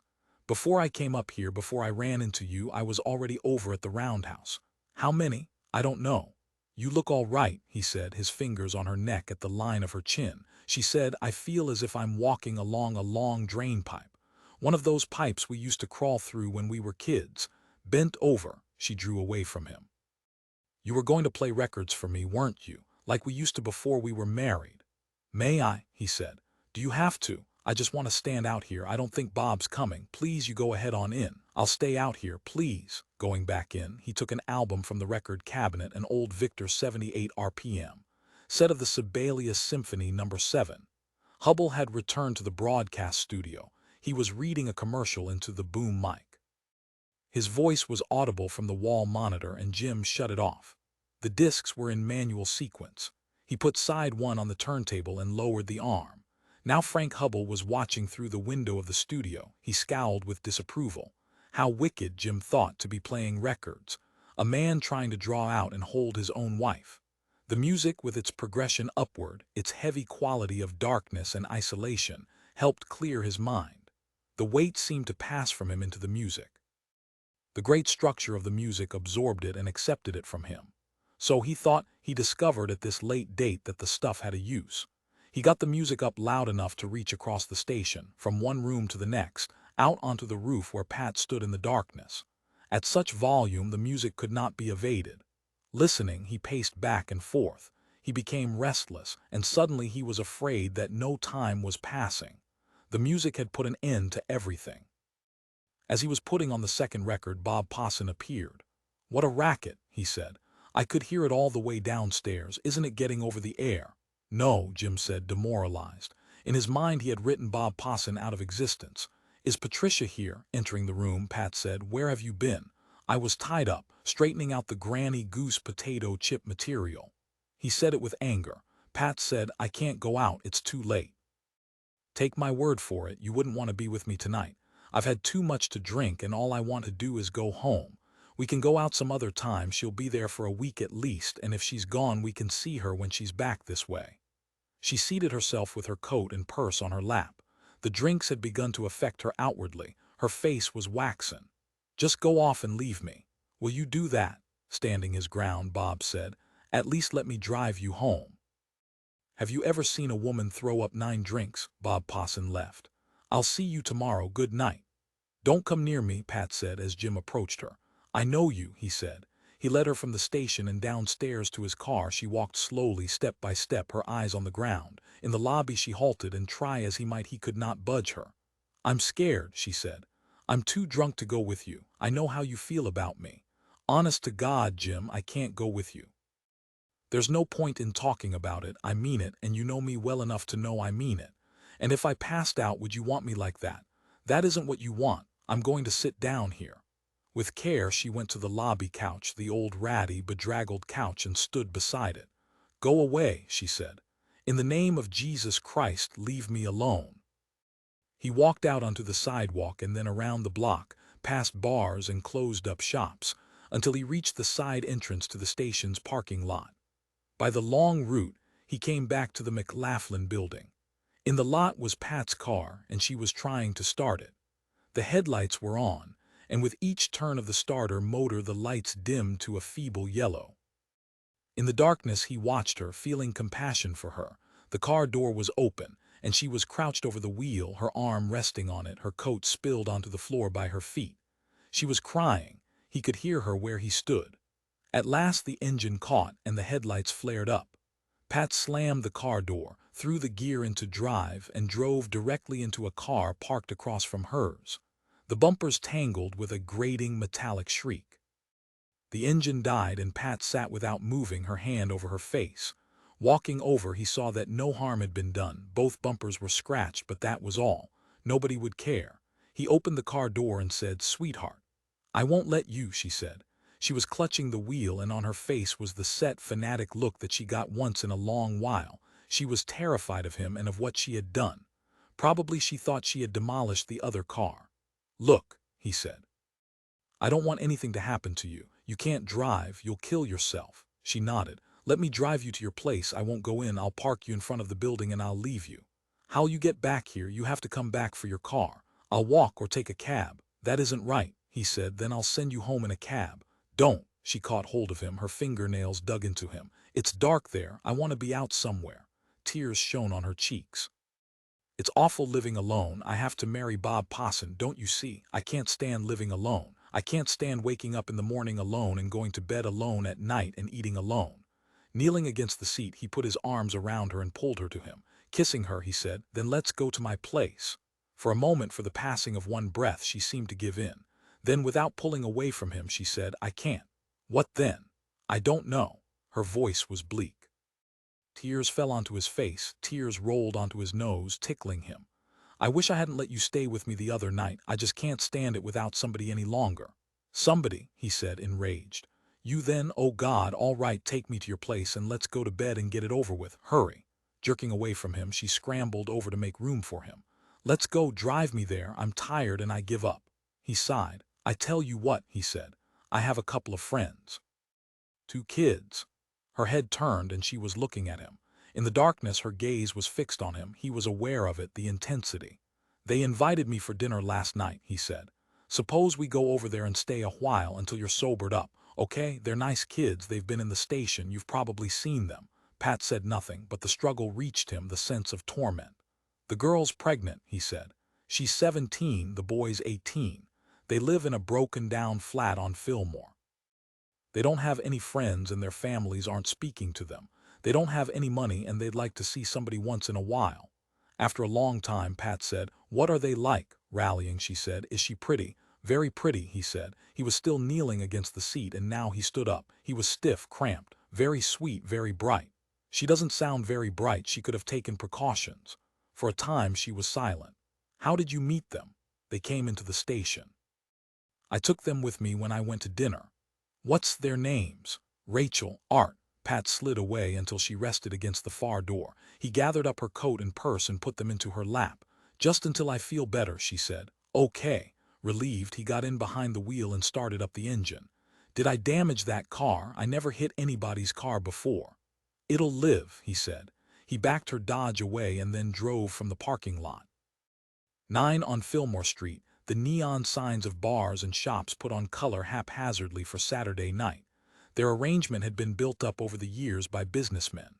Spots of gum on the pavement formed dark circles near the entrance of a movie theater, a bowling alley, the illuminated door of a coffee shop. As late as this, a flow of persons, white and Negro and Mexican, passed the shops. In doorways, figures had left the flow and were by themselves. They were mostly boys. They wore black leather jackets and jeans, and for the most part they were surprisingly lean. They stood with their thumbs hooked in their back pockets. They twisted to follow elements within the flow as if they had some special interest. At the popping of an exhaust, they raised their heads. They listened, their mouths opened. They caught signals. Then they looked back at the individuals and made judgments about them. Spectators, they saw everyone and had an opinion. In the middle of the block, Jim located the house set back from the pavement, the fence and iron gate. "That's it," he said. "Maybe they're not up," Pat said. He was able to park near the house. Together he and Pat walked up the sidewalk. He opened the gate and they passed on into darkness and the sudden loss of street sounds. The cement path was ahead, but neither of them could see it. Reaching, he took Pat's hands. Her fingers were cold and he enclosed them. To the right of the porch, the basement window showed a rim of light. "They're awake," he said. "It's so late," Pat said. She stumbled and a metal object rolled away, a tin can that glinted and then vanished into weeds. He went down the steps, leaving her behind him. Against the streetlights she was slim and small, buried within her coat. Her head was up and she walked in a circle, her heels making sharp, staccato clicks on the cement. He knocked on the door. The door opened and light flooded out. Rachel recognized him and said, "Oh, hello." Backing away from him and holding the door open, she said, "We were playing cards." He said to her, "This is in the nature of a favor. I have somebody with me and she isn't feeling well. We thought maybe we could drop by for a while. Were you just about to go to bed?" "No," she said. She seemed to accept the situation. "Come on in." Going back for Pat, he led her down the steps and into the apartment. This was a sort of inspiration. "You can throw us out any time." Cards and poker chips were scattered across the top of the massive oak table. Something about the room had struck him as odd, and now he knew what it was. The walls were bare of pictures. "This is Patricia Gray," he said. He did not try to describe their relationship. He was not certain what he had said to them. "I think I've seen you at the station," Art said. He started to put out his hand and then hid it in his pocket. Rachel said, "Can I fix you some coffee or something to eat?" She was standing close to Pat and she had ducked in what seemed a survival of a curtsy. She wore a print dress, a bright summery frock, strapless. Her shoulders were bare. Her skin was fairer than Pat's. Her hair was much lighter and cut much shorter. Possibly she was smaller, but her expanded middle made it hard for him to tell. As he helped Pat off with her coat, she said, "It's warm in here, it's nice." "You bet," he said. "What huge, lovely eyes she has." Turning to Rachel, she said, "You make me want to take up painting again."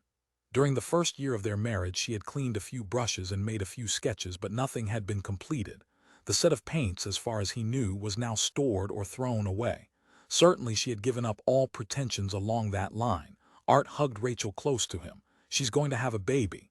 "Why, you're just a little doll," Pat said. "I can't get over her," she said to Jim. "You're not only drunk," he said, "you're also queer." "I mean it, I'd like to paint her sometime. Those eyes," and then she moved off. Following her, he said, "What would help, coffee?" "Yes," she said. He went with Rachel into the kitchen. "She's under a lot of strain," he said as Rachel put the coffee pot on the burner and got down cups and saucers. "She's high-strung, isn't she?" Rachel said. "I kind of like her." "You're sweet to let us in," he said. "I'm grateful. We were out roaming around." "It's no good." "How long were you married?" 3 years, he said. "I wanted to meet her. I'm glad you came. I know she means a great deal to you." "That's true," he said. "I can see why," Rachel said. She seemed shy and conscientious, concerned with doing what was right. She carried the coffee cups into the living room and began clearing the table. "What were you playing?" he asked. "Blackjack." She swept the deck of cards together and put it in its box. "One time we drove to Reno. We stayed there overnight. We played at the different tables." Art said, "She's a real cool poker player. She takes it real seriously. One time she knocked off Ferd Heink's glasses because he was fooling around." In his nervousness, he avoided looking at Jim and Pat.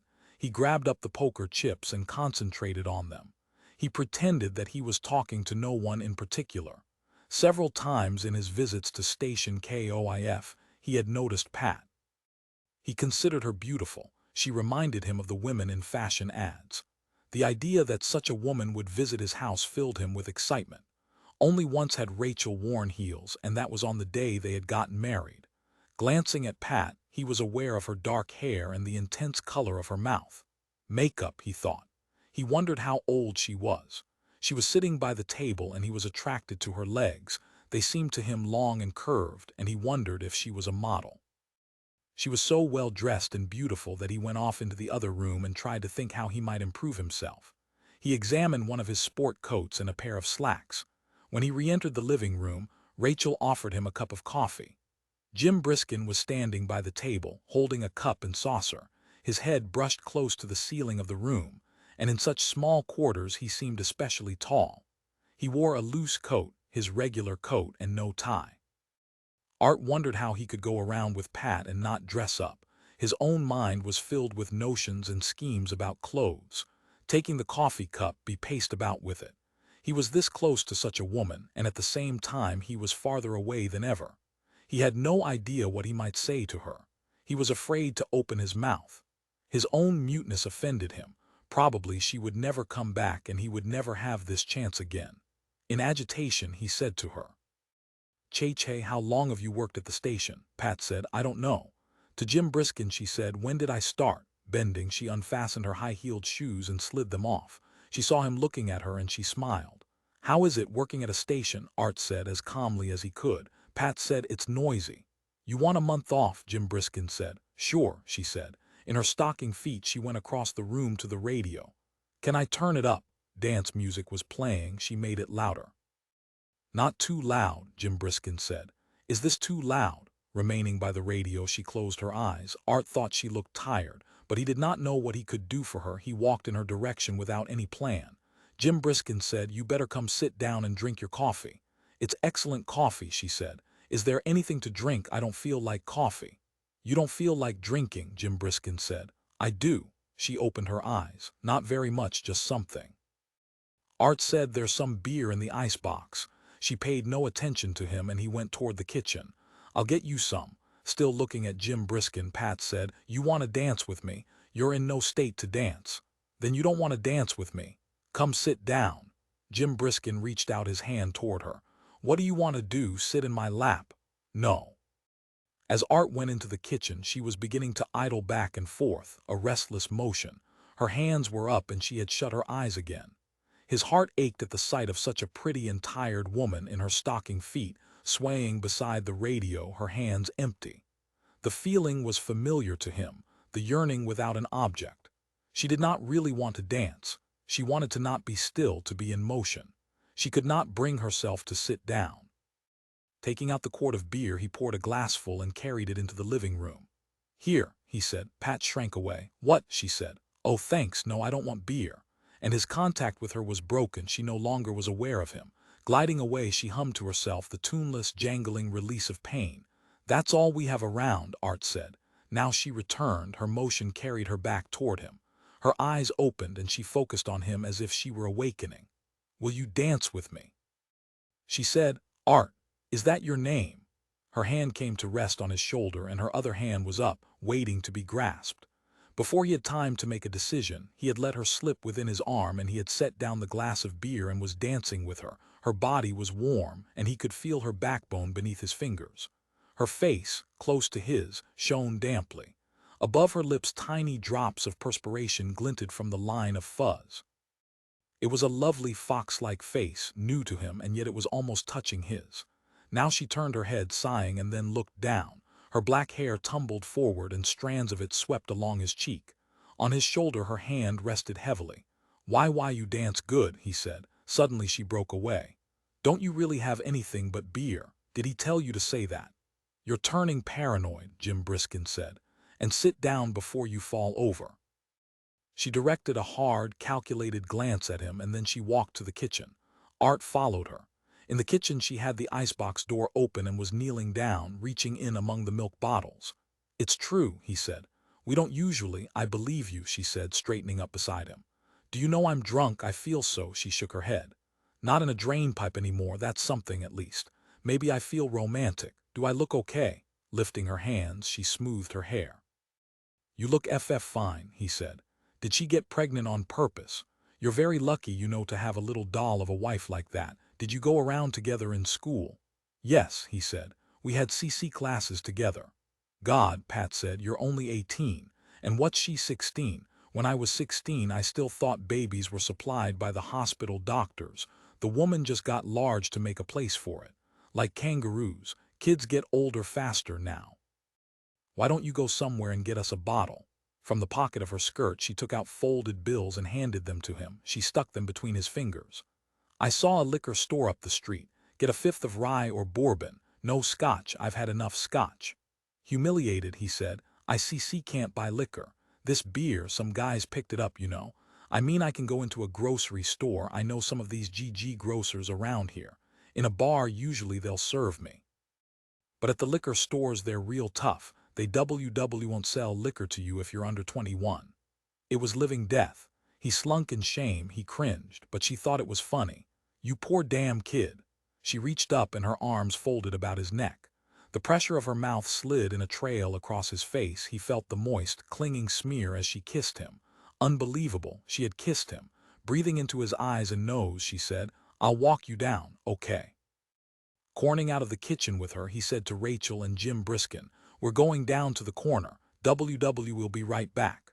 What for? Jim Briskin said, not to him but to Pat. None of your business, Pat said. Stopping by him, she kissed him too. She seemed gay now.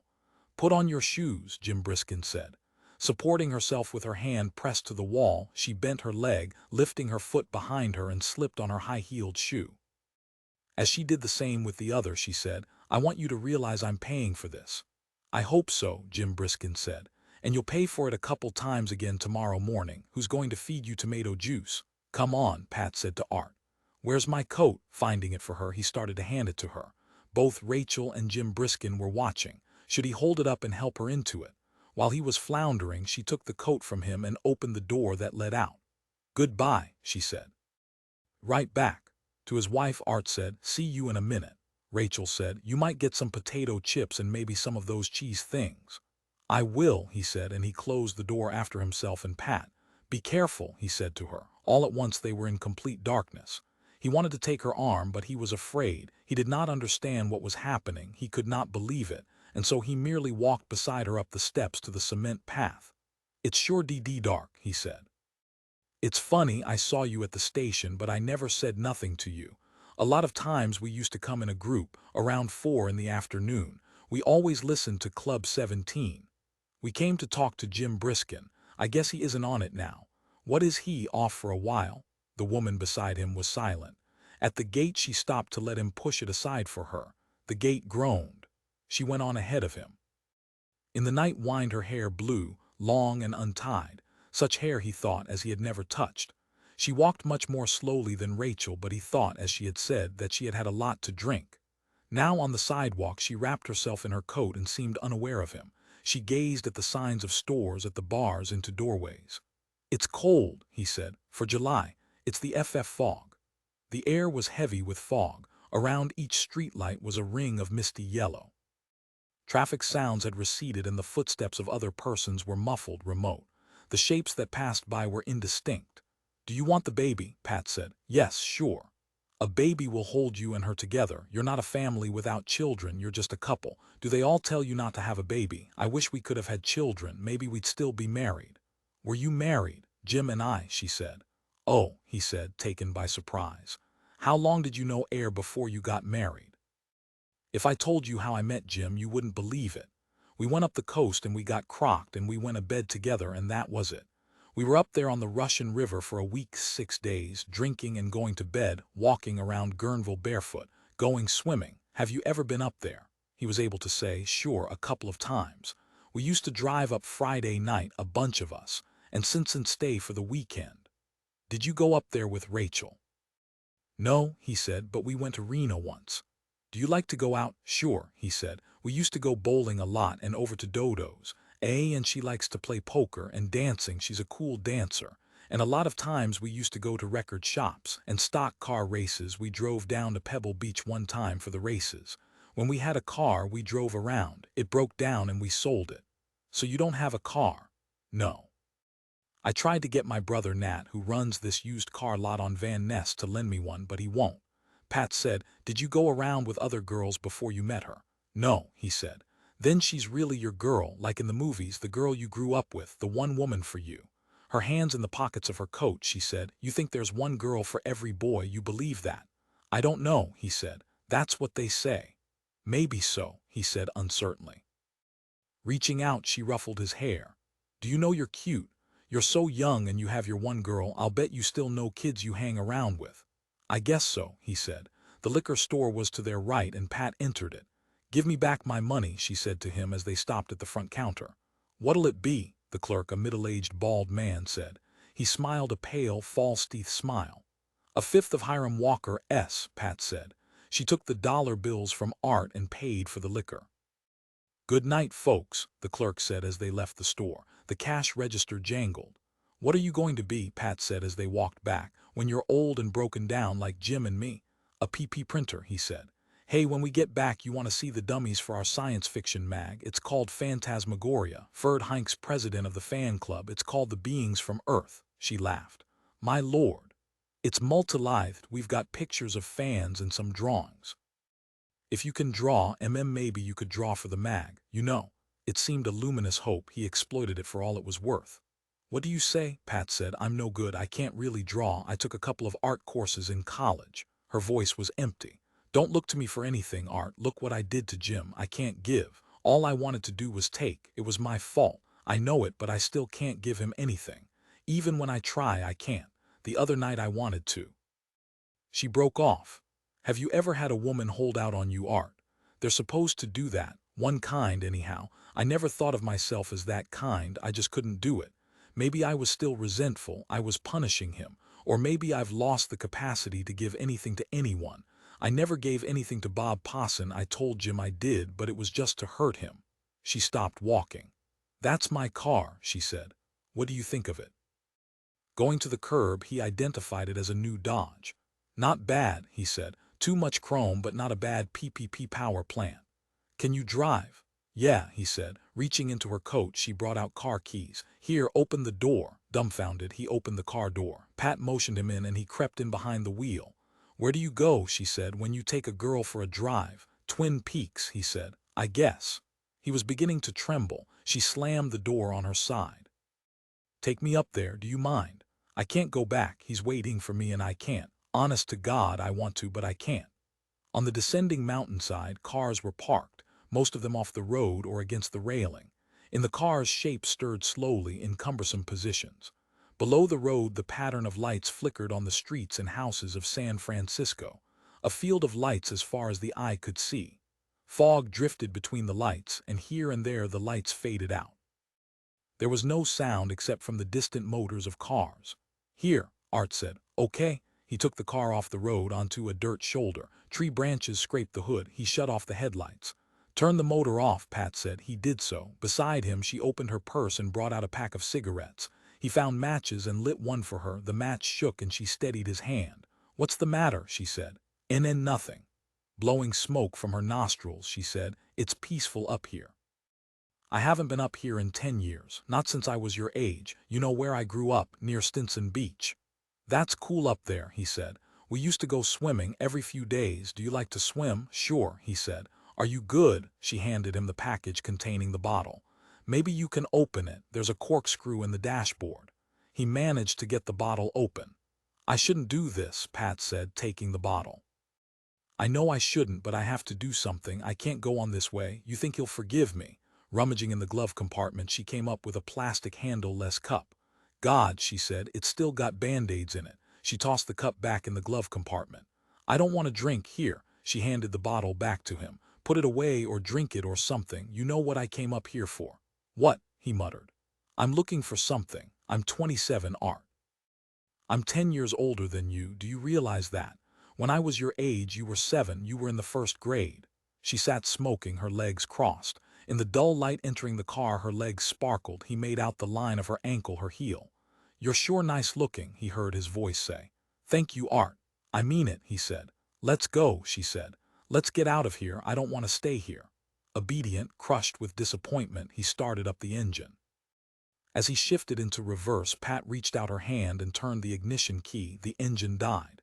"You actually would," she said. "You're so, what is it? Let it go." She put out her cigarette and lit another with a shiny metal lighter. "You'd drive me back if I asked you to. You wouldn't put up a fight. You wouldn't argue with me. Do you really like me, Art?" "Yeah," he said fervently. "What about your wife?" For that he had no answer. "You're going to be a father. Do you realize that, Art? You're going to have a little boy. Have you thought what name you want to call him?" "No," he said, "not yet." "How will you feel?" She was staring out at the lights below them. "You're a 17-year-old boy and you're going to be a father." "Right," he said. 18, he said. "The world's so goddamn peculiar." She turned on the car seat, facing him. She had drawn up her legs and tucked them under her. In the light her cheekbones were radiant, and he traced in his mind the line of her forehead, the ridge of her eyebrow, and then her nose. She had thin lips. In the half-light her lips were black. Her chin and neck were in shadow. "Come on, Art," she said. "Come on what?" he said, afraid of her. "Before I change my mind." Rolling down the window, she tossed her cigarette out. It fell into darkness. "I feel so awful. This is a terrible thing to do. It isn't fair to you or your wife or Jim or any of us. It's so mixed up. But what else is there, Art? I've been going around and around. I don't know, I really don't know." Her fingers reached up and touched his face. Moving toward him, she brought her lips close to him. He felt the pressure of her mouth, the hard, sharp pressure of her teeth as she kissed him. Her breath smelled of flowers and cinnamon. As he put his arms around her, he heard the rustle of her clothes and the faint giving of muscles and ligaments and joints, the stirrings of her body. Her sleeve brushed his eyes. She was clinging to him, resting her head against his neck. How heavy her head was. She lay on him, breathing shallowly. Panting, he thought, not moving, but content to lie against him with her eyes shut, her arm up so that her fingers curled into his hair. She was discouraged and lonely, and he knew what she wanted. She wanted to lie close to him, turning her face up to be kissed. He held her face between his hands and lifted her. At once she let her lips slacken so that he could find her mouth. She was back into the past, living out her own young days. She was with him in the romance and excitement of a first date, wrapped up in his arms on the front seat of a car, parked at the side of the road above the lights of the city, overlooking the darkness, the night and fog. In other cars, other boys held their girls and petted them and kissed them. He ran his hands along the fabric of her blouse, along her shoulders and arms. He avoided her breasts because that was not what she wanted. Holding his mouth against hers, he poured out of him and into her the love she wanted. He lost nothing, and yet he felt her fill out and become powerful with it. She had to take it from him, but he had it to give her. "I love you," he said. She sighed. She said nothing. Her face lay pressed to his shoulder. Time passed and she did not stir, and at last he realized that she had fallen asleep. Gently, he lifted her back until she rested against the door. Then he covered her with her coat. Starting up the engine, he drove down the hill back into town. As they drove among the lights of Van Ness Avenue, she stirred a little, sat up, and then said, "Do you know where I live?" "No," he said, "but we're not going there. We're going back to Fillmore." "Take me home," she said. "You can call your wife from my place, please." He had been wrong. "Tell me where," he said. He felt leaden, but he did as she said. He could not back out.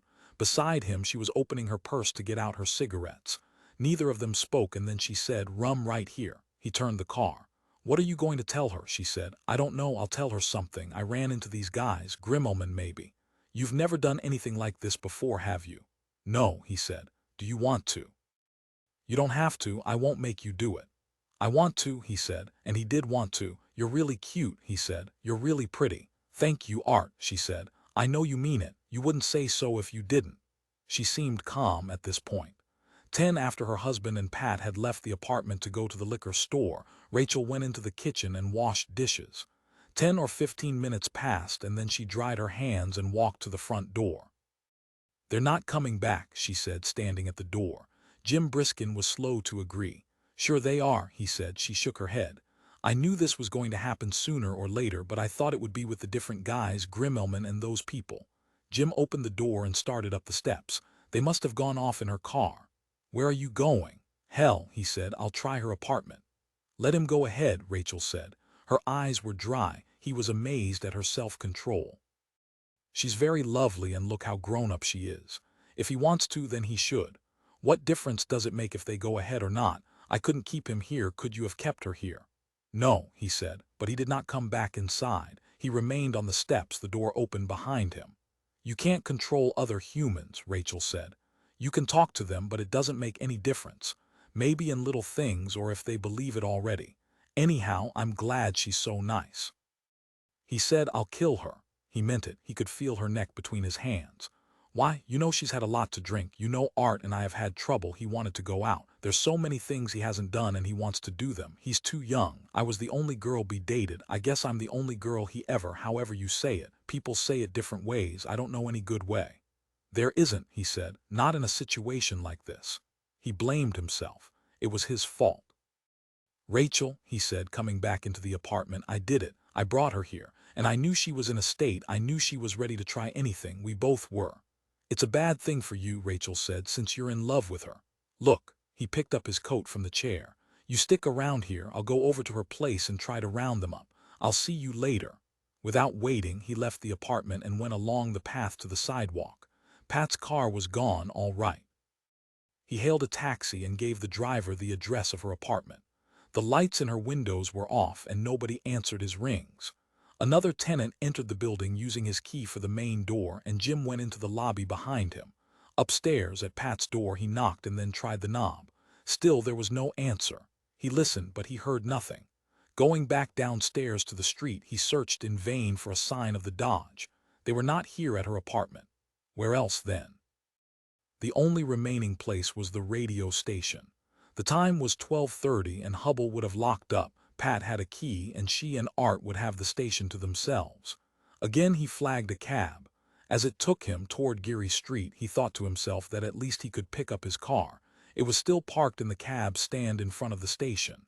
When he had paid the driver, he saw that his car was gone. The cab stand was empty. And peering up, he saw no lights in the top floor windows of the McLaughlin building. He walked around to the parking lot and still there was no sign of his car and no sign of Pat's Dodge. A drugstore down the street was open. He entered it and in a phone booth called the station's number. The phone rang on and on. At last he gave up. They were not there either. He located the number of the Kearny Street police station and called. My car's been stolen, he said. I left it parked in front of where I am and now it's gone. Just a moment, the police voice said. Clicks deafened him and then, after an endless pause, the voice returned. What is your name? He gave them his name. It must have happened within the hour, he said. He felt absolutely futile. The make and license number, he gave that too. Just a moment, sir. Again there was a wait. Your car was towed off, the police voice said. It was parked in a hack stand and the cab company phoned in a complaint. Oh, he said, then where is it? I don't know, you'll have to inquire about it tomorrow morning. Be here at Kearny Street at 10:30 and arrangements will be made to return it to you. Thanks, he said, hanging up. Without a car, he was more helpless than ever. He walked out onto the sidewalk, and when a cab passed, he waved to it. Again he was riding in a cab, and again he had given Pat's address. In his mind he was positive that they would show up there. Maybe he thought they had gone for a ride. When the cab let him off before the apartment building, he saw the Dodge, moist and gleaming, parked by itself in a slot near the entrance. He rang the bell by her name, but there was no response. Again he waited. Presently a figure appeared on the other side of the door. A heavy-set man stepped out of the building, glanced at Jim, and went on. He caught the door before it shut. Somebody was always going in or out. And the stairs to her floor. The door to her apartment was closed and no light showed. He knocked. She did not answer, but he knew that this time they were here. Finally he tried the knob. The door was unlocked. Pat, he said, opening the door. The room was dark. I'm in here, she said. He went into the bedroom. Just you, he demanded, fumbling to find the lamp. Don't turn the light on. She was lying on the bed. Wait a second. In the darkness she rose up and moved. He was aware of her motions.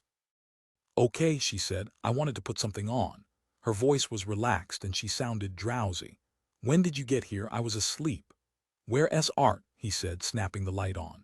She lay stretched out in the bed wearing a slip. Her feet were bare. Beside the bed on the chair was a neat pile of her clothing. Under the slip she had on nothing at all.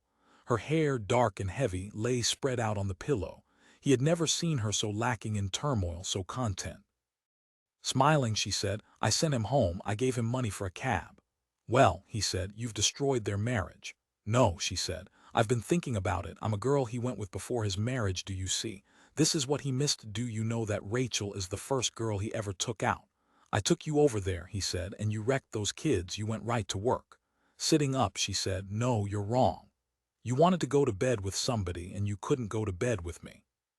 So you went to bed with him. Pat said, it isn't just him. When I saw Rachel, I wanted to have her. Try to understand. I'm in love with both of them, and so are you. When I saw her, I wanted to make love to her. I wanted to kiss her and pet her. I wanted to take her to bed and fondle her. But of course I couldn't, but it doesn't matter which one of them. I'm glad you took me over there because now I've finally come back to life. It's the same with you too. Isn't that so? Christ, he said, don't include me in this. There are children, she said. He sat down on the bed beside her. In a sense she was right. He could not deny what she had said. They hold us together, she said, gazing up at him, her arms loose at her sides. Under her slip, her small, unsupported breasts hung forward. At each, pressing against the slip, a dab of shadow rose and fell. Her face had a scrubbed look and her makeup was gone. I can't bring myself to trust you and I can't come to you because of that. And you haven't been able to trust me, have you? Neither of us has any trust in the other, but we trust them. You knew this was my fault, didn't you? Yes, he said. That's what I mean. For years we've had no confidence in each other, but we love them and we believe in everything about them, so we can go to them. They're the only persons in the world we can really go to. I think we get to each other through them. Can let go with them, we can get the peacefulness we need. What a miserable rationalization, he said. You ought to be weeping in agony instead of lying there.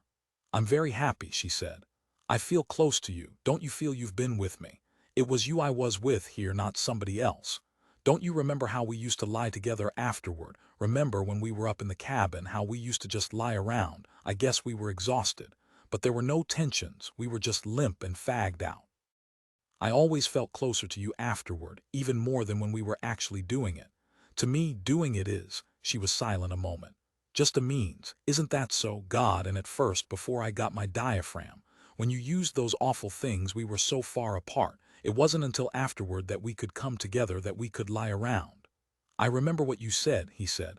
About what? Oh yes, those things you used. Before we found out we didn't have to use anything. She said it was like having a length of green plastic garden hose inside me. I never got anything from that, did you? No, he said, not completely. What about now? Have I cheated you again? Do you feel that way? She caught hold of his arm. We're going to have to go on reaching each other through them. You know that, don't you? We're too involved now. We can't break away. Where were you? He said. Earlier, I came by. We drove up to Twin Peaks and parked. Why didn't you do it there? If the police caught us, they'd send me to prison or something. And anyhow, it's ugly in a car. I wanted to do it here where you were the other night. You're really heartless, he said. No, she said, I'm not. You'll see. You'll get to me through the girl. We'll live through them. What about them? Her eyes rose to focus on him. This will be a great and tremendous thing for them. It already is. How do you figure that out? Because, she said, they love us, they admire us. We're what they want to be. We'll all merge together, the four of us will be complete. We'll be able to walk around on the face of the earth again. And we can throw out the trivial people, Bob Posson and all of them. I mean it. I feel so much love for you. It's inside me and I feel you got to it tonight. If I did, he said, I don't know it. I was somewhere else at the time. Hand me my clothes, she said. Would you? He gave her the pile of clothes. Still lying propped up on the pillow, she sorted through them. She untangled her underclothes and stockings. I'm going on with this, she said. She hugged the clothes to her breast. It's going to save both of us and I'm not going to give it up. Tonight I found what we needed. You knew that or you wouldn't have brought me there. That was such a mistake, he said. Such a terrible goddamn mistake. You know I'm right, he said. This is just a lot of hot air to justify taking that kid and seducing him. Yes, she said, I guess that's what I did. Now sitting up, she bent forward and tugged her slip off over her head. She stood up naked. Her body, smooth and pale, disappeared into her underclothes, and then she was buttoning her dress.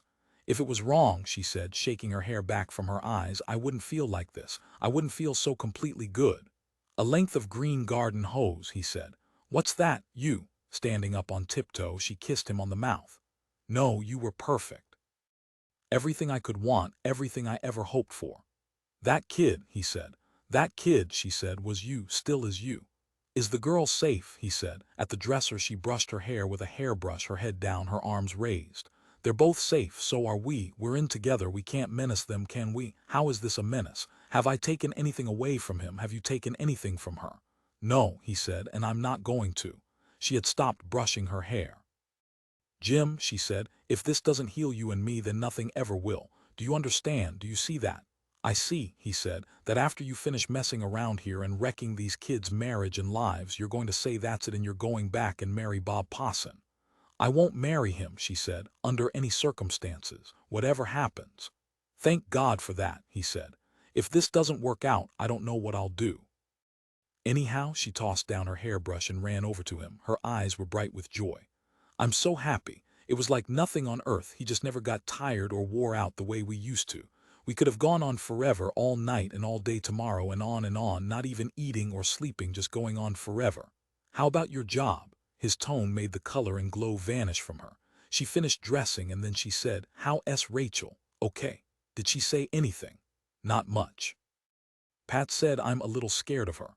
I don't blame you. Would she do anything? I haven't any idea, but he said, I'm glad I'm not in your shoes. He patted her on the back. Think about that for a while. She's just a kid, Pat said. She's only 16. But in her voice was a thread of concern. That's silly. She'll mope for a while like you, but my God, he's going back to her. Does she think this is going to last forever? It's not, he said. We'll see.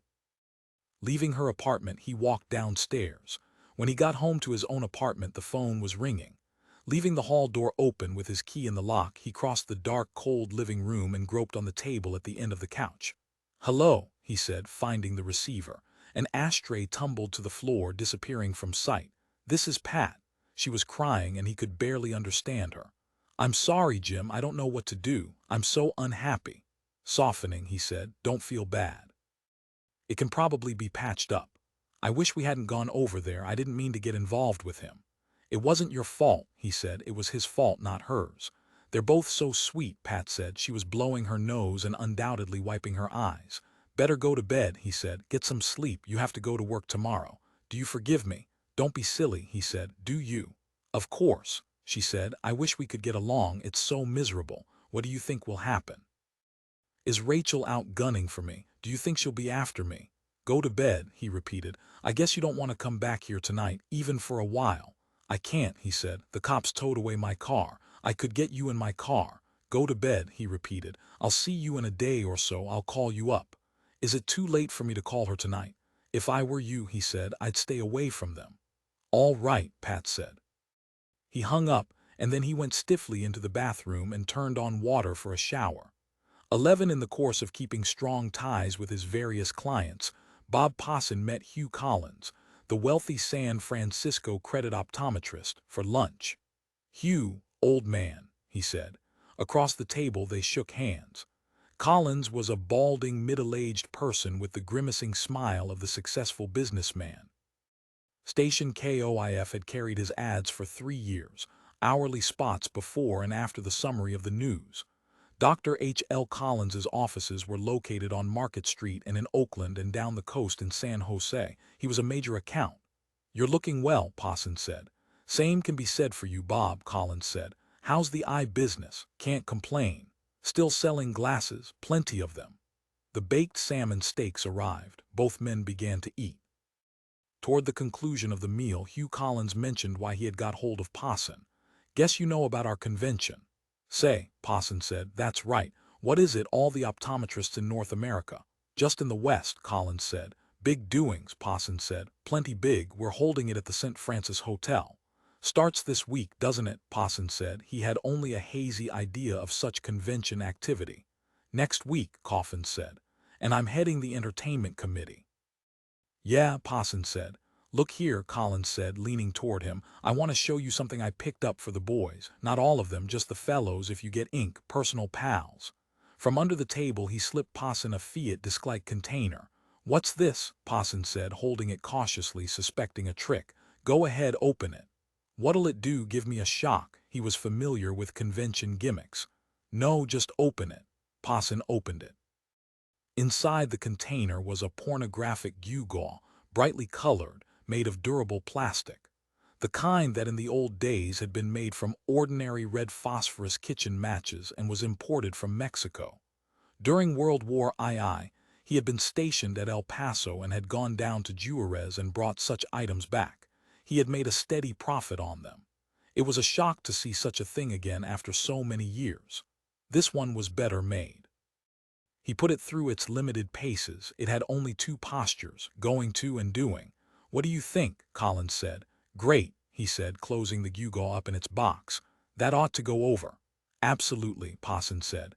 Folding and unfolding his napkin, Hugh Collins said. Of course that won't hold them for long. It'll give them something to fiddle with, Paasin said. So they won't stick their hands up girls' dresses along Market Street. At that a queer, strained look appeared on the optometrist's face. Look here, he said hoarsely. Sure, Hugh. You run a radio station, you must see a lot of folks in the entertainment field. Singers, dancers. Sure, he said. You got any ideas, for our entertainment program? Paasin, out of spite, said, like a young fellow to sing pop ballads. No, Collins said, perspiring. I mean, well, some gal who can really entertain. Afraid it's out of my line, Paasin said. Disappointed, Collins said, I see. But maybe I know a guy who can help you, an agent. He handles a bunch of singers and similar stuff in San Francisco for different supper clubs and night spots in the Pacific Avenue places. What's his name? Tony Vacuhi. I'll have him give you a call. I'd really appreciate it, Hugh Collins said. Behind his glasses his eyes sparkled moistly. I really would, Bob. That evening Tony Vacuhi, seated at the desk in the front room of his Fiat, dialed the official phone number of the optometrists' convention. Let me talk to Hugh Collins, he said. Dr. Collins isn't here, the voice, a functionary's voice, answered. Well, I gotta get hold of him, Vacuhi said. He wanted some information and now that I got it for him I can't get hold of him. I can give you his private number, the functionary said. Just a moment. And right then and there Tony Vacuhi got the number he wanted. Thanks for your help, he said and hung up. Leaning back in his chair, he dialed the number. Hello, a man's voice answered. Dr. Collins, I understand you're in charge of the entertainment for the convention. My name is Vacuhi, and I'm a representative here in San Francisco. I represent various top-line entertainers and artists in this area. As a matter of fact, we specialize in the type of entertainment appreciated by the various conventions, and we make it a sort of special effort on our part to satisfy the convention people when they get here in town, and save them a lot of effort and embarrassment in procuring this kind of entertainment on their own, especially where they might not know exactly how to go about it, if you understand what I mean. Yes, Collins said. I see. Swiveling in his chair, his feet upon the window sill, Tony Vacuhi continued. As you're probably aware, this variety of enterprise requires tact, and we have to be delicate and we need to be certain we're dealing with the proper persons. So is there any way I can come down and talk this over with you face to face? I assure you I won't be wasting your time. You can depend on that. You can come over here, Collins said, or I can meet you someplace. I'll come over, Vacuhi said, flipping a pencil eraser up into the air and catching it in his coat pocket. Now it might even be possible for me to arrange to bring along one of these particular entertainers, who has special experience along the lines we're discussing. She's a young lady quite popular in this area. Her name is Thisbe Holt. You may have heard of her. What would you say if I brought her along and then we could settle the deal right there on the spot, and you could get it off your mind once and for all and turn your attention to the other various items you have to work on? Suit yourself, Collins said. She's the right kind for this. Absolutely, Vacuhi said. She has a great deal of visual appeal and that's generally appreciated at conventions. Collins gave him the address and said, I'll expect you then. A yellow and black Mercury convertible crunched up into the driveway before Hugh Collins's home. The top was down, and in the convertible were a man and a woman. The man was lean-faced and the woman was young and pretty, with reddish hair and a full, unlined face. Hugh Collins thought how lucky it was that he knew a guy like Paasin who could put him in touch this way. Opening the front door of the house, he stepped out to greet Tony Vacuhi and Thisbe Holt.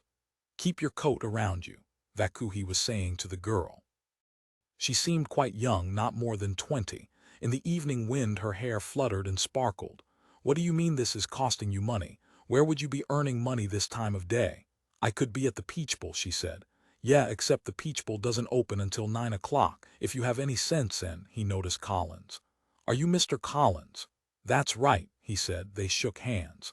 Come on in and I'll fix you a drink. He could tell little about Thisbe because she kept her goat tight around her. Nothing for us, Vakui said, but thanks anyhow. As they passed into the house, he nodded to Thisbe. She slid her coat off and laid it over her arm, seeming to rise up at the same time, as if she were stepping out of warm, undulating water. Hello, she said to Hugh Collins. She was a tidy enough girl with rather stocky legs. Her breasts were the largest he had seen in years, and they were placed very high. They wagged from side to side as she pushed her coat out of the way. Is that really her? He asked Vakuhi. That's not something she's got stuffed in there. Thisbe wore a tight silk dress already stretched and wrinkled. The dress could not survive such pressure. It was beginning to give at the seams. That's a size 42 chest, Vakui said. Cut the kidding. But Collins was impressed. Girl Thisbe walked stagily about the room, her shoulders back and her buttocks tight so that both breasts lifted, wobbling a trifle, an engaging and outlandish sight showing that they were reality part of her, not just stuck on afterward. Imagine growing up with those, Vakui said excitedly. All the way through grammar and junior high school. Does she know? Collins said. Sure she knows, but she thinks they're just flesh. She don't think anything particularly about them. Like they were hands or something. Thisbe had come close now. I'm very glad to meet you, Mr. Collins. Same here, he said, but if you're going to talk to me, put your coat back on. She did so, struggling with the sleeves.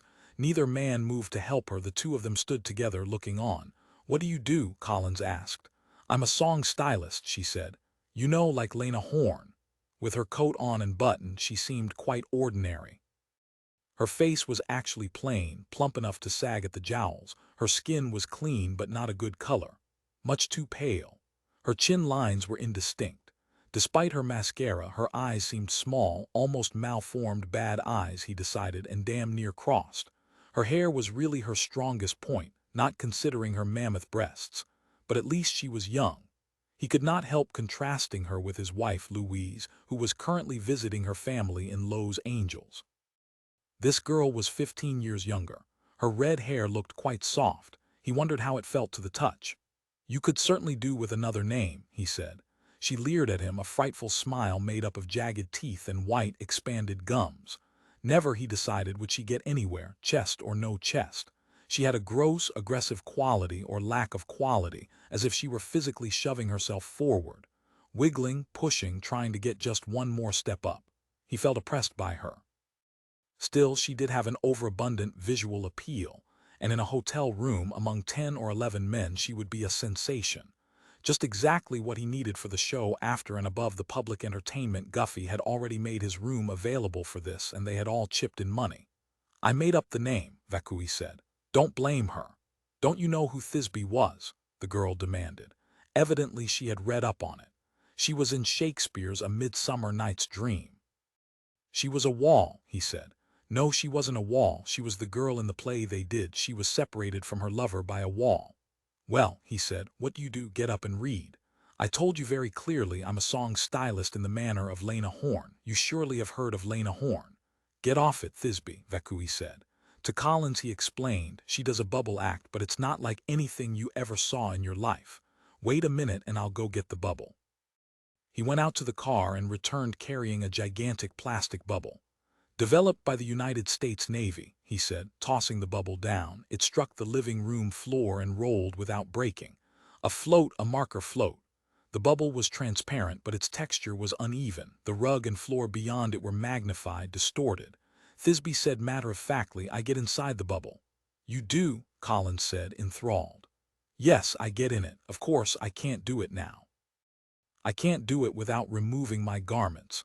Jesus Christ, he said. Yeah, Vakui said, she really gets into it. It's a tight fit, but she manages. There's this aperture. He showed Collins how a section of the bubble could be twisted loose. It didn't come that way originally. We altered it for her. She crawls into the bubble with nothing on. he led Collins off where Thisbe could not hear. And then they sort of boot her around, you get me. He gave the empty bubble a shove with his foot and the bubble rolled across the living room, striking the far wall like that, only she's in it.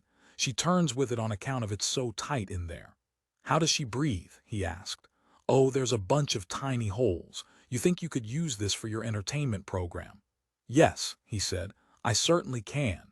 Thisbe said, but you guys have to be careful and not kick the bubble too hard.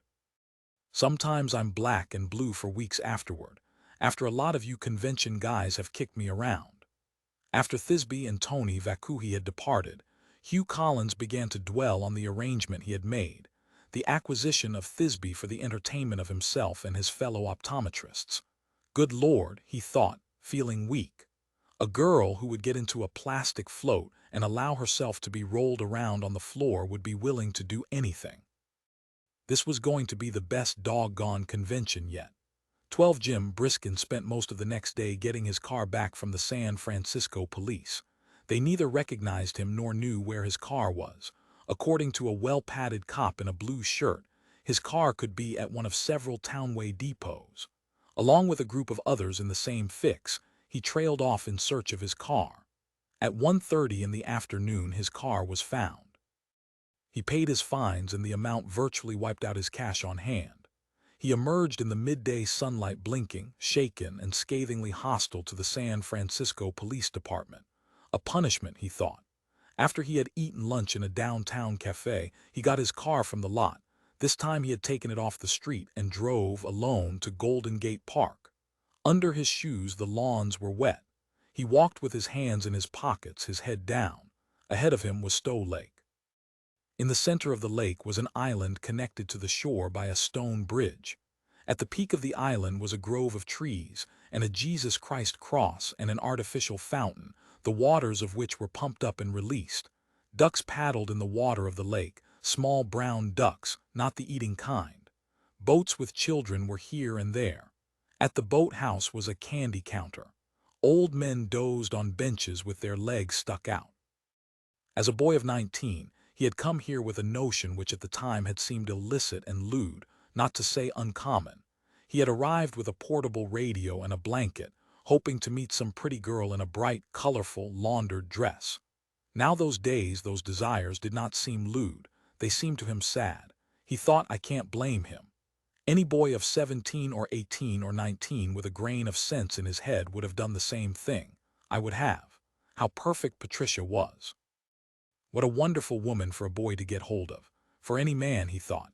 But especially for a boy aching to touch and hold a full-grown woman. A woman who wore a coat and rust-colored suit and whose hair was dark, long, soft to the touch. Once in a lifetime. It would have been lunacy to turn her down. A dream, he thought. Fulfillment of a dream. A dream of pure life. Anybody, he thought, who would call such a response a sin was either a hypocrite or a fool. A fat, dangerous-looking squirrel was preparing to approach him. First the squirrel advanced and then retreated, his brush undulating. What sturdy hams the squirrel had, and the grip of his claws. Revolving, the squirrel again came in his direction, halting to rise up, clasping and unclasping his paws. He had a mean expression. He looked like an older squirrel, a veteran. Jim stopped at the candy window of the boathouse and bought a package of peanuts. Once years ago, when he and Pat had walked through the park, a squirrel had followed them for blocks, hoping for a handout. But that time, alas, neither he nor Pat had had anything to give him. Now if they were in the park, they bought peanuts. Here, he said, tossing a shelled peanut at the squirrel. The squirrel scuttled after it. Off on a slope, a gang of kids in jeans and t-shirts were playing softball.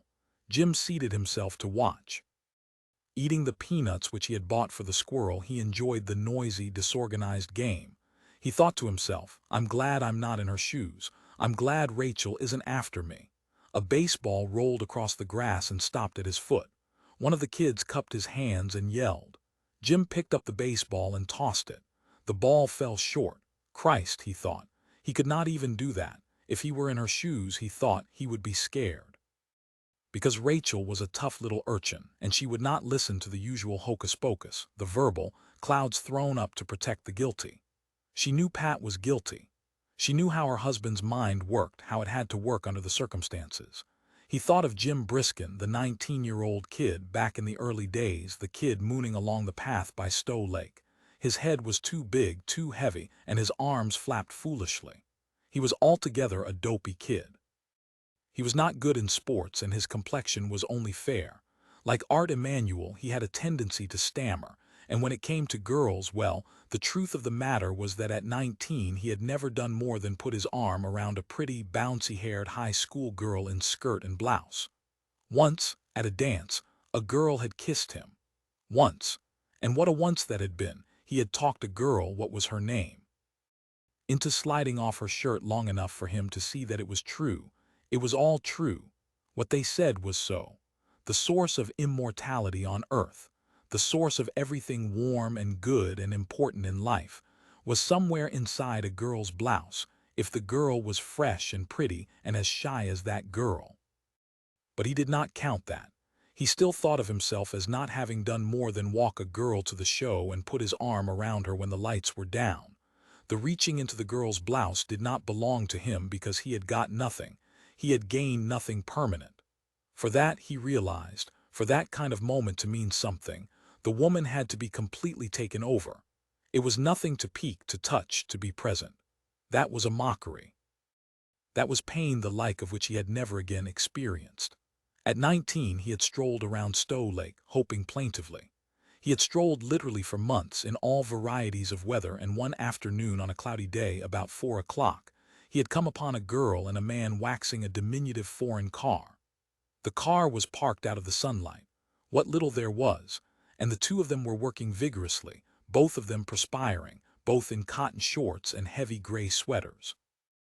As he passed, the girl had smiled at him and he had said, "A lot of work." "You want to help," the man said. So he took a chamois rag and helped. When the car, a French Renault, was shiny and the rags and wax cans were put away, the two of them invited him to come along with them and have a drink. They were a young married couple with a 6-month-old baby.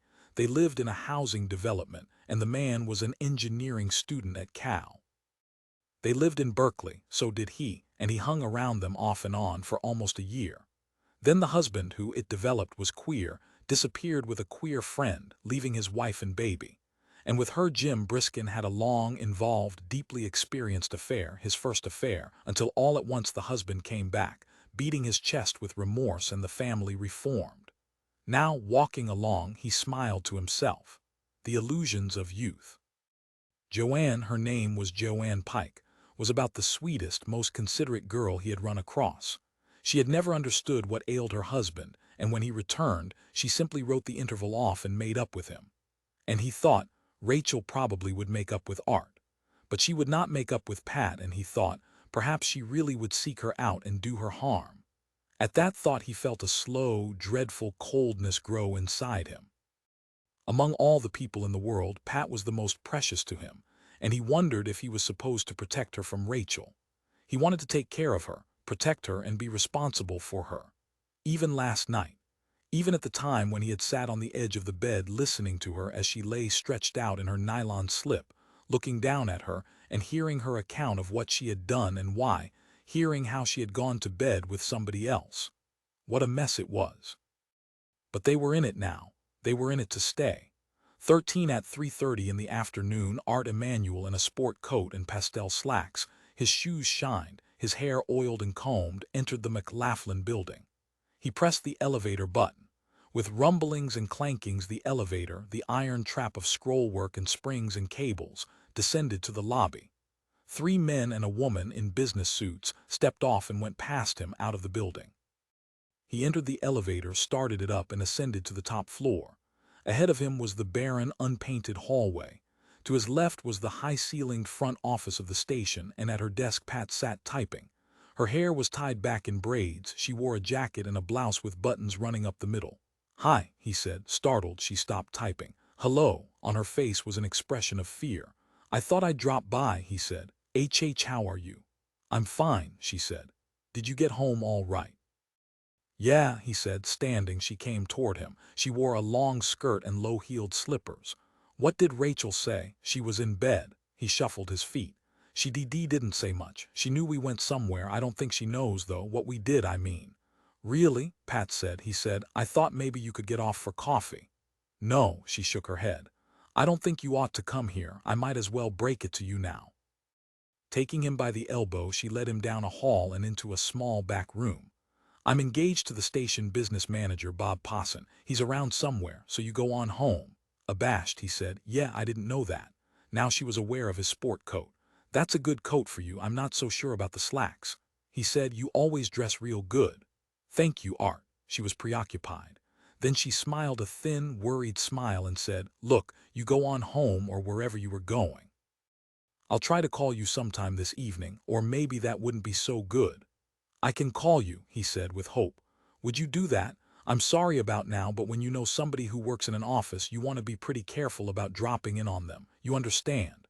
She passed by him then, her long skirt swirling. Goodbye, Art, she said. As he left the station, she was back at her desk, involved in her typing. Anguish, he thought to himself. Going down by the elevator, he experienced all the misery possible. The pain went with him all the way to the ground floor and out onto the sidewalk. He carried the pain block by block as he walked aimlessly. The pain was there as he got into a bus and rode out toward Fillmore Street. At Van Ness he got off the bus, and the pain was right there. He knew it would not leave. It would have to recede gradually over a period of weeks. It would have to wear out of him. He could not shake it. Stopping by Nat's Auto Sales, he said, How about a car? No, his brother said, painting the tires on a Chevrolet. Ask me tomorrow. I'm getting in a couple of turkeys on trade. Maybe you can have one. I want a clean car, he said angrily. Not some old broken-down turkey. Nat said, Go to Luke. You son of a bitch, he said, and went on. At home, he threw himself down in the living room to read the paper. Rachel was nowhere around. Probably she was shopping. The texture of the paper hurt his hands. Rough texture, his flesh crawled. Sensitive, he thought. He could not bear to hold anything. Throwing the paper onto the floor, he went outside onto the front walk. He went past the gate and down the sidewalk. At the corner, he stood watching the people in cars. When he returned to the apartment, he found Rachel in the kitchen, unloading a brown paper bag, taking out soap and tomatoes and a carton of eggs. She said, Where were you? Nowhere, he said. Did you go see her? No, he said. What do you mean, Pat? She's probably down at the station, Rachel said, if you want to go see her.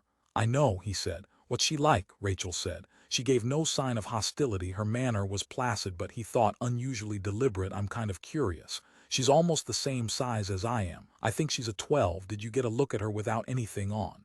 I don't know, he said evasively. You do, she stared at him. Forget it, he said. Sure, I got a look at her, and that wasn't all I got. Rachel went into the other room and put on her coat. Where you going? He said. Out for a walk. When'll you be back? We'll see, she said. The door closed and she was gone. Feeling angry and ridiculous, he began putting away the groceries. For the first time it occurred to him that she might walk out and not come back. She was capable of doing anything she thought was right. He worried about her and about their marriage, and then he worried about dinner. Was she coming back for that? By 5 o'clock he was convinced that she was not coming back. She had been gone an hour. Opening a can of soup, he fixed dinner, soup and a sandwich and a cup of coffee. While he sat alone at the kitchen table, he heard steps on the front walk. He put down his spoon and hurried into the living room. Jim Briskin was coming down the stairs. Hello, he said as Art opened the door. Where's your wife? Out, Art said. She'll be back.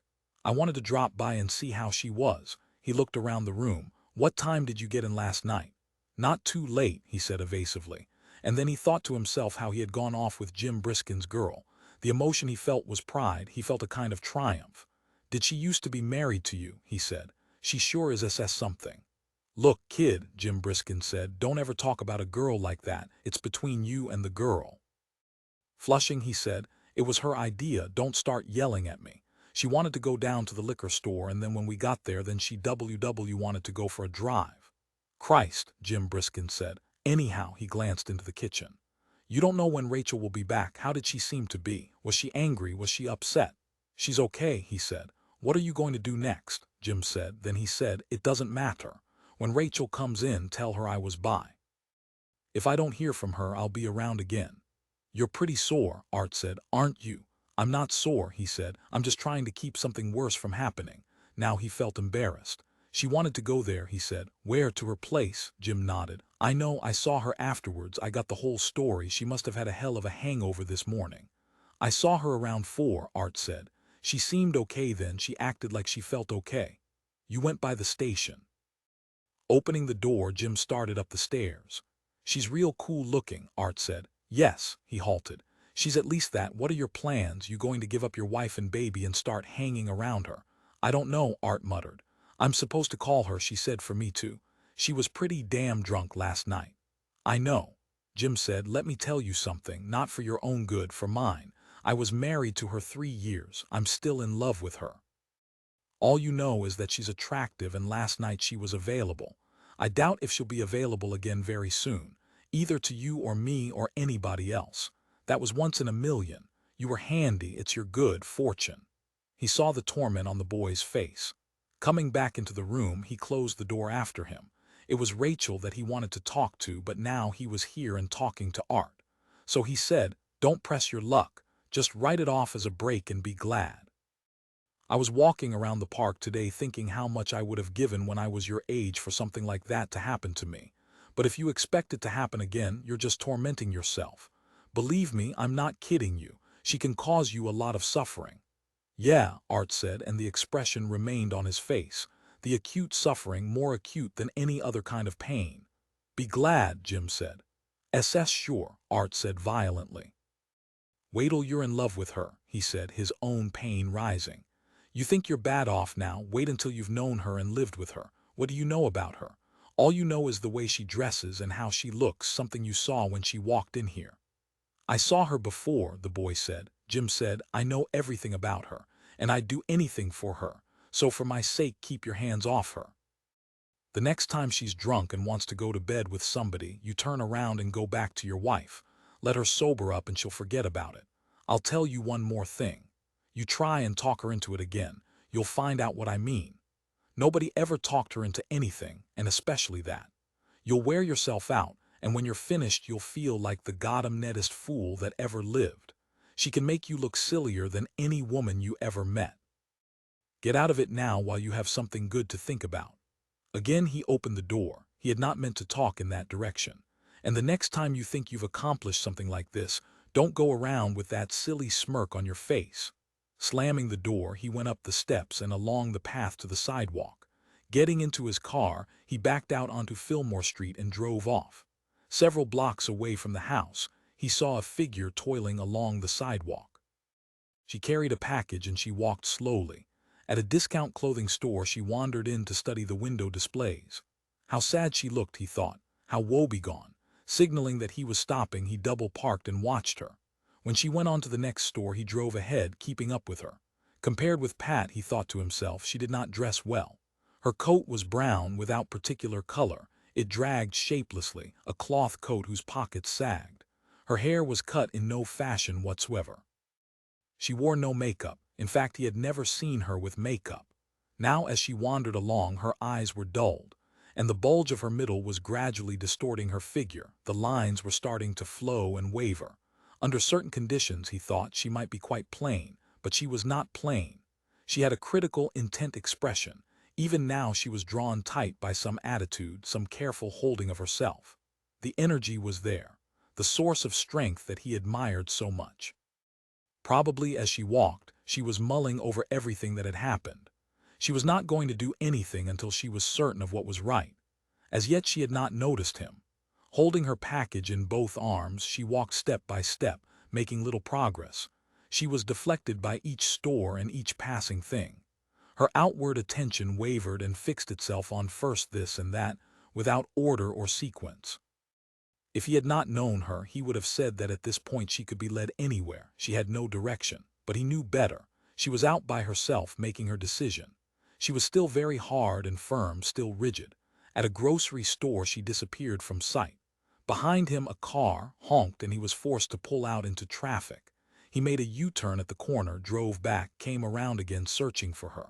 Now there was no sign of her. He had lost her. He saw a parking slot and quickly drove into it. On foot, he hurried along the sidewalk to the grocery store. It was a small store with nothing to offer but vegetables and fruits. He could see at once that she had departed. Two middle-aged women were inspecting potatoes. The proprietor in the rear was seated on a stool with his hands folded. Going on, he peered into a shoe store and then a cafe, a drugstore, a dry-cleaning shop. She was not in any of them and she was not ahead of him. "God damn," he said. The late afternoon sunlight was white and glaring, it made his head hurt. The drugstore had a soda fountain and he went in and sat down, his head in his hands. When the waitress appeared, he ordered coffee. Well, he thought she had certainly gone on home. He could catch her there. Resting his elbows on the counter, he drank his coffee. It was weak, hot, tasteless. His run-in with Art had left him in no shape to plan, to cope. A downgrade, he thought, the argument with Art.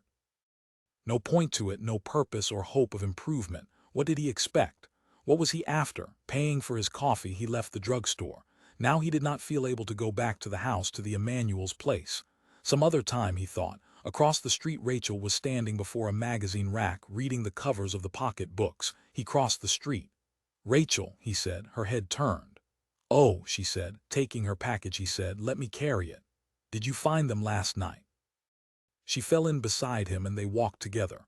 "Art came home. He didn't say anything about seeing you."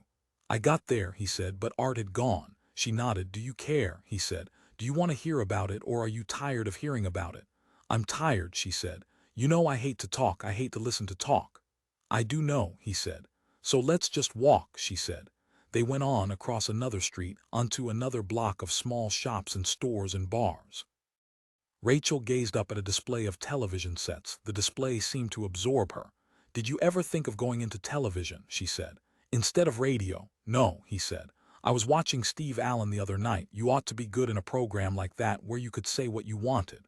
"He doesn't say what he wants," Jim said. She dropped the subject. "Can I say one thing about Pat?" he said. "Why?" Then she was apologetic. It was impossible for her, evidently, to be mean. She could not act out such a petty role. "If you want to say something, go ahead, but I just want to say this," he said. "I don't think she'll do it again. She was drunk, she saw Art, and there was this tangle with me." Rachel said, "I don't really care. What do I care why she did it or whether she's going to do it again? I've been walking around wondering what I should do. About her, I mean, I don't care about Art." "Have you decided?" he said. "Because as much as I think of you, I think more of her, and if you have anything planned, I wish you'd drop it and forget about it." "How far did they go?" Rachel said. "Don't talk like a child. I'm ashamed of both of you, both you and Art. I just wanted to know." "How the hell far do you think they went?" he said. "If that's the kind of language you have to put it in. How far do you think a very unhappy woman with too much to drink would go with a good-looking 18-year-old kid after they had parked up on Twin Peaks at 12 o'clock at night? Can't you tell when your own husband has had intercourse with another woman?" Curiously, she remained unmoved. "I don't know what to call it. When we were in school, we had a lot of words, but they weren't words you can use. It's hard not knowing the words." "Go learn them," he said. "You're mad at me," she said, "because I can't discuss this with you the way you like to discuss it." Her chin lifted, and all at once her enormous eyes were fixed on him. She brought the full weight of her contempt onto him. "Did you say once you wanted to help us? We don't know anything. Nobody ever taught us anything we can use. I'm not going to go over and cut her head off or something. I'd just like to know people who don't do things like this to other people." "She was drunk," he said. "So what? I'd like to ask her how she feels now. I'd like to go up to her and see if she's sorry or what." "She's sorry. Is she?" "She called me up last night," he said. "She was wailing and sobbing. She knew she did something wrong." They had walked almost back to the house. Ahead of them was the fence and gate. Now Rachel stopped. "What if I didn't go back?" she said. "That would be a mistake. I'm not going back." "What then?" he said. "Are you going to your family's and stay there a while, get a divorce? Never forgive him?" "I saw that in a movie," Rachel said. "And you know what you think of movies." "All right," she said, "I'll go back." She took her package from him. "Would you come inside with me?" "Sure," he said. They walked up the path and down the steps to the basement door. The apartment was empty, and on the table was a note from Art. Holding her package, Rachel read the note. "He went out," she said. "He says Grimmelman called and they're over at the loft. I guess you don't know Grimmelman." "Do you believe him?" he said. "You suppose it's true?" She tossed her package onto the couch. "No, I'm going to fix dinner. You can stay if you want." She went into the kitchen and soon he heard the sounds of water running in the sink, the clatter of pans. "Can I help?" he said. On her face was a hopeless look. "I didn't get any meat." "Let me get it." He led her to a chair and sat her down. "I'll be back in a minute." He left the apartment and went up the street to a meat market. The market was about to close and nobody was waiting at the counter. He bought a New York cut steak, fidgeted while the butcher wrapped it, and then carried it back to the apartment. "How's this?" he said, unwrapping the steak before her. She accepted it gingerly. "I never saw this cut before. It isn't sirloin, is it?" "No," he said. "I thought it might cheer you up. You ought to eat more." Going into the kitchen with the steak, she started to take down the frying pan. "Should I fry it?" "Broil it," he said. "Too tender to fry." "Will you stay with me?" she said. "I'd like to," he said. "What about afterwards?" she said. "After dinner. He ought to be back." "Suppose he is. Would you stay until he comes back?" "I don't know," he said. "I don't see how I can." Rachel said, "I lived with my family until Art and I ran off to Santa Rosa. Last night when you left here I felt very bad. I'm not used to being alone. You always struck me as being independent. Maybe we could go to a show." "No," he said, "I can't take you to a show, Rachel. I'll eat dinner with you and then I have to leave." "What'll I do?" she said. He said, "I've been in this spot for years. When Pat and I separated, I thought I'd go crazy. For a couple of weeks I didn't know what I was doing. It's something you have to live through. And you probably won't have to. I think he'll be back. But if he doesn't come back, you'll have to stand it alone. Isn't that right? You're about the only person I'd say this to outright." "It's the idea of him over there," she said. "I know it is. But for a year now she's been going around with Bob Posson and I've gone to bed every night with that on my mind. Is this the way it turns out? Not always." Putting on the burners in the oven, she set the steak under them. "Rachel," he said, "if he is there and I went over and got him, that wouldn't solve it. And you were the one last night who saw that. You were the first one to see that." She said, "I want to go to the show. If you won't take me, I'll go alone. Or I'll go up to Dodo's and when I see one of the kids or even somebody I don't know, I'll get him to take me." With her back to him, she said, "So please take me." "Would you do that?" he said. He knew she would. "Take me to that movie about the whale. We have a jar full of nickels and dimes we're saving up. What's it called?" "Moby Dick." "It's from some book. I read it in an English class. We read a lot of old books. It's supposed to be a pretty good movie, isn't it?" "Yes," he said. "And then maybe we could go somewhere else." She put on water for the vegetables. "I want you to stay with me," she said. "In January I'm going to have my baby and I have to be able to count on something. You brought her here and you know you're in this. I've been thinking it over and I'm not kidding. If he's gone, you have to take care of me. Have you ever heard of a thing like that? But it doesn't make any difference, you have to. I have a lot of respect for you. I don't even feel bad about this. There isn't anything else I can do. What would you do if you were me?" "I don't know," he said. "This will be very practical," she said. "You came here originally and said you wanted to help me." "I meant both of you," he said. "All right." Her voice was reasonable, measured. "You helped Art. Now you can help me. You gave him what he wanted. Now see to it that I have enough money and a place to live and something to do." "Maybe this sounds wrong." "No," he said, "just ruthless." "You got yourself into this," she said. He could not help admiring her. She was certainly brave. She had worked out the best solution she could think of. She did not give up or break down into self-pity or sentimentality. This was something out of her own mind, from her own system. "I'll think it over," he said. She continued fixing dinner. 14. The front door of the apartment building was locked, and he knew that this was the policy of the big apartment houses. He also knew that there was a back entrance by which the women took wash down to the lines. Going around to the rear of the building, he saw the lines, the recessed garages. A flight of spindly wooden stairs led up to a door, and as he had expected, the door was not locked. A housewife had blocked it open with a rolled-up copy of Life magazine. He entered the building and went along the carpeted halls until he came to her door. Without hesitation he knocked. "Who is it?" Patricia said from inside the apartment. "Just a minute." "It's Art," he said. The door flew open. "What?" she said. She had on a heavy cord robe. She had been taking a bath. Her hair was tied up in a turban and her cheeks were dark, glowing. Tightening the sash of her robe, she said, "I didn't expect you. I thought you were going to call." She was indecisive, and while she tried to make up her mind, he entered her apartment. "I called," he said. "I didn't get any answer." "What about Rachel?" In consternation, she moved away from him. She went out, he said. I have to finish taking my shower, excuse me. She hurried into the bathroom. Listening to the rush of water, he wondered if she had been here when the phone rang. The time was 5:45. How late do you work? He said. 5:30. So he decided she probably hadn't been here. Have you eaten dinner? He said, standing by the bathroom door. No, I'm not hungry. I don't feel well today. I want to go to bed early. Waiting for her, he roamed all around her apartment. Last night he had seen nothing of it. They had gone directly to bed and Patricia had not even turned on the living room light. The prints on the walls interested him, and the mobile in the corner. He touched it, examined the materials, the workmanship. Handmade, he realized, from the metal strips of coffee cans and from eggshells delicately tinted and glazed undoubtedly by her. The furniture was low, light in color. He liked it. He tried out several chairs. Their lines were simple. He was a little awed, and at the same time he felt a full measure of confidence. This seemed to him a place where he had won out. He had nothing to fear from this room or this woman.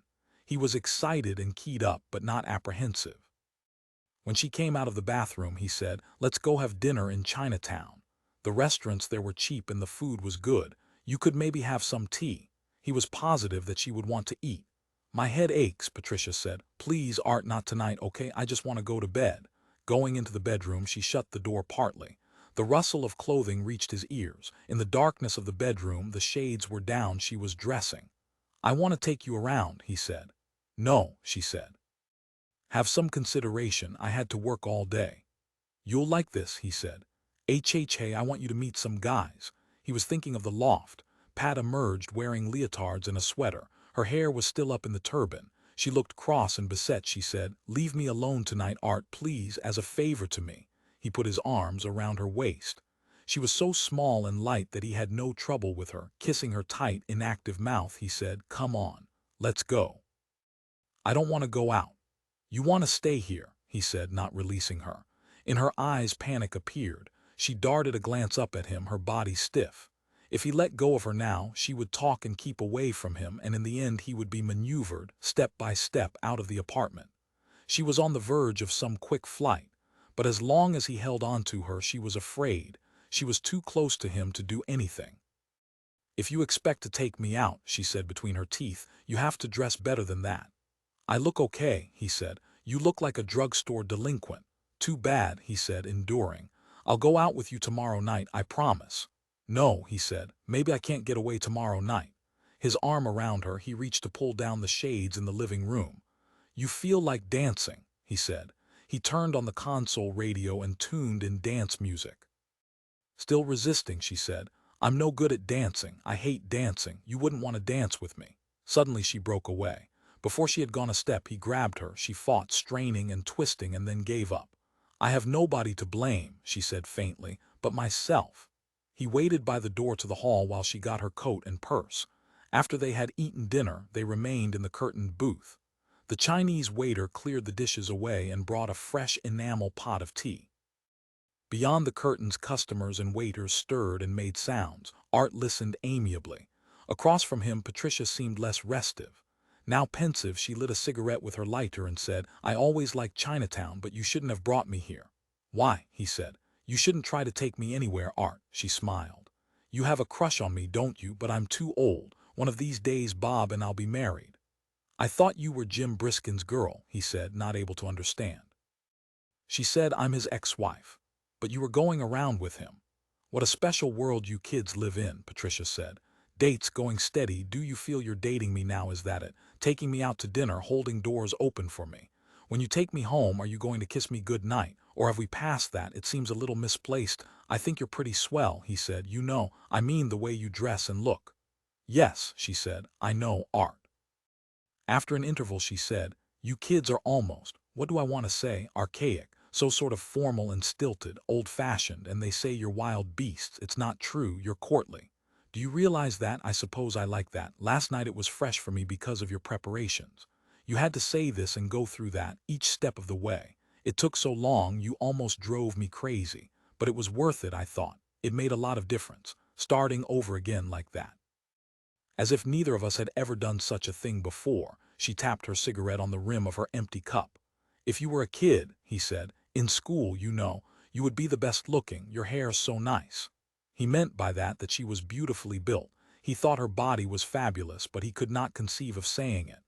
I think that's what I responded to, she said.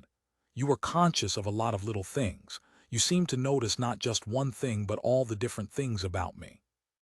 But you have so much to learn. For instance, she glanced up. Never tell a woman any part of her is large, her hands or her legs or her bosom. And for heaven's sake, remember that you can injure a woman if you go too fast, especially a woman who's, she raised an eyebrow, let's say small. What I mean to say is, at that point, go slow. Let her decide. Sometimes she can't relax, she stays constricted. He said, gazing down at his hands. Rachel was like that to start. It took a week. A lot of times. If I were a man, Pat said, I'd go after her. What do you see in somebody like me? I can't give you anything she can't. Don't you really see her? I just don't understand. Maybe it's because you have her and you know you have her. I'd like to give her some clothes. I think she could wear them. She needs clothes, but you can't buy them now. Not on what you make. He nodded. Pat said, there's nothing for you here. Don't get a crush on me. I'm not worth it. And anyhow, we can't do that again. That's what Jim Briskin said, he said, opposing the words, the statement of it. What did he say? He said it was because you were drunk. It's true, she said. When did you see him? He came over tonight. How did he act? Art said. He wanted to talk to Rachel. Yes, she said, I expect so. He's very responsible, Art. He's concerned about you and Air and about me. He said not to try to take you around. He said you would cause me a lot of suffering. He's right, Art, I will. He's just jealous. No, she said, he knows what he's saying, he knows me. In some ways he's like a child, he has an irrational streak. He gets excited and he acts on impulse, he gets carried away, especially if he thinks it's his duty. But he has perspective. I don't think it's only jealousy. She put out her cigarette. Getting to his feet, Art said, hey, let's go. I want you to meet this guy. He has this place with a bunch of maps and papers. It's our organization. We have a Horch, a Nazi car. Do you want to take me there? She said, seated, gazing up at him. SS sure, he said. All right, Art, if you want to. She arose. He held her chair awkwardly. What does your organization do? It's sort of revolutionary, he said, finding money to go with the check. Really? Again she was lost in thought. When I was a kid, I was a socialist. A Shavian socialist. Did you ever read Man and Superman, any of Shaw? No, he said, pushing the curtain back and leaving the booth. She walked slowly, her coat over her shoulders. 3 men seated at a table studied her, and one of them made a remark and whistled. In a flurry of clumsiness, he paid the bill at the front cash register and started out onto the street. Pat came after him, expressionless. She did not seem to have noticed the men, but he thought he certainly had. The path that led to the stairs was littered with debris. He kicked at the bottles and paper rubbish, saying, "This sure is rundown around here. Can you get by?" The sun had set. Darkness was appearing. Since she did not answer, he assumed she could. He started up the stairs to the metal door. Behind him she had halted to reach into her shoe. Then she came on. "He's up there," Art said. The metal door opened a crack. "Who's that?" Grimmelman demanded in his shrill voice. "It's me," he said. "Hey, I got someone with me." A blinding light shone in his face. Grimmelman had lit his carbide lamp and was swinging it out above the stairwell. "Emmanuel, step up. Identify your companion." Annoyed, he said, "Open the door." With reluctance, Grimmelman admitted him. "Is that Rachel? What's your motive in bringing her here? You've been informed." "No," he said, "it's somebody else." The door was open, and now Pat entered the loft. Her arms folded, she walked up to Grimmelman and said, "Are you Art's revolutionary friend?" "This is a classified area," Grimmelman said. Her lips moved. Without a word she passed Grimmelman to examine the maps mounted on the wall. Making no sound, she traveled the length of the loft, inspecting the papers and books and reports and heaps of information on the tables. Grimmelman, shivering with displeasure, said, "You're not permitted to handle that material." To Art he said, "Who is she?" "Is this authorized?" Pat said. "This is an SWP paper, isn't it?" She held up a newspaper with heavy black banners. "During the war I knew a boy in the SWP. Are you politically active?" Grimmelman demanded. Tossing down the paper, she walked toward him. "Number should I be?" She cleared papers and books from a chair and seated herself. "You know what you remind me of? The French students after the war, living in Paris on bread and margarine. Kids who were in the resistance in their teens." Grimmelman said, "Were you in France?" "For a few months in 1948 on a scholarship." "What was it like?" They were very poor. What's all this for up here? Are you part of an organized group? Art said. He's going to overthrow the existing order. I see, Pat said. This is not something to be discussed, said Grimmelman. If you were affiliated with the SWP, you probably have contacts with elements hostile to us. He busied himself with papers. He ignored her. It was clear that he disapproved of her. He was not going to talk to her. Art said, look at this. He showed her the M1 rifle. As always, it was oiled and shiny. I see, she said without taking it. Don't show her those, Grimmelman said. Aw hell, Art said, exasperated. What do you think she's going to do? I told you she's okay, I know her. He pushed the M1 rifle at Pat, wanting her to take it, but she did not. Baffled, he returned it to its wall rack. From one of the work tables, Pat took a book, opened it, and then put it aside. His back to the two of them, Grimmelman shuffled papers. He carried the papers to a map in the corner and transferred information from the papers to the map. Except for the wheezing and scratching of Grimmelman, the room was quiet. Let's go, Art said. She remained seated, and he thought that she did not intend to leave. But then, almost as an afterthought, she arose and walked toward the door. What time is it? She said to him as she started down the stairs. Neither she nor Grimmelman said goodbye. At the map, Grimmelman devoted himself to his papers, his shoulders hunched, his nose bent and twitching. He snuffled, lifted his head to rub his cheek with the back of his hand. Seeing them leave, he whinnied, a half laugh. As Art closed the door, Grimmelman started over to lock it. Pat had already reached the path and was starting cautiously in the direction of the street. Art said, that's sure strange up there. He takes it seriously, doesn't he? Pat said. How old is he? He's older than the rest of you. I don't know, he said, wishing to forget the whole business. Pat said, it smells stale, like food. Does he eat and sleep up there? Why, yeah, Art mumbled. What's he do for a living? Works at the cannery, I guess. During the fall. How did you run into somebody like that? She stood at the sidewalk by the car. He used to hang around Dodo's, Art said. He's a crank. He must have put a lot of money into those books. Getting into the car, she said, do you want to drive? Is there somewhere you want to take me? At the wheel, he said, how'd you like to see the horch? Whatever you want. It's real rare, he said. You never saw one like it. As they drove along the dark street, he said, maybe you don't care. She repeated, whatever you want. She sounded indifferent, as if it was all the same to her. To him, she sounded far off. On both sides of the car, industrial installations and warehouses passed. Streetlights were few and far between. Once he saw a bus parked at an intersection. The driver, alone inside, was reading a magazine. No good, he decided. He turned right and headed back into town. When they crossed Columbus, Pat said, are we going any place in particular? No, he said. Then why don't we stop over there? Ahead of them was a night spot. A green and blue neon sign whisked on and off. Cars and taxis were parked close by. An awning stretched from the door of the club to the curb. Several men in dinner jackets stood in the entrance. A woman in an evening gown and fur joined them. There, Art said, I'd like something to drink. I can't go in there, Pat said. Then let's stop somewhere else, over in North Beach somewhere. No, he said. They don't care how you dress in the North Beach places. I can't go in because I'm underage. You haven't got anything you can show them. He had only one piece of forged identification, a borrowed Air Force pass. It was too risky. If they asked for his driver's license or his social security card, he was sunk. Let's just go home, he said, to your place. Then we're through going out. He did not look at her, but he knew she was smiling. It wasn't much of an evening, she said. Stretching her arms, she said, I shouldn't go out on work days anyhow. I have to be up at 7 tomorrow. You want to just drive, he said. No, I'd just as soon go home. And still he thought she was smiling. She was enjoying this. She was amused.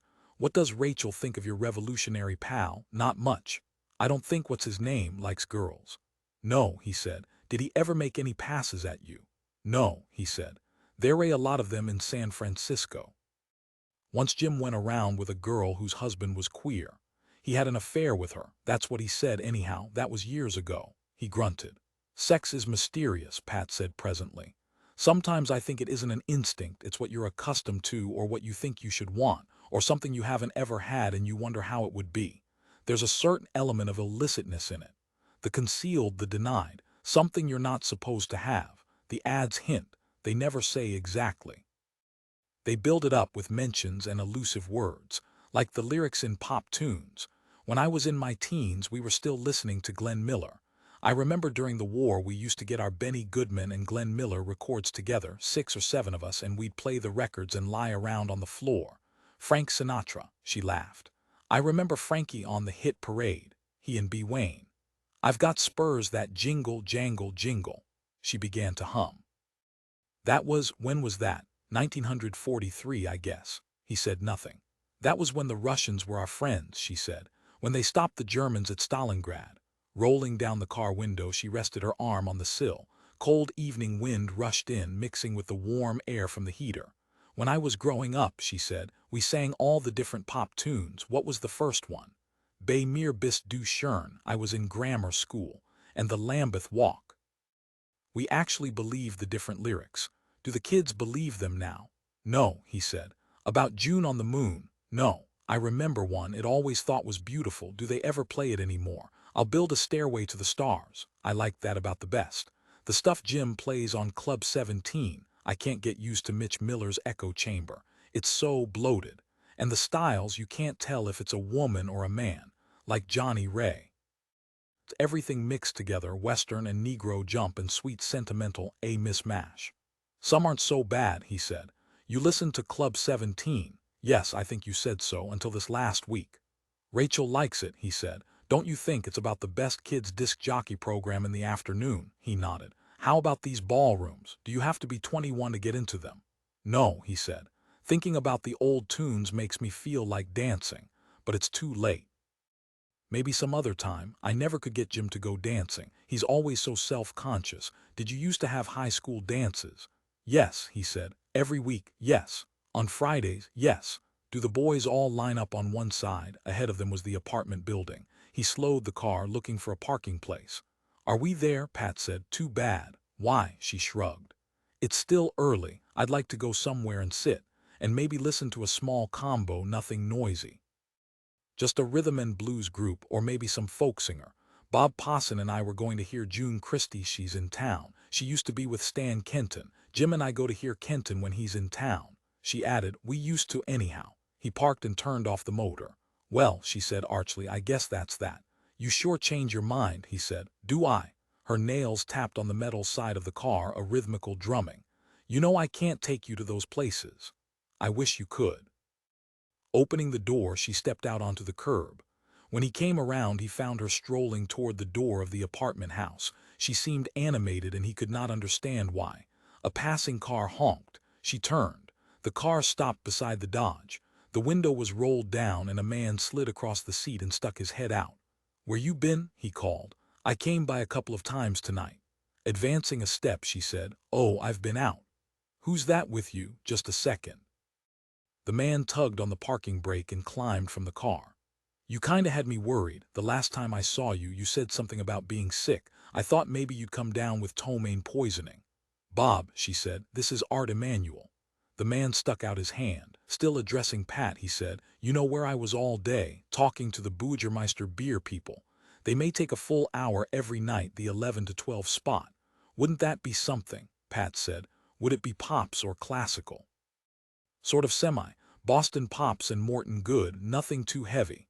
He raised an eyebrow. You all beat out? No, not particularly. Want to? He gestured. She glanced at Art. Grimacing, Bob said, how about Scobie's place? Ralph Sutton's there. We could drop by for an hour or so. Good enough, she said. Then it's a deal, Bob Posson said. To Art, Pat said, you can't come along, can you? They'd want to see your identification. Scrutinizing Art, Bob Posson said, haven't I seen you around the station in the afternoons? Around 4. Art listens to Club 17, Pat said, or did before the blow-up. Oh, I see, Bob nodded. Well, shall we go? To Art, he said, can I drop you anywhere? From his coat pocket, Art lifted out a switchblade knife which he had picked up from among the weapons at the loft. Pat saw the knife, the glow of light from the blade. Bob, she said in a weak, constricted voice. Put up her arm, a gesture of defense. You run along, I don't want to go anywhere. What? He said, bewildered. He opened and shut his mouth in exasperation. What the hell has happened between us? Just go, she said, please. She started away from him toward the entrance of the apartment building. I don't get it, he said, shaking his head. He stepped from the pavement to the side of his car. You sure you're all right? Yes, she said, I can handle this. I'll see you tomorrow at the station.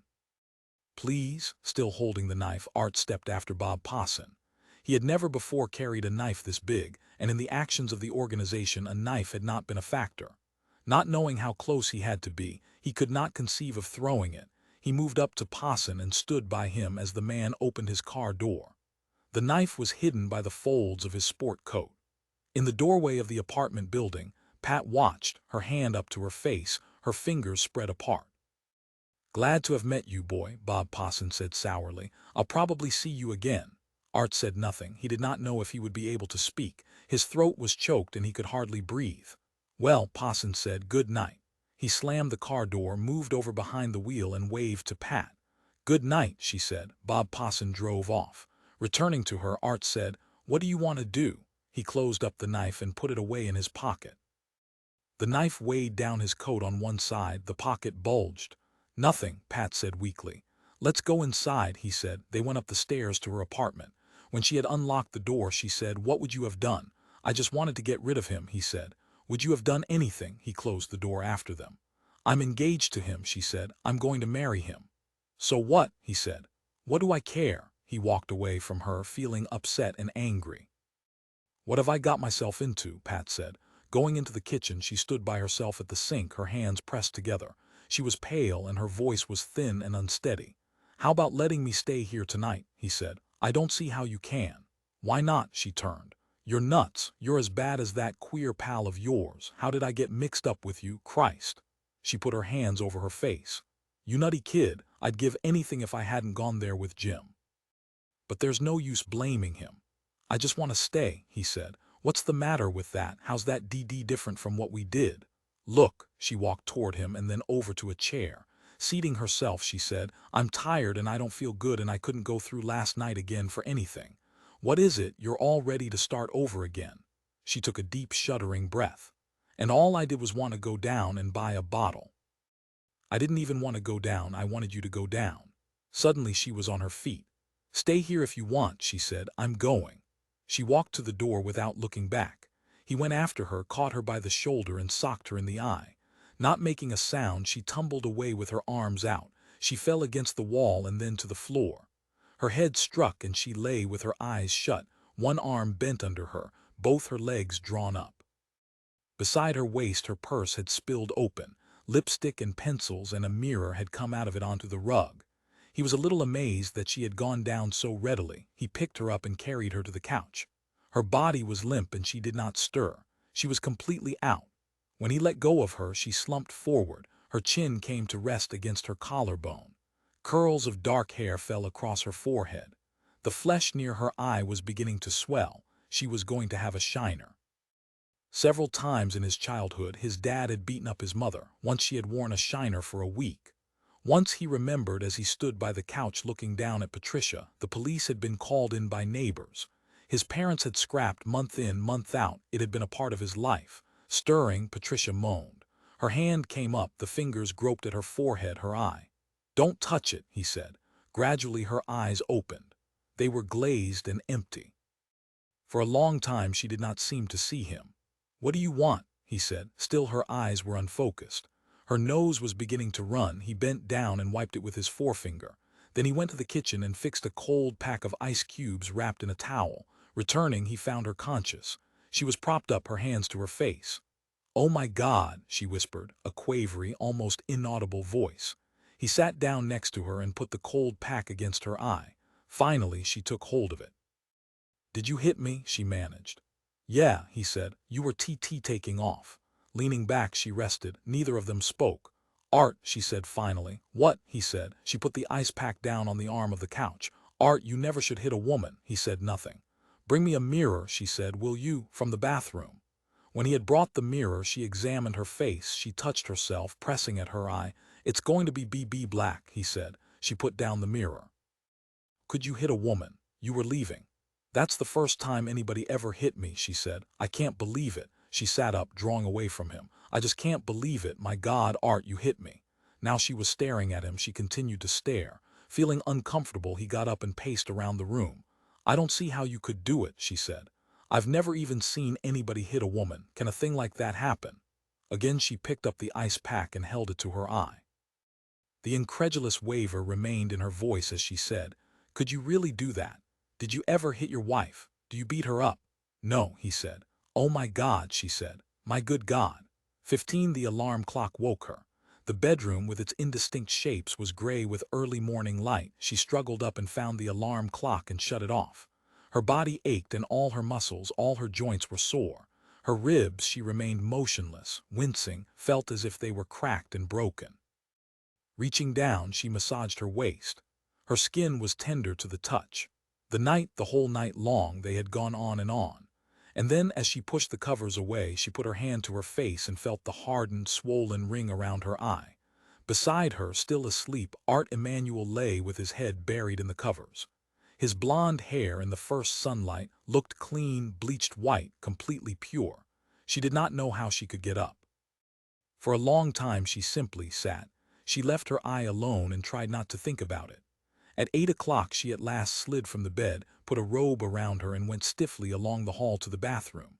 Even the soles of her feet hurt. Her flesh was dry, brittle, unyielding. She was, she thought to herself, a kind of dried corn husk.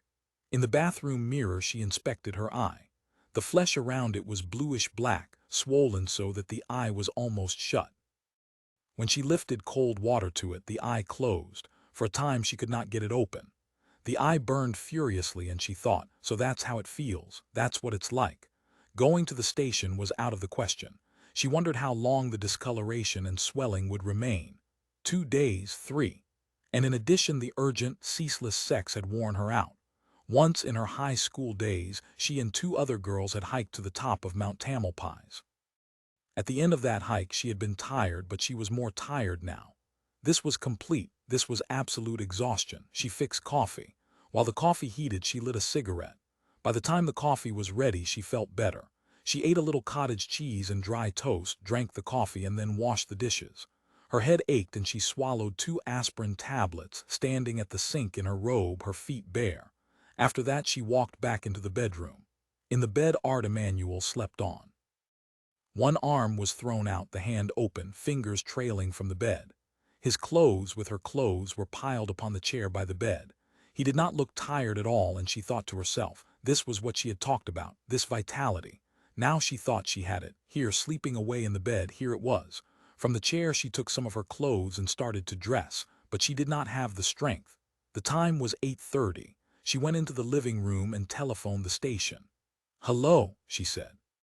"This is Patricia," Ted Haynes said. "What is it, Patricia? I wonder if it would be all right if I didn't come in today." Her voice was a rasp. She did not have to force it. "I've got the flu or something. What do you think? I haven't missed any time so far this year." Ted Haynes outlined a long list of medicines to buy, told her to stay in bed until she was well, wished her good luck, and then hung up. Stay in bed, she thought. It was funny. It was really funny. Returning to the bedroom, she tossed her robe over the chair with the rest of the clothes and then, lifting the covers back, got into bed beside the sleeping boy. In the half-light of the bedroom, she leaned above him, her elbows resting on the pillow, her face close to his.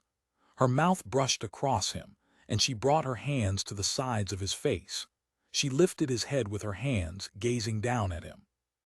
Presently she pushed aside the covers and lowered herself onto him. She rested her body against his chest, his face, his legs and hips and feet. How warm he was. She felt his heart beating. It moved at her breasts, his heart deep inside him, stirring and awake. She heard him breathing. She put her ear to his chest and crouched there, listening, holding on to him. In that position she dozed. Some time later, when the room was full of light, she was awakened by the pressure of his arms. His eyes were open and he was grinning up at her. He had taken hold of her and was holding her in his grip, clutching her where she was sore, where she hurt the most. "Oh no," she said. "We can't, we've had enough." "Sure," he said. She slid away from him, but he held on to her. "You ought to be exhausted," she said, marveling. "You ought to be dead." "Did you get up?" he said. "A little while ago you were gone. I ate breakfast." "Your eye looks awful," she said. "I can't go to work. I can't go outside like this." Sitting up, unfastening his fingers from her, she put her hand to her face, exploring the flesh by her nose, by her brow. "Is it going down? Some. What can I do? Just wait, he said. You ain't never had a black eye. No, she lay back, her knees drawn up to keep him away. Leave me alone, she said. The covers scratched her cheek. He was lifting them around her, covering her. That made her feel better. Thanks, she said. You still look okay, he said. Even with it, she said. You remember when we were up on Twin Peaks, you said you loved me. Yeah, he said. Do you? Yeah, he said. Sure I do. Then how could you hit me? She shifted to face him. How can you do that to somebody you love? Don't ever do it again, Art. Promise me. You were leaving. I was going out. I wasn't leaving. He said. What was I supposed to do? Just stand there. And that knife, where did you get it? From that creepy pal of yours. You shouldn't be mixed up in things like that, Art. Don't you know that? That was the first time, he murmured. Throw the damn thing away somewhere. Okay, he said. Will you do that? If you're going to go around with me, you can't do things like that. You know that, Art. He said nothing. Beside him she waited, she listened. When he did not answer, she reached out her hand and placed it on his body. This was not so bad, surely. This was nothing to complain about. She lay in bed and time passed. Hours went by. The sun climbed in the sky and the room became warmer, brighter. The air became stuffy. Art said, Hey, I'm hungry. How long are we going to stay here? Let's get up. You won't always be able to do this, Art, she said. Restlessly, he shifted about in the bed. It must be almost noon. Yes, she said. It's 11:30. She rolled over until she lay against him. She put her arm under him, bearing his weight on her wrist, her elbow. Then she drew herself up onto him, but only her head and shoulders. With her hand she held him away from her. No, she said, I just want to look at you. That seemed to trouble him. He did not enjoy being looked at. Gradually he became embarrassed. What's wrong? She said. I don't know, it's so light in here. The light? She raised herself up. Oh, she said. You think it's wrong for me to see you, is that it? I just don't understand why you like to lie around doing nothing. But still she sat, resting back on her heels, her bare knees jutting out before her, her palms resting on her thighs, and his dismay increased. There's nothing wrong with this, she said. Are you ashamed of me? Are you ashamed of yourself? She tossed the covers away from him. The covers settled to the floor, leaving both of them uncovered. You have a nice body, you should be proud of it. He got up, picked up his clothes, and dressed. And she watched that too. Let's eat, he said. Remaining on the bed, she said, I just want to lie here. Come on. His face was sullen. She said, lie here with me. Stretched out on the bed, she lifted up her hand, reaching toward him. I thought you were insatiable. His discomfort struck her as ironic. Now that I'm rested up, you don't want to, or do you just want to do it at night? You're only supposed to do it at night, he said. Why? Because it's dark, he said. She laughed. The bizarre modesty, the stilted ideas. Old teachings, concealment, and the word that came to her mind was prudery. During the night he had battled with her until she was sore and worn out, but now, in the sunlight, he refused even to stay in the room. How was it? She asked. Okay, he said angrily. And she thought he could not bring himself to speak of it. Wrong to speak, she thought. And she thought, my God, wrong to talk about it in front of a woman. He can talk about it with his drugstore pals. They probably talk about it all the time.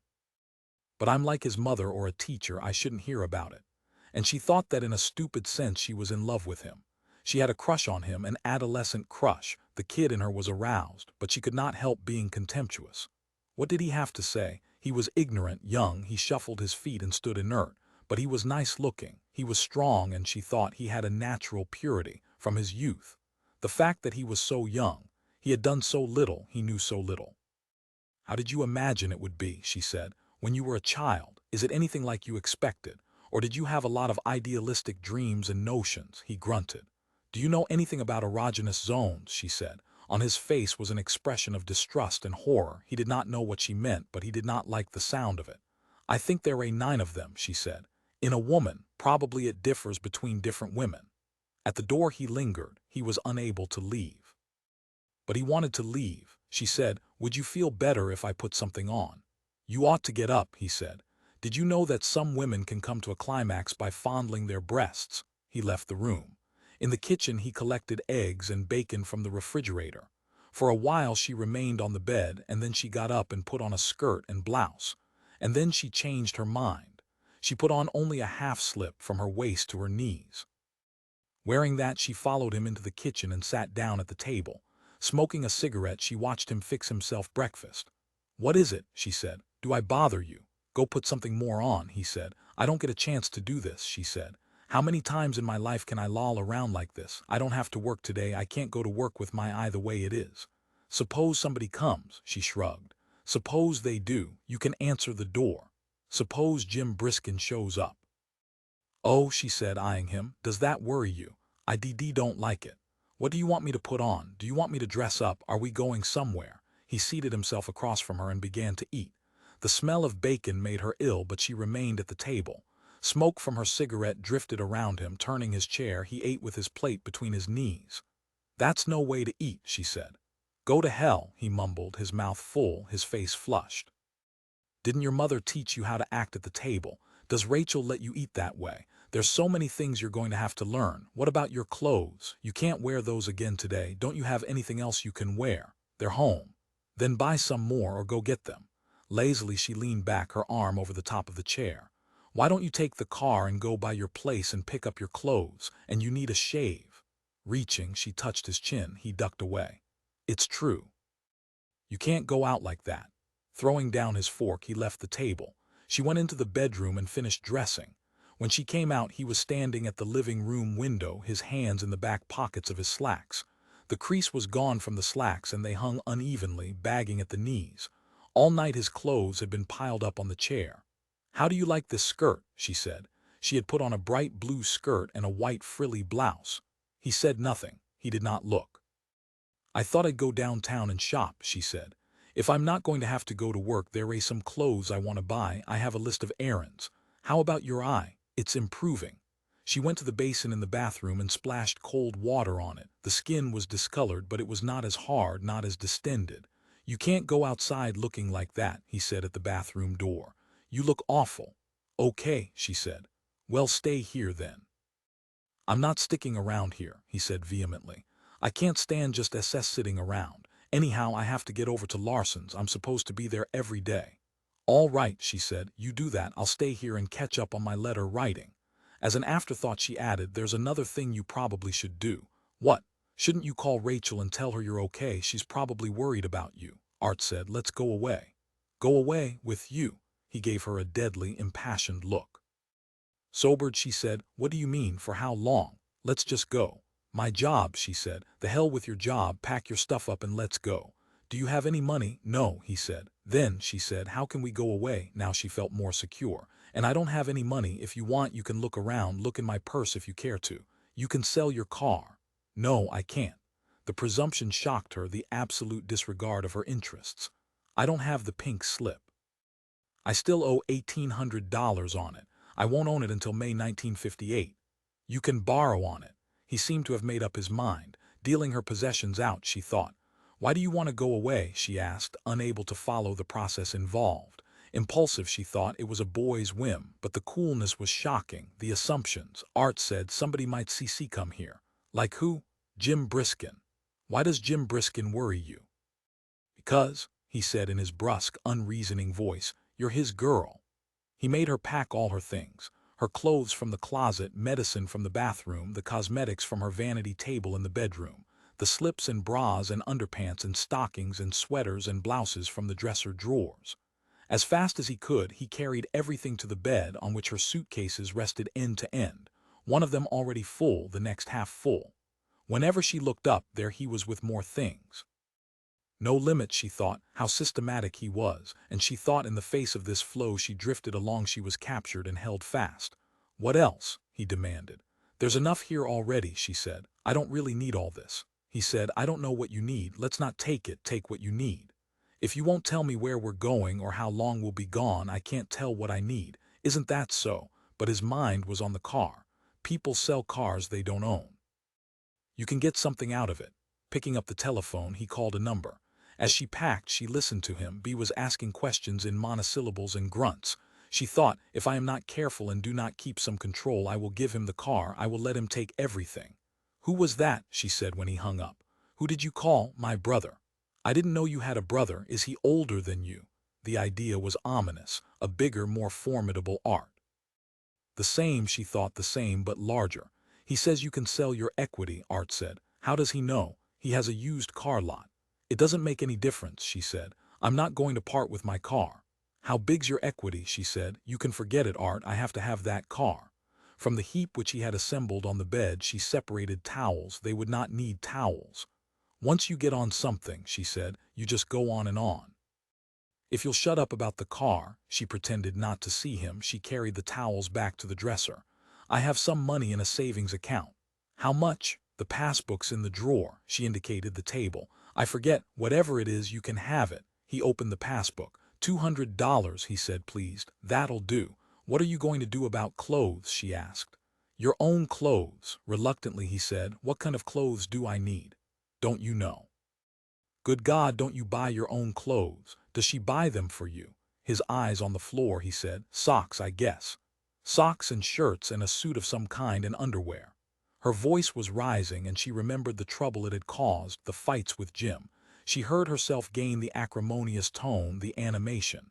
And underneath it was something different, something that she did not recognize. You're as helpless as a baby. Go out and go to some men's clothing store and tell them your stuff was destroyed or it was all lost. Get a neutral suit, blue or brown or gray, single-breasted. Don't get any sport coats. Why not? Because, she said, sport coats make you look like a kid dressed up for Saturday night. He was attending, aware of her conviction. Get a couple of sports shirts, she said, and some plain white shirts. And then the yearning beneath the anger came out and she said, I'll go with you. No, he said. But she had made up her mind. Going through her purse she kept alive a running patter of talk. Her eagerness was working through her and she could not shut it off. Why should I stake you to an outfit? What kind of a thing is this? Am I supposed to buy your clothes and feed you and support you? Am I keeping you? Is that it? What am I supposed to be getting out of it?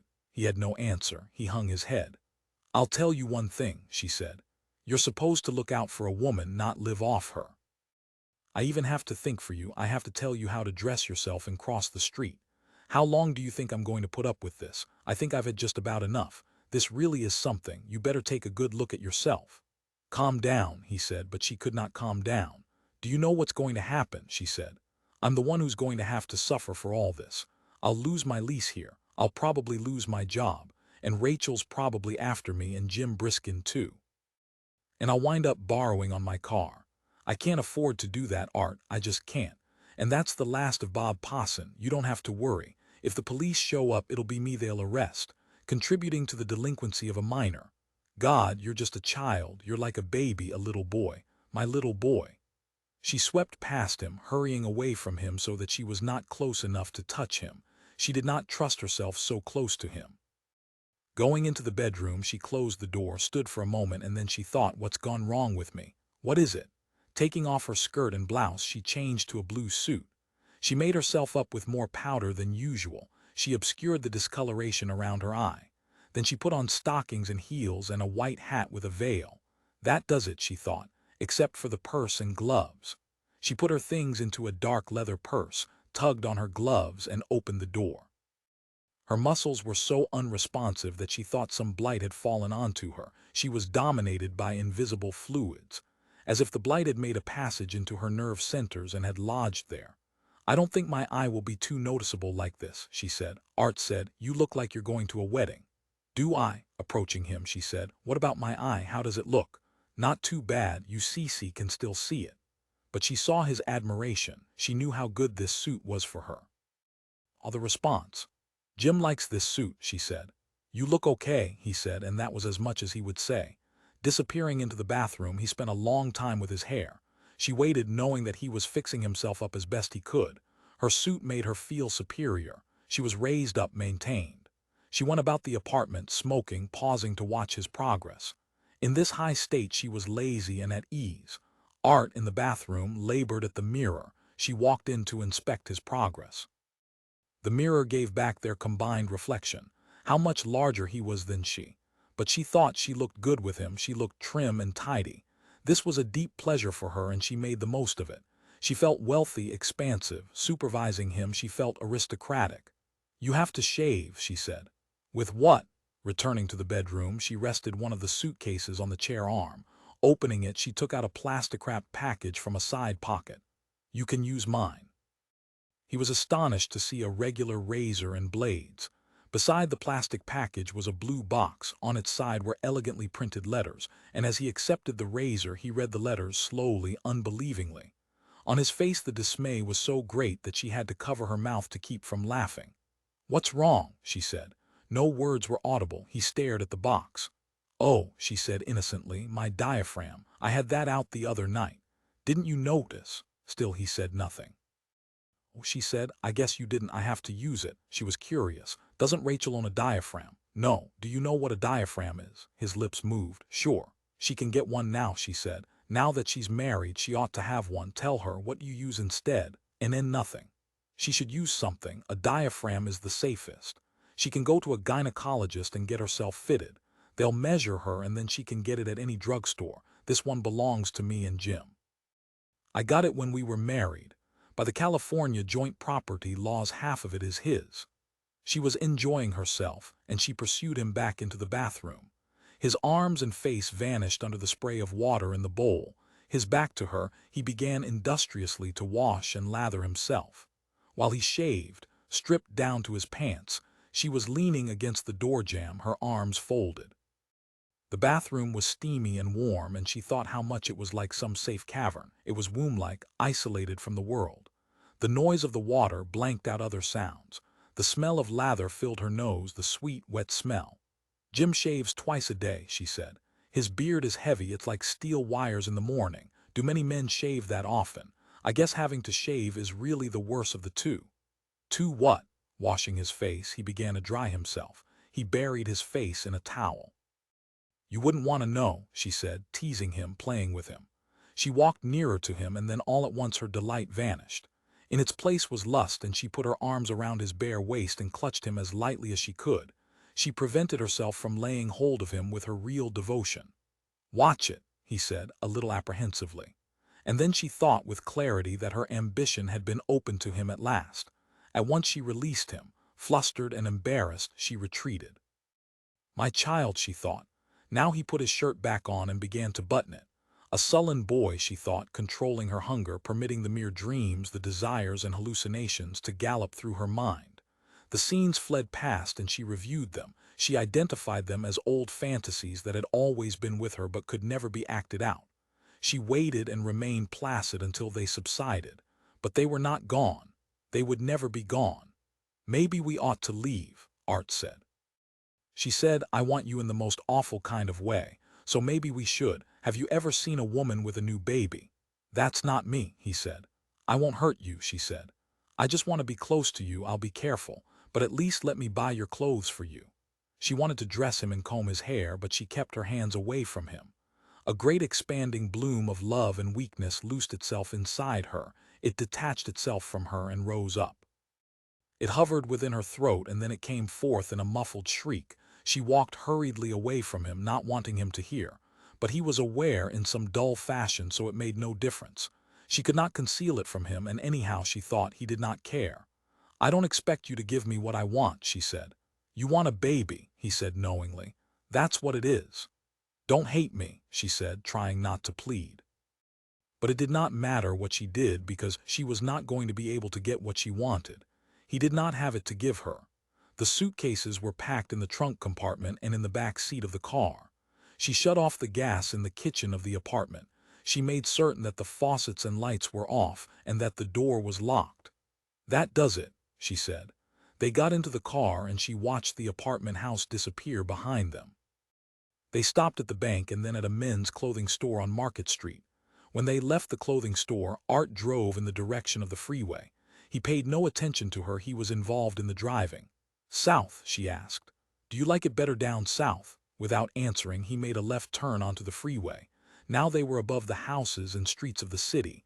Everything was grimy, she thought, run down and dismal. "Art," she said, "I want to ask you something. If you weren't married, if you didn't have a wife and you weren't expecting a baby, and say you were a couple of years older and I was, say, 24 instead of 27, she turned to face him. But when it came down to it, she was unable to say it. "What?" he said, struggling. She said, "Would you want to marry me?" "SS sure," he said. "I want to marry you now." "You can't, Art," she said. "Don't even think about it." "Why not?" "Art," she said, "you'll just make yourself more miserable." In that instant she felt like crying. With effort she said, You can't leave Rachel, she's a wonderful person, she's a lot finer person than I am, I know that. No, he said, it's the truth. If I were anything at all, I wouldn't be here with you. I'd have broken it off after that first night, but I don't have the strength, I'm too weak, Art. And it was true, she thought, it really was true, she could not deny it. It's just delaying it. Sooner or later we have to break it off. I keep telling myself, we had to now, right now. I'm too old and you're too young, but we keep on going along, someday we'll have to pay for this. No, he said, why do we have to stop? We'll want to, this isn't healthy or right, there's nothing really good between us. I don't know, he said. He listened to her, he heard what she was saying, but he did not agree.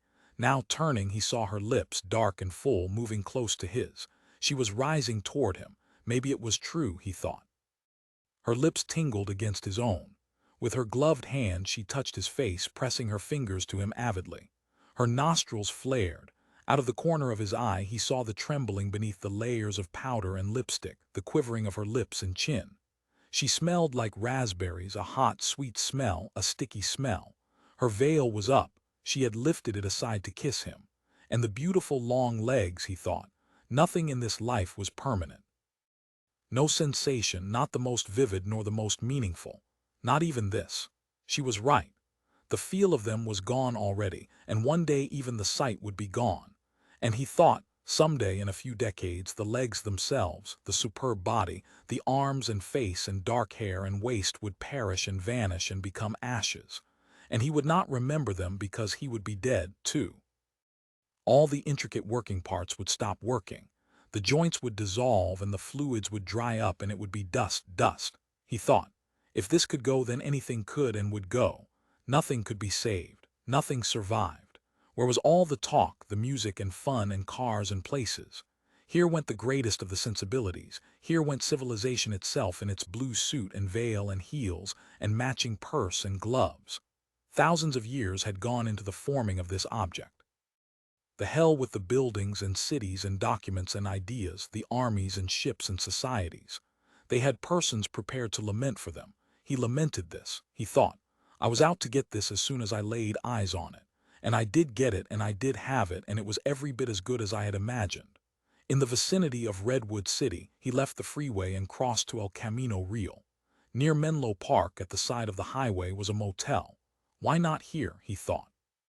Starting, Pat raised her head and looked out. Are you stopping? This looks like what we want, he said.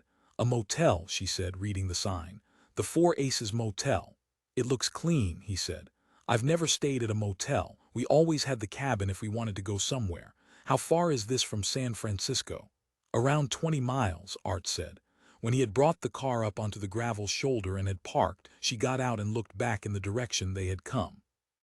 To the north was San Francisco, too far now to see, but nonetheless there. She felt its closeness. The line of office buildings, like two-dimensional cardboard cutouts, assembled and pasted up against the late afternoon haze. The air was dry and tasted of cinders. She sniffed. She inhaled the presence of trucks and cars, the skyborne wastes from factories. Into San Francisco went concrete ramps, the freeway system over which they had come. The ramps were high off the ground, elevated, remote.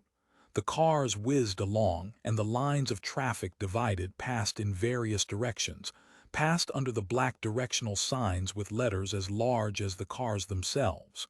To her, this sense of the city, this view of it, was disturbing and at the same time exhilarating. To be here, on the edge of the city. To be camped just outside, not in it but beside it, close enough to enter if she wanted, far enough out so that she was away, she was free on her own, not bound or contained by it. The trucks rumbled past, the huge diesel trucks. Under her feet the pavement shook. Ah, she thought, breathing in the air.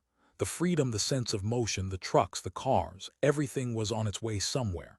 Transition, she thought, there was nothing stable here, nothing fixed. She could be anything she wanted. This was the edge. 16. The blue pre-war Plymouth halted by the curb, and Ferd Heinck hopped out and ran up the path and down the stairs and knocked on the door of the basement apartment. A light was on behind the shade of the living room window, and he knew either Rachel or Art was home. The door opened and Rachel, looking wan and listless, said, "Hi, Heinck." Always shy in her presence, he scuffed his feet and said, "What say? Is Art around?" "No," she said. "I sort of wanted to pick up the dummies." She did not appear to understand, so he explained. The dummies for phantasmagoria, they're around someplace. Art was working on them. Oh, she said, yes, he asked me to go over the spelling. She held the door open and Ferd Heinck entered. I'll get them. Ill at ease, he waited for her. The apartment had a deserted quality, a lack of life. While he was standing around, he realized that a man was sitting in the corner with his legs stuck out, a grown man in a suit. At first he thought the man was asleep, and then he realized that the man was awake and looking at him. Hi, Ferd Heinck murmured. The man said, Hi, Ferd. Recognizing Jim Briskin, he said, How are you? Not so good, Jim Briskin said, and that was all. Rachel appeared with the dummies. Here, she said, giving them to Ferd. Her tone was so weighted down that he decided not to stay. He accepted the dummies for his science fiction magazine, thanked her, and went off up the steps to the path. Behind him, Rachel shut the door of the apartment. He continued along the path, past the iron gate to the car. At the wheel, Joe Mantilla said, You didn't stay long anyhow. He wasn't home, Ferd said, getting into the car. They stopped at the lithograph shop, which was still open. The man behind the counter, fat and wearing suspenders and a colored shirt with the sleeves rolled up, inspected the dummies. His stubby fingers riffled the pages as Ferd Heinck and Joe Mantilla stood circumspectly a short distance away. You want it folded and stapled, don't you? The man scratched estimates with a ballpoint pen. How many copies? Ferd Heinck told him around 200, and the man wrote that down. He also wrote complicated figures about the number of pages, size of pages, and cryptic letters suggesting the weight of paper, the type of chemical process. Can we go look at how it works? Ferd asked, interested as always in seeing printing processes. Sure, the man said, smoking a Malacrino cigarette. Just keep out of the way. They wandered past the counter and saw the negatives of several dummies from local corporations, and then the actual photographing equipment. Next door was more interesting material. The Rube Goldberg folding and cutting machine was clanking away, and hundreds of pamphlets, all alike, were rattling down an inclined belt. The title of the pamphlet was Tungsten in Time of War, and it was put out by a factory in South San Francisco. The pamphlets hung astraddle the moving belt, and at the bottom they were mechanically collected into a pile. The room banged with the noise of the conveyor. Metal arms reached and groped. It looks like a Martian, Heinck said. Or like Abe Merritt's The Metal Monster. I have that in the original edition. It was published in the October 1927 issue of Science and Invention under the title The Metal Emperor. Yeah, Joe Mantilla said, not listening. Nobody hardly knows that, Heinck went on above the uproar. Where was Art? Joe Mantilla said. I don't know, he was out. If I was married to a girl like her, Joe Mantilla said, I sure wouldn't be out. That's no lie, Ferd Heinck said. They got their estimate and left the bindery. As they walked back to the car, Joe Mantilla noticed a flat manila folder under Heinck's arm. Didn't you give him that? No, Heinck said. What is it? A story, Heinck said, becoming instantly cautious.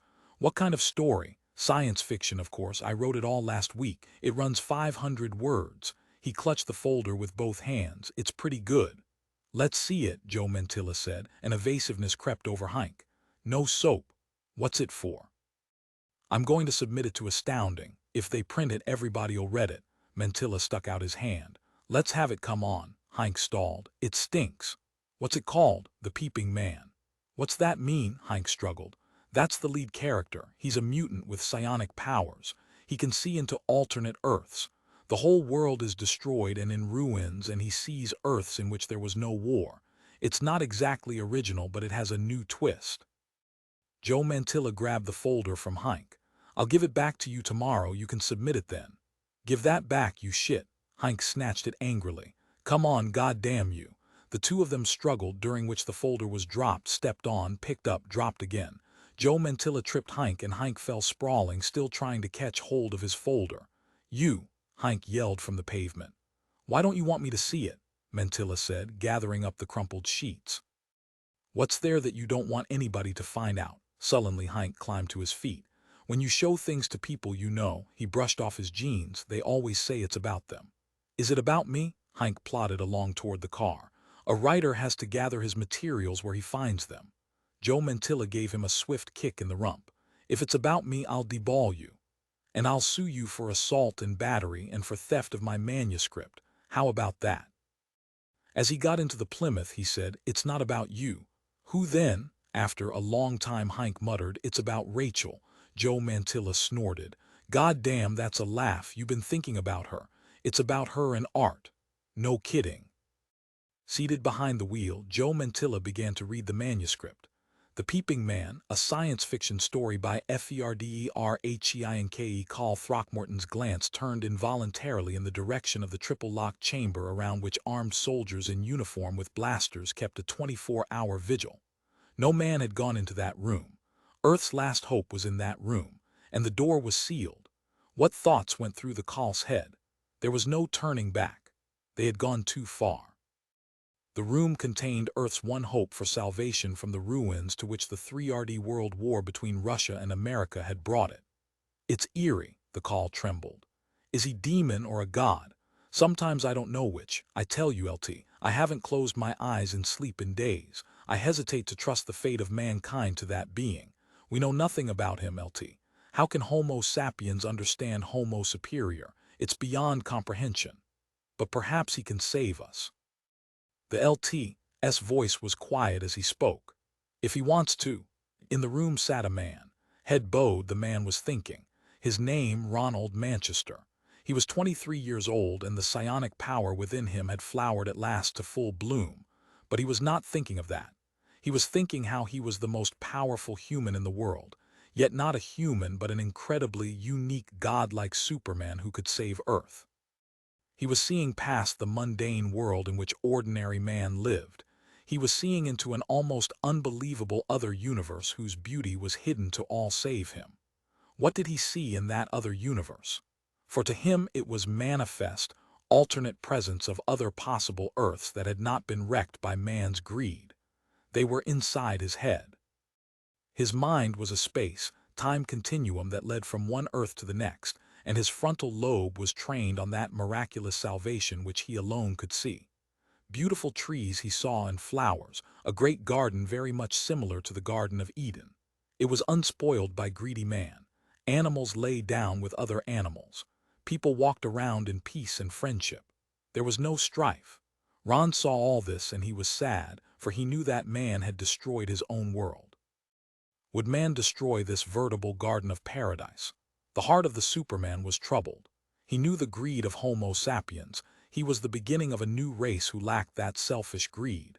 And he had been imprisoned by soldiers because they hated and didn't understand anything different. He had been chased by a howling mob of masked men. He had been stoned and thrown sticks at. Beaten, troubled, he had at the end crept away from the haunts of man. He could not endure among them because he could not kill. He lacked the ability to destroy. He was like God. He loved everybody. He wanted to be friends. One day B was sitting alone in his cell and he looked into a different other world of such breathtaking beauty that nobody could imagine it. Nobody could believe it existed. It was so fair and untouched. Even the man of tomorrow was stunned and for a time silent. He trembled and grew cold all over as his eyes made it out.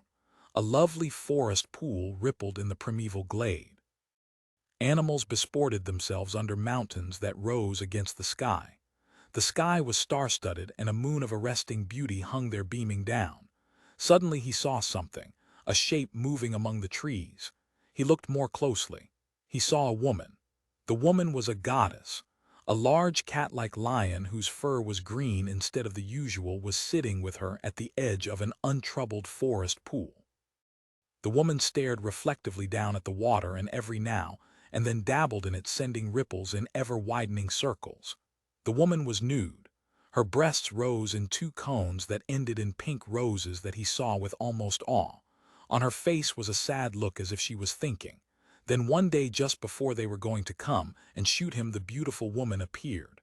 A blazing circle of blinding light appeared in the center of the cell, and there was the woman.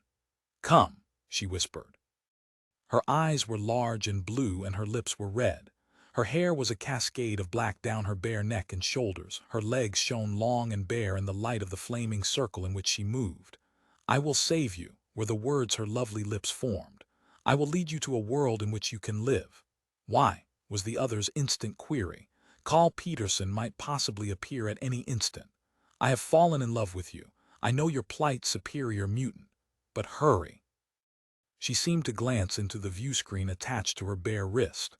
Soldiers are coming. If I'm to save you, I must as soon as possible. Their telepathic brains met, and he saw what he had to do.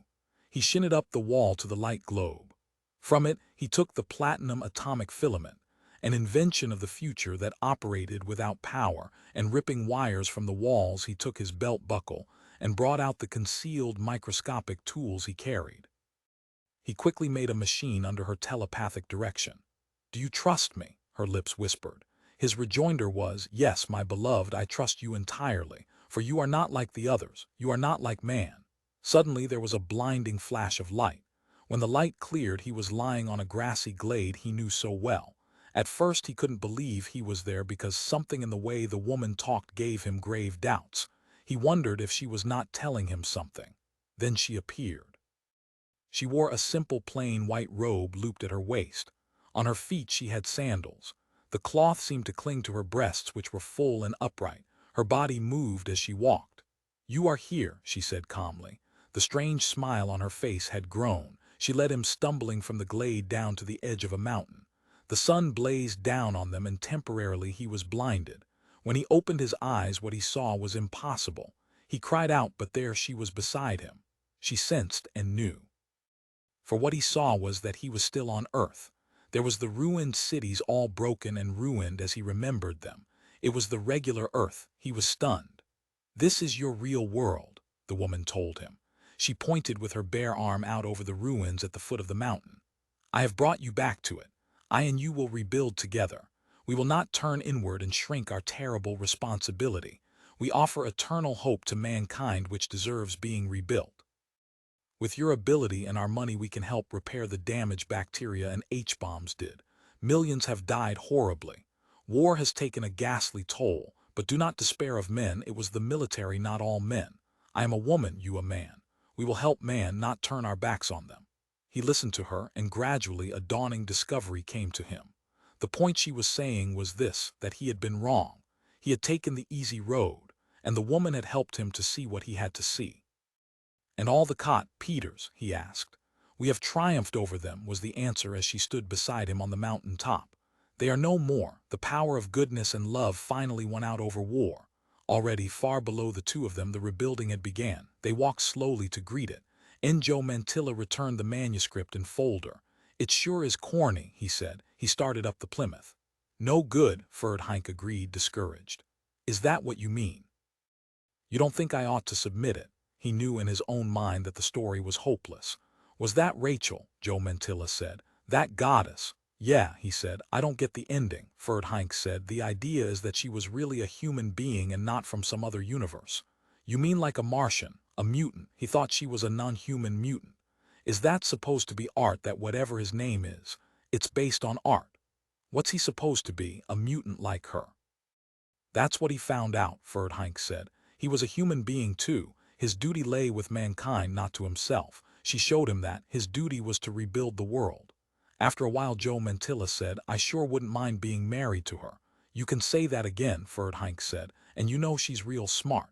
"Yeah," he agreed. Joe Mantilla said, "What do you think the purpose of life is?" "That's hard to say." "Well, what do you think? You mean the ultimate purpose? What we're here on Earth for?" Ferdinand, pondering, said, "To help mankind evolve up the next step in evolution." "You think the next step is with us already, but we don't know it." "Maybe so," he said. "I used to think the purpose of life was to do God's will," Joe Mantilla said. "How do you define God? God made the universe. Have you ever seen him?" "Hey," Joe Mantilla said, "I read this story where the military shoots down this angel, you know, and it's wounded or something." He developed the plot for Ferdinand's benefit, repeating the details endlessly. "I read that," Ferdinand said. Joe Mantilla said, "It's funny all the different things she knows. Rachel, I mean, maybe she really is a superior mutant." Gesturing, he went on, "I wouldn't be surprised to discover that she has those powers mutants have. I mean, she's not like anybody else. When she says something, you know it's right. Maybe she has that faculty of, what is it? Reading the future." "Precognition," Ferdinand said. "You think so?" "No," he said. "That was the whole point of the story. She's actually a human being, and there's really a lot of human beings not like the military. If she was here now, Joe Mantilla said, and she heard us talking, you know what she'd do? She'd laugh. Yeah, Joe Mantilla said. You notice that most things like what other people like you and I believe, she don't believe. When you talk to her, she doesn't even hear you. Like all the different things we do, the organization and the beings from Earth. I think she really is a superior mutant, and after everybody else is gone, she'll take over the world. Ferdhink said, I think this is the last dying days of our society, the way Rome went out. Why did Rome fall? Rome fell because their society became hollow, and then the barbarians swarmed in, and that was the end. They burned all the libraries and buildings, Joe Mantilla said. Tough, Ferdhink said. That was wrong. They killed all the Christians, they walled them up in the catacombs and set animals on them. It was the Romans that did that, Ferdhink said. In the gladiator fights, the Romans hated the Christians because they knew that the Christians would pull down their empty society, and they did. The Emperor Constantine was a Christian, Joe Mantilla disagreed. It was the barbarians who killed the Christians, not the Romans. They argued indefinitely.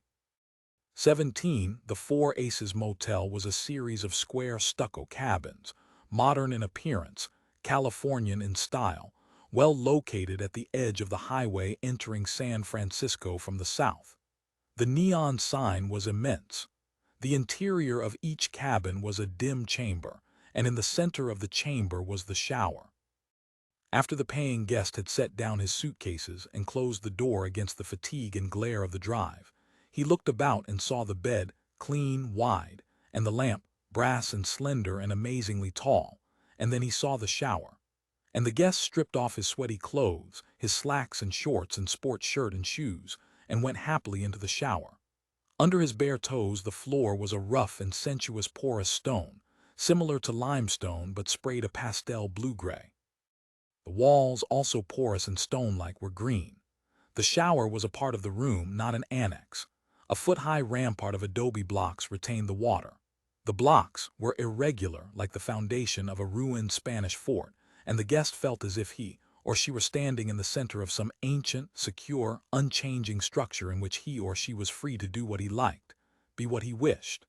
Beneath the shower of cabin C, Patricia Gray stood with her legs apart as she reached to scrub her ankles. The door of the cabin was partly open, and the late afternoon sunlight poured in through the slot. And with the sunlight, the image of gravel, a field of gravel, spreading to the square of lawn and deck chairs and beach umbrellas in the shade behind the neon sign. And then El Camino itself, the trucks and the San Francisco commuter traffic went nose to tail, and the noise was a deep, ceaseless drumming. Now they were leaving the city. Now, at this moment at the end of the day, the traffic moved south. Over the bed, a plastic Emerson radio played a dance record. On the bed, Art lay spread out in his slacks and shirt, reading a magazine. Do me a favor, Patricia said. A towel. No, she said. Turn off the radio, would you, or get something else. The jukebox tunes reminded her of the station, her job, and Jim Briskin. Art made no move to get up. Come on, she said. He did not stir, so she took the immaculate white bath towel supplied by the motel and patted across the room. Drizzling water from her hair and head and body, she clicked the switch of the radio. Okay, she said. She was afraid enough of him to remain close to the radio as she dried herself. The silence seemed to oppress him. Get something on it, he said. She said, I don't want anything from the outside. This must be complete, she thought, if it is going to have any chance at all. From the clothes that she had bought him, she picked up a red and gray sports shirt. He had worn it once on the drive from San Francisco. Holding it, she went to the bed and said, Can I wear this? Glancing up, he saw her and the shirt. Why? I just want to, she said. It's too big. But she put on his shirt. The bottom of it trailed across her thighs. From one of her suitcases, she took a pair of jeans and put them on. She unfastened her hair and began to comb it. In the jeans and sports shirt, she padded about the room. She carried bottles and jars and tubes and packages to the medicine cabinet in the bathroom and to the top of the dresser. The closet was already full of her clothes. She did not unpack the rest. There was no room. You sure have a lot of stuff, Art said. No, she said, not so much. All those BB bottles. She went into the tiny kitchen to see if there was cupboard space. They had brought no cooking utensils. On the drain board was a package of cookies and 4 navel oranges and a carton of milk and a loaf of Langendorf bread and a jar of cheese spread. And by itself, a fifth of Gallo port. She opened the wine and, rinsing out the tumbler supplied by the motel, poured herself a glass. Through the back window of the motel, she saw a yard of planks and uncompleted concrete foundations. On a clothesline, trousers and work shirts hung. A desolate scene, she thought. Returning to the living room, she said, "This is nice here." At the front door she stood watching the trucks go by. The time was 7 o'clock and the sun was beginning to set. The flow of traffic had dwindled. They were already home, she thought, the commuters in their business suits and neckties.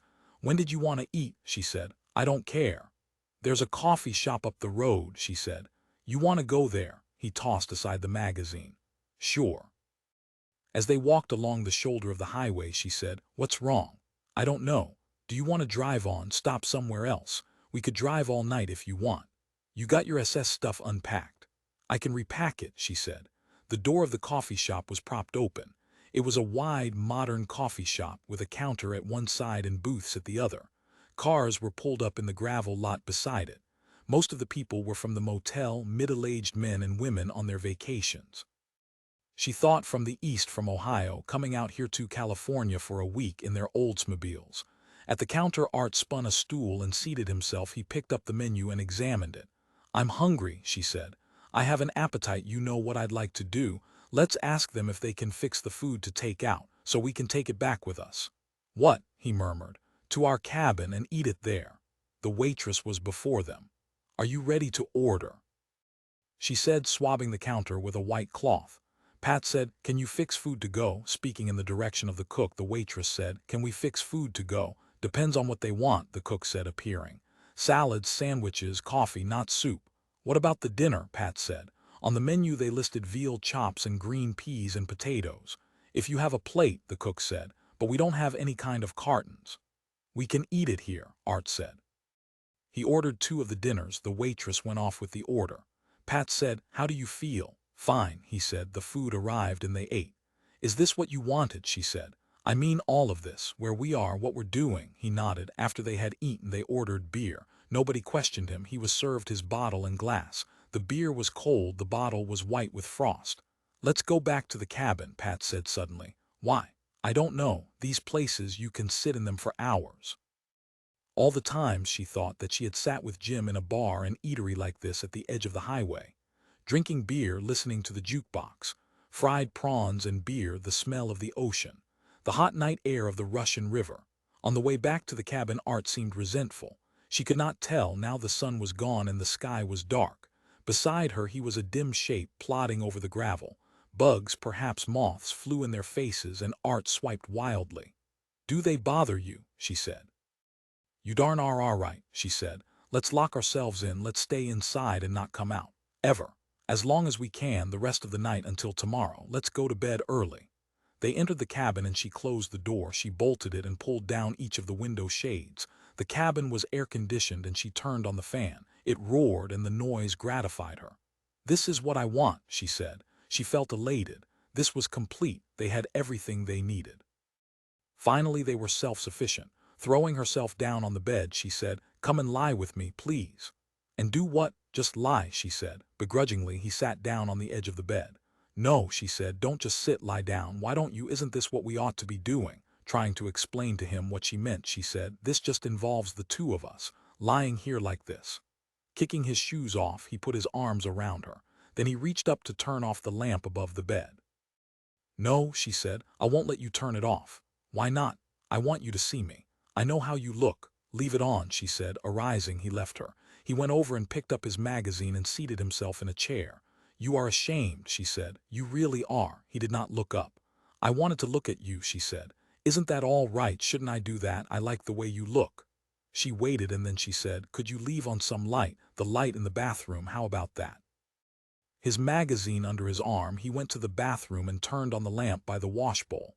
Then he came back and on his face was the fretful look. He reached past her head for the lamp. When it was off, he returned to the bed. The bed sank under his weight. At first she saw nothing, and then she was able to make out the texture of his hair, the bridge of his nose, his eyebrows and ears, his shoulders. Lifting her hand, she unbuttoned his shirt. She slipped his shirt from him, and then she raised herself up and clasped her arms around him and pressed her head against his chest. He did not move. "Take off your clothes," she said. "Please, for my sake." When he had taken off his clothes, she lay beside him, her arm under his head, but there was no response. She slipped down until her dark hair flowed across his stomach, but still he did not stir. No, she thought, not at all. "This is fine," she said. "Just lying here." "Okay," he said. She kissed him. His body was cold, hard, without spirit. "Can't we just lie here?" She unfastened her shirt, and then she took off her jeans. She lay against him with her mouth at his neck, her eyes shut. She buried her fists in his armpits, and she thought, never, never at all. "It's only around 8 o'clock, he said. "I love you," she said. "Do you understand what I mean? For God's sake." She dug her nails into his face and made him look at her. "I want to stay with you. This is exactly what I want, what we have now. This is enough." He said, "I'm not just going to lie around here. What do you want? What do you need? Let's go somewhere." She held him down. She pressed down his wrists, his loins. She gripped him with her legs. She hugged him until her body ached and her breasts were bruised. "Where?" she said at last. He said, "I saw this skating rink up the road. We drove by it." "No," she said. "Come on," he said. With his hands he lifted her from him. He set her beside him in the bed. Getting to her feet, she began putting her clothes back on. "What sort of skating?" "Ice skating." "You want to go ice skating?" she said. She went away and put the palms of her hands to her chin. Her fingers covered her eyes. "I can't believe it, Art." "Why not?" he demanded. "What's the matter with that?" "Nothing," she said. "Don't you want to?" "No," she said. "I don't feel like it. I'll stay here." "Don't you know how?" "I'll teach you." He arose and rapidly dressed. "I'm pretty good. I taught a couple of people." She went into the bathroom and locked the door. "What are you doing in there?" he demanded at the door. "I don't feel well," she said. She sat down on the clothes hamper. "You want me to stick around?" "No, go ahead," she said. "I'll be back in an hour or so," he said. How about that?" "Okay." She stared down at her hands. Presently she heard the front door of the cabin shut. Gravel crunched as he crossed the lot to the shoulder of the highway. Opening the bathroom door, she ran through the cabin and out onto the porch. Far off by the highway, his figure moved. He became smaller. "God damn you," she said. He went on. "God damn you, Art," she said. She shut the door. Putting on her shoes, she ran from the cabin across the gravel to the highway after him. Ahead of her, his figure moved, and then it was swallowed up by the lights of a roadside bar and then a gas station. She slowed down. The neon sign of the skating rink was visible, and she kept her eyes on that. She could not see him, but she saw the sign and she went toward it. By the skating rink, cars were parked, some of them locked up, some still full of people. Kids, she thought. Boys in sport coats and slacks, girls in dresses. A lunch counter was attached to the rink, and the kids were going in there. At the window of the rink, a line of kids waited, and Art was one of them. In front of him was a girl in a checkered skirt and saddle shoes, a red wool sweater over her shoulders. The girl was no more than 15. Behind Art, a soldier, round-faced, gangling, waited with his girl. She stood away from the light, gasping and getting back her wind. The line became longer. Art reached the window, paid for his admission, and then went on inside. A car full of teenagers pulled up, its exhausts thundering. Boys piled out and ran to the ticket window. Behind them, two girls in jeans and sweaters followed. At the window they struggled and swarmed and shoved one another. The kids blended together, the jeans and shirts, the faces, the hair. When they had gone inside the rink, she turned and walked back to the cabin of the motel. She bolted the door after her. A roaring filled every part of the cabin, and at first she did not know what it was. She could not tell if it were inside or outside her head. It was outside. It was the air conditioner, she realized. They had left it on. With her drink in her hand, she stood before the mirror and declared with certitude that she would have looked absolutely perfect beside him. Together they would have attracted favorable attention. They would have been an outstanding couple. And then she began to cry. She started to sit down, but her hand struck the arm of the chair. The glass tumbled and the remains of her drink spread in a pool across the rug. She touched the pool with her toe. The rug was wet. The coolness felt nice. God, she thought. Walking into the kitchen, she fixed herself another drink. She turned on the radio over the bed, but she could not get KOIF. The transmitter was too far away. On a San Mateo station, she picked up classical music. She turned the volume up loud as it would go. She brought the wine bottle to the bed. Lying down, she snapped off the light. She lay in darkness, drinking, listening to the music. Outside the cabin, cars and trucks passed along the highway. In the next cabin, laughter and voices shrilled out into the darkness. She listened to that too. When the voices ceased, she turned her attention to the music. The music suddenly was gone. She sat up. At first she tuned the dial, wondering what had happened to it. And then she realized that the station had gone off the air. The time was midnight. She made her way to the bathroom, washed her face, and then scrubbed her skin. She pressed her face into the fabric until her face ached. Then she came back out and seated herself by the phone. She dialed the KOIF number, but of course there was no answer. With a shock, she realized what she was doing. Not there, she thought, hanging up the phone. He couldn't possibly be there. Nobody was there. It was after midnight. The station was shut down. Holding the receiver in her lap, she dialed her own number. The phone rang on and on. Not there, she thought. She hung up. Next, she dialed his apartment. Again, there was no answer. Nowhere, she thought. She hung up the phone and went to refill her glass. The wine was almost gone. She poured it all into the glass. Once more she telephoned. Using the San Francisco phone book, she looked up and dialed the Emanuel's number, the apartment on Fillmore Street. "Hello," a voice said. "Jim," she said. She began to cry again. Tears spilled down her cheeks onto her knuckles and the phone. "Where are you?" he said. "I'm in a motel," she said. "I don't know the name." Jim said, "Where is it?" "I don't know." Sat crying, clutching the phone. "Is he with you?" "No." From her pocket she got out her handkerchief and blew her nose. He went out. Jim said, "See if there's a match folder. Look by the phone." She looked. She found a match folder with the name 4 Aces Motel on it. "Jim," she said, "I don't know what to do." "Did you find a match folder?" "No," she said, "I don't know." She buried the match folder in the phone book out of sight. "I know where I am, but I don't know what to do." He went out ice skating. "Can you believe that?" "Tell me where you are," he said, "and I'll come and get you." "Are you in San Francisco?" "No," she said, "it's down on El Camino Real." "Near what town?" "Redwood City." "He's up at an ice skating rink with a lot of kids." "What's the matter with me, Jim? How did I get mixed up in this? Tell me the address." "No," she said, shaking her head. "Tell me," he said. "Pat, come on, tell me where you are." "What am I going to do?" she said. "He's up there with those kids." "All he is a kid. He showed me this place they go, this attic. He came over to the apartment and got me to go to dinner with him. We went out to Chinatown. I didn't want to go, but he got me to. I did everything I could, but good God, what can I do if he's going off an ice skate?" "Pat," he said, "tell me where you are." "I'm scared of him," she said. "Why?" Holding the handkerchief to her eyes, she said, "I don't want you to come down. How can I get out of here, Jim? I have to get away." "This didn't work out. You were right." "Why are you afraid of him?" "He hit me," she said, crying. "Are you hurt?" "I'm okay. He hit me in the eye, and we went on and on that night until there was nothing left of me. He wore me out, and now he's ice skating. There was this girl ahead of him in the line. I want to come and get you," Jim said.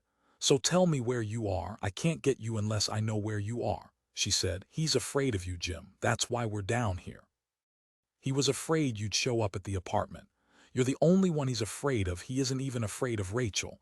"How is Rachel?" "Fine," he said. "Is she mad?" "Look," he said, "tell me where you are." "I'm at the 4 Aces Motel." "Okay." "Wait," she said. "Jim, listen. I did everything I could. I bought him enough clothes so he looked like a man and not like a kid dressed up for Saturday night. It's my car we came down in. What else could I do? All I wanted to do was just lie here in bed and not do anything, but he wouldn't do that." "I'll see you," he said, and hung up. The phone clicked in her ear. For a time she held it, and then she put it on the hook. "Christ," she said. Now it had happened. Now it was over. She went unsteadily to the closet and changed from her jeans and sports shirt to a blouse and bolero and long skirt. He liked her long skirts. Then she began braiding her hair. 12:30, the cabin door flew open and Art entered. "Hi," he said. "Hello," she said. "What you been doing?" He saw the empty wine bottle by the bed. "What you do, drink the whole bottle," she said. "I called Jim Briskin." Why, yeah." He came around beside her. "No kidding, I had to," she said. "Why did you go off and leave me? I don't understand how you could." "How long ago did you call him?" "I don't know." "What's he doing, coming down?" "Yes," she said. By degrees his face darkened. "Get your stuff packed, let's go." "I'm going back," she said. "Oh, why, yeah." Standing up, she said, "You sneaky little kid, if he ever gets his hands on you, he'll kill you. So you better run as fast as you can and hide." "What you call him for?" "Ice skating," she said. What else do you do? Why don't you go out and get me an ice cream soda? He shuffled his feet and stuck his hands away into his back pockets. Did you have fun? She said. Did you meet any kids you knew? No, he said. Why'd you leave? They closed.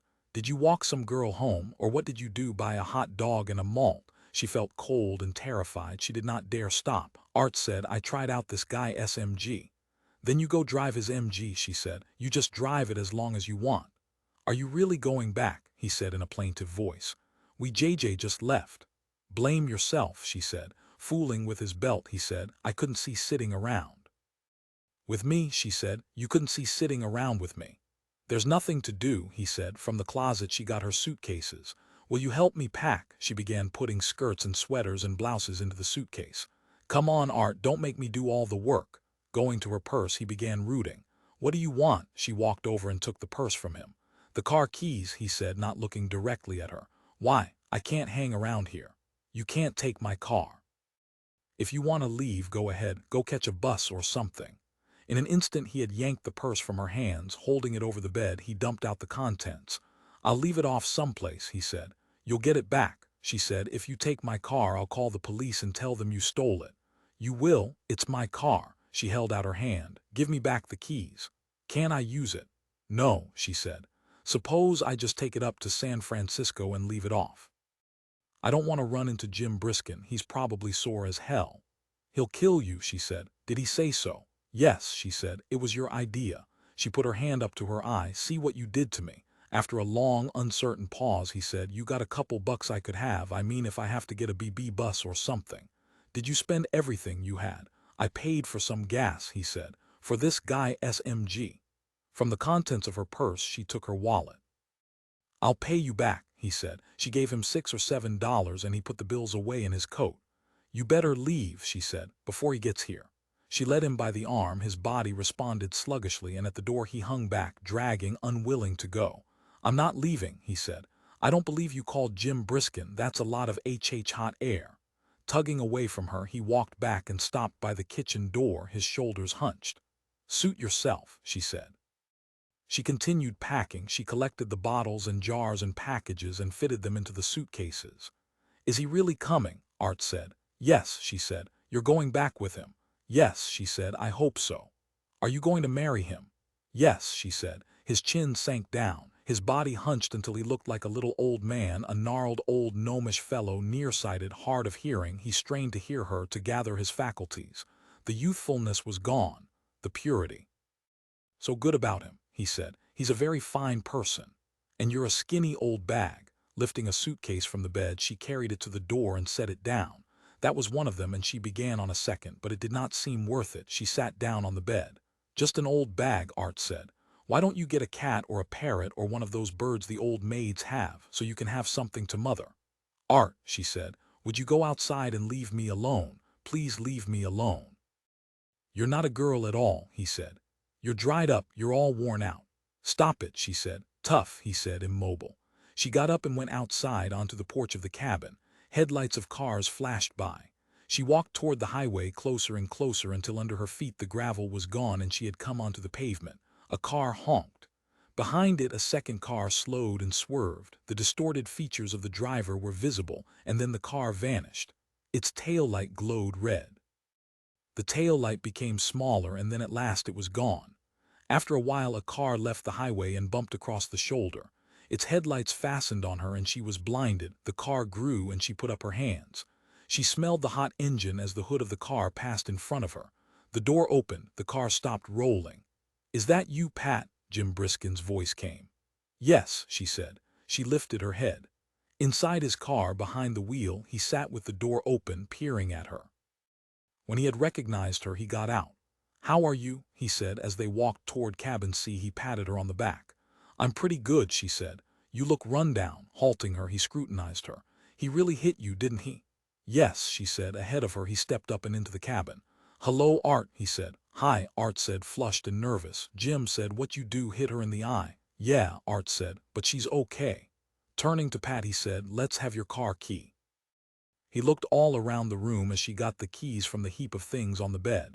Thanks, he said. He seemed preoccupied. Here, Art, He tossed the keys to the boy. "What's this?" Art said. The keys fell to the floor and he stooped to pick them up. The keys slipped away from him and he stooped again. "Your stuff isn't packed, is it?" Jim said to her. "I see it all around." "No," she said. "I have one suitcase packed."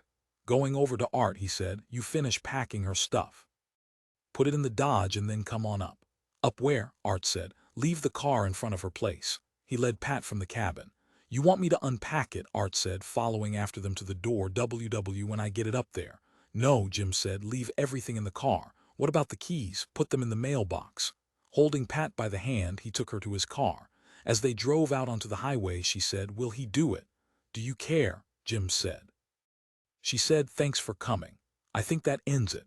Behind them, the Four Aces Motel was already lost among the neon signs. "How are you otherwise?" "I'll live," she said. "It was certainly hard getting the name out of you, the motel name." After that, neither of them said anything. They watched the road, the cars and signs, the headlights that flashed by. Leaning back against the seat, Pat slept a little. When she woke up, they were on the freeway. To their right was the bay. Now there were fewer lights. "That dirty little squirt of a kid," she said. "Okay," he said. "He socked me right in the eye, he knocked me out." "Now you have something to talk about," he said. "Something you can point to." And he pulled a knife on Bob Posson. Jim said, "Who cares?" She shrank away. She found her handkerchief in her pocket and began to cry into it, her head turned away from him. She cried as quietly as possible. "Don't listen to me," he said. "No," she said, "you're right." He reached over and caressed her arm. "Why don't you shut up? Nobody feels sorry for you. When we get into town, we'll stop and buy something for your eye." "I don't want anything," she said. "You know what he called me. He called me a lot of terrible things. I haven't heard words like that since I was a child. And he wanted me to borrow on my car. He wanted." Again she was crying. She could not help it. She cried on, and Jim Briskin paid no attention. The freeway joined with other freeways leading into San Francisco. In due time they were driving above houses. Most of the houses were dark, their lights were off. 18, his apartment was cold and dark. Patricia remained by the door while he lit lamps and pulled down the window shades. "Haven't you been here?" she asked. "Not for a while." In the light he saw how really tired she was, how lined and unhappy her face had become. A careworn face, he thought. "Better sit down," he said. Pat said, "You know, at first he drove me wild. He was always after me." "You said that first night was terrific," he said. "Yes," she nodded, sitting with her hands folded, her feet close together. "But the next night after he hit me, it went on and on. My God, I thought I'd die. He kept coming back. I'd think he was asleep, maybe he was for a little, and then there he'd be wanting to start again." She glanced up timidly. "So we kept at it. And in the morning when I woke up, I was sore all over. I could hardly get out of bed." "Get a good long rest," he said. "It's awful to say," she said. "To tell you," he gestured. "Why not? Can I have a cup of coffee? I drank a bottle of wine. I feel sick." She did look sick, but he had seen her a lot sicker. All in all, she was lucky. "Sweet wine," he said. "Port. You kind of dropped your guard. Did you want it to break up?" "Yes," she said. "It had run its course." He knelt down so that he was facing her, taking hold of her hands. He said, "Is that the slogan?" Her lips moved. "I don't know." "What do you mean, Jim?" "What now?" he said. "Now," she echoed. "I realize my mistake." He left her and went into the kitchen to fix the coffee. When he came back, she was still sitting with her feet tucked under her and her hands folded in her lap. How forlorn, he thought. How glad he was to get her back. The difference it made, the importance.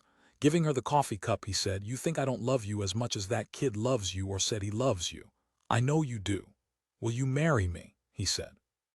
Again, now, he thought, if ever she could be persuaded, it would have to be now. "You're through with that, and you don't give a damn about Bob Posson, do you?" "All right," she said, holding her coffee cup. "I'll marry you, remarry you, whatever they call it." The cup tilted. He took it away and set it on the floor. The giving in, he thought.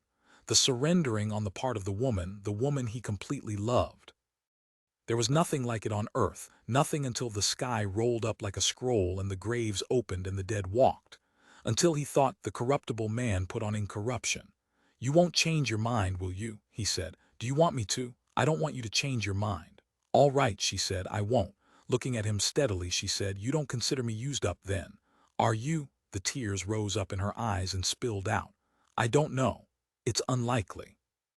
"You don't want me," she said, tears pouring down her cheeks onto her collar. "You mean I should? Is that what you're trying to say?" He lifted her up out of the chair. Or you mean I should plead and beg, which is it? She tried to speak. Helplessly clutching at him, she said, I don't feel well, take me into the bathroom, please. Half carrying her, he got her there. She refused to let go of him, holding on to her, he let her be sick. For a minute or so she passed out. But almost at once she recovered. Thanks, she whispered. God. He lowered her until she was sitting on the rim of the tub. Wan and shivering, she rubbed his hand with her palm. She seemed feverish, and he wondered if she were really sick. No, she said, I'm feeling better, it's psychological. Let's hope so, she smiled brokenly. My conscience, I told him we would have to pay, this is it maybe. When she was stronger, he washed her face and led her back to the living room. Removing her shoes, he wrapped her in a blanket and propped her up on the couch. It was the coffee, she said. You didn't drink any. She wanted a cigarette. As he lit it for her, he said, you want me to go see if he brought your stuff up? I'm not staying here, she said. I want to be in my own place. I don't want to be anywhere but there. Suppose he shows up. He won't, she said. No, he agreed, I guess not. I'll stay with you, she decided. I can't go back to that, the evasion, the way we were. I'll stay here, and then when we're married we can stay here or there, whichever you want. Or we can get a new place, that might be better. I think so, he said. As he put his coat on, she said, I'll go with you, so Elle can see it and get what I need. We could go get the Dodge and bring it here, we could unload the stuff here. They sat around until she felt well enough, and then they drove to her apartment. The Dodge was parked at the entrance. Inside the back her stuff was piled helter-skelter. Art had dumped it in, and the hell with it. Bottles, clothes, shoes, even the carton of milk and the oranges and the loaf of Langendorf bread. And on the floor the empty wine bottle. Anyhow, Pat said, it's probably all here. He parked his car, and then he drove the Dodge with Pat beside him back to his own place. To bed she wore a pair of red and white polka dot pajamas. I feel new, she said, in these. In his shorts he brushed his teeth at the wash bowl in the bathroom. The time was 3:30. Except for the bedroom and bathroom, the apartment was dark. The door was locked and the lights were off. In the bed Patricia lay smoking, an ashtray on the covers. You finished in there, Jim said, coming out of the bathroom. Yes, she said, feeling content. How lean he was, she thought, in his shorts. To her the sparse torso and arms and legs were a relief. For 3 days she had been held fast by a thick-limbed boy whose body dwindled from the loins down, a rubbery, boneless body made up of muscles and fat supported on legs too short. A boy's body, she thought, not at all like this. Switching off the light, Jim removed his shorts and got into the bed. In the darkness he put his arms around her. Isn't it strange, she said. Now we're back again. After 2 years. Nothing separating us, nothing holding us apart. She was very happy. It was all for some purpose, she thought. It had ended in this, so it made sense. Not merely wasted motion, fatigue, and injury for nothing. Beside her, Jim said, you want to hear about Rachel. Is there something? She was almost asleep. But now in her peace she felt a coldness. Seeping into her, the coldness grew. What do you mean? Well, he said, you knew I was there, you called me there. She said, I called you everywhere. I called you at the station and at your place here and at my place, and then I called you there. I was there. Does it mean anything? She was wide awake, staring up into the darkness. She asked me to stay with her until Art showed up, so I did. She waited, but that was all. He was silent. Did you live there? She asked finally. Is that what you mean? Not exactly. She's peculiar. How? It was mostly meals. She wanted me to be there when she came home so she could cook for me. Peasant, Pat said. Dinner table, the farm. I hung around in the evening until she went to bed, and then I left.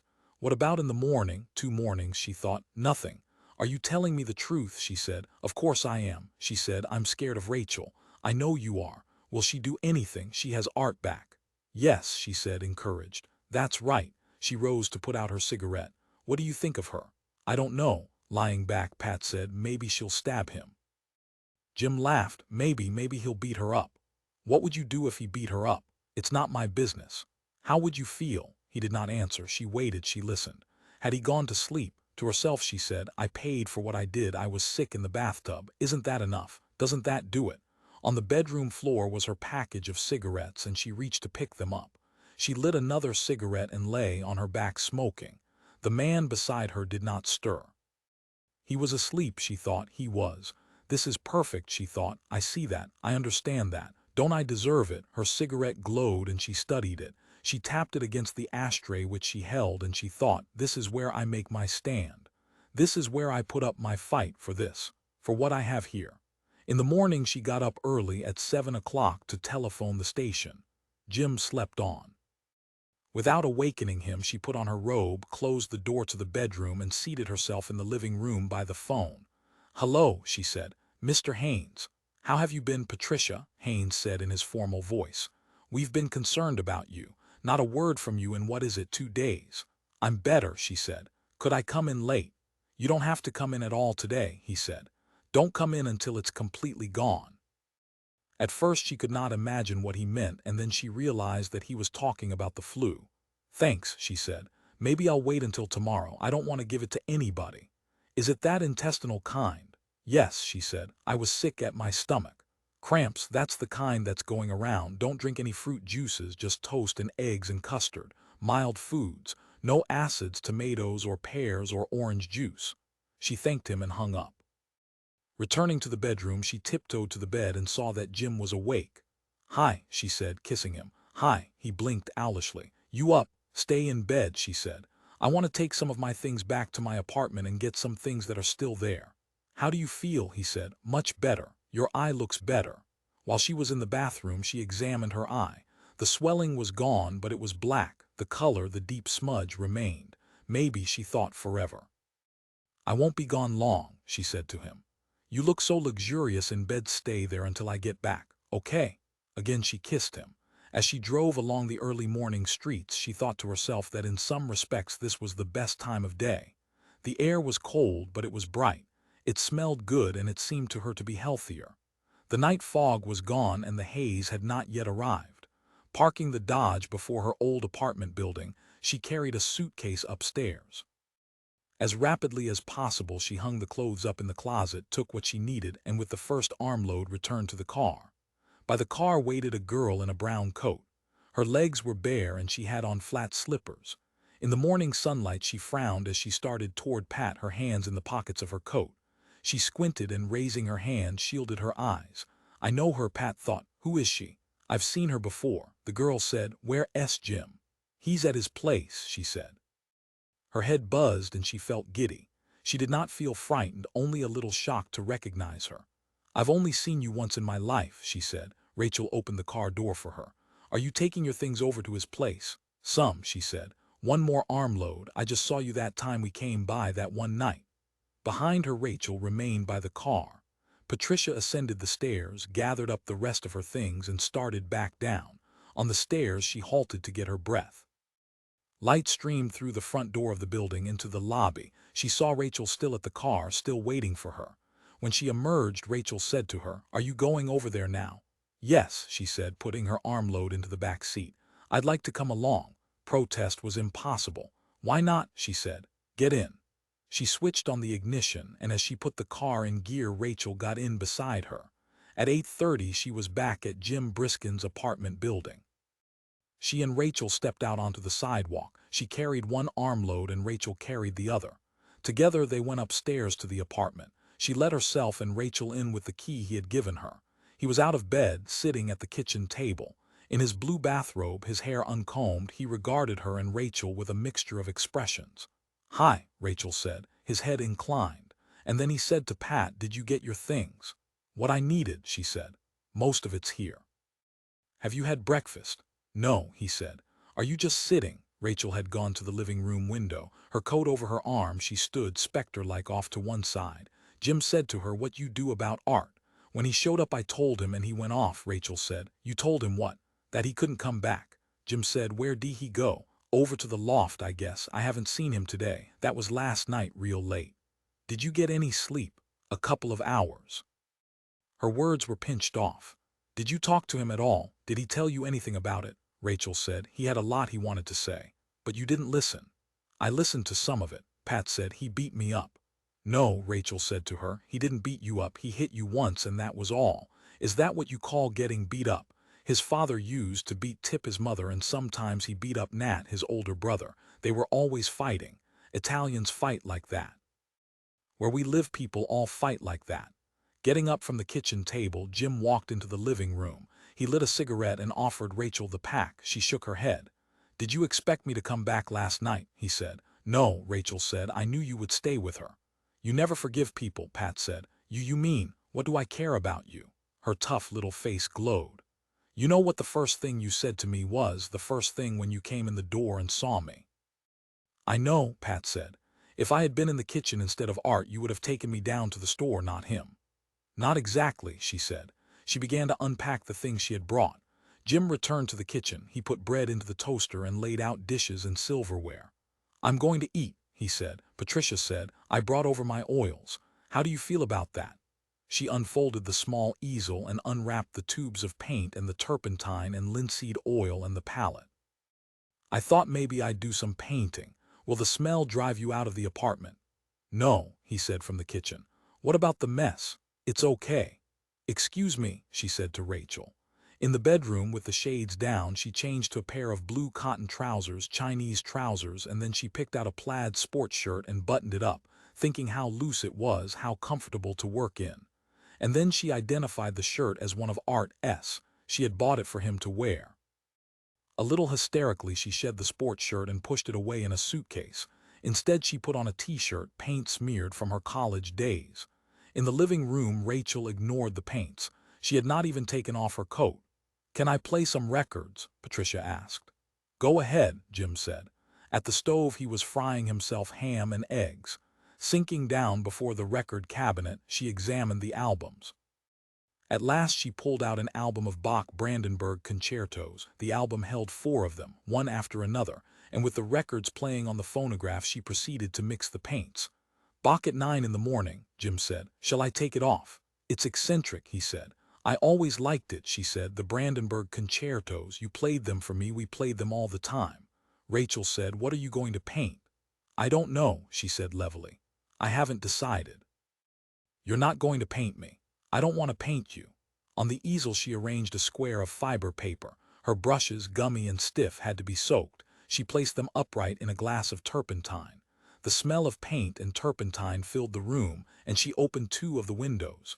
Jim disappeared into the bathroom.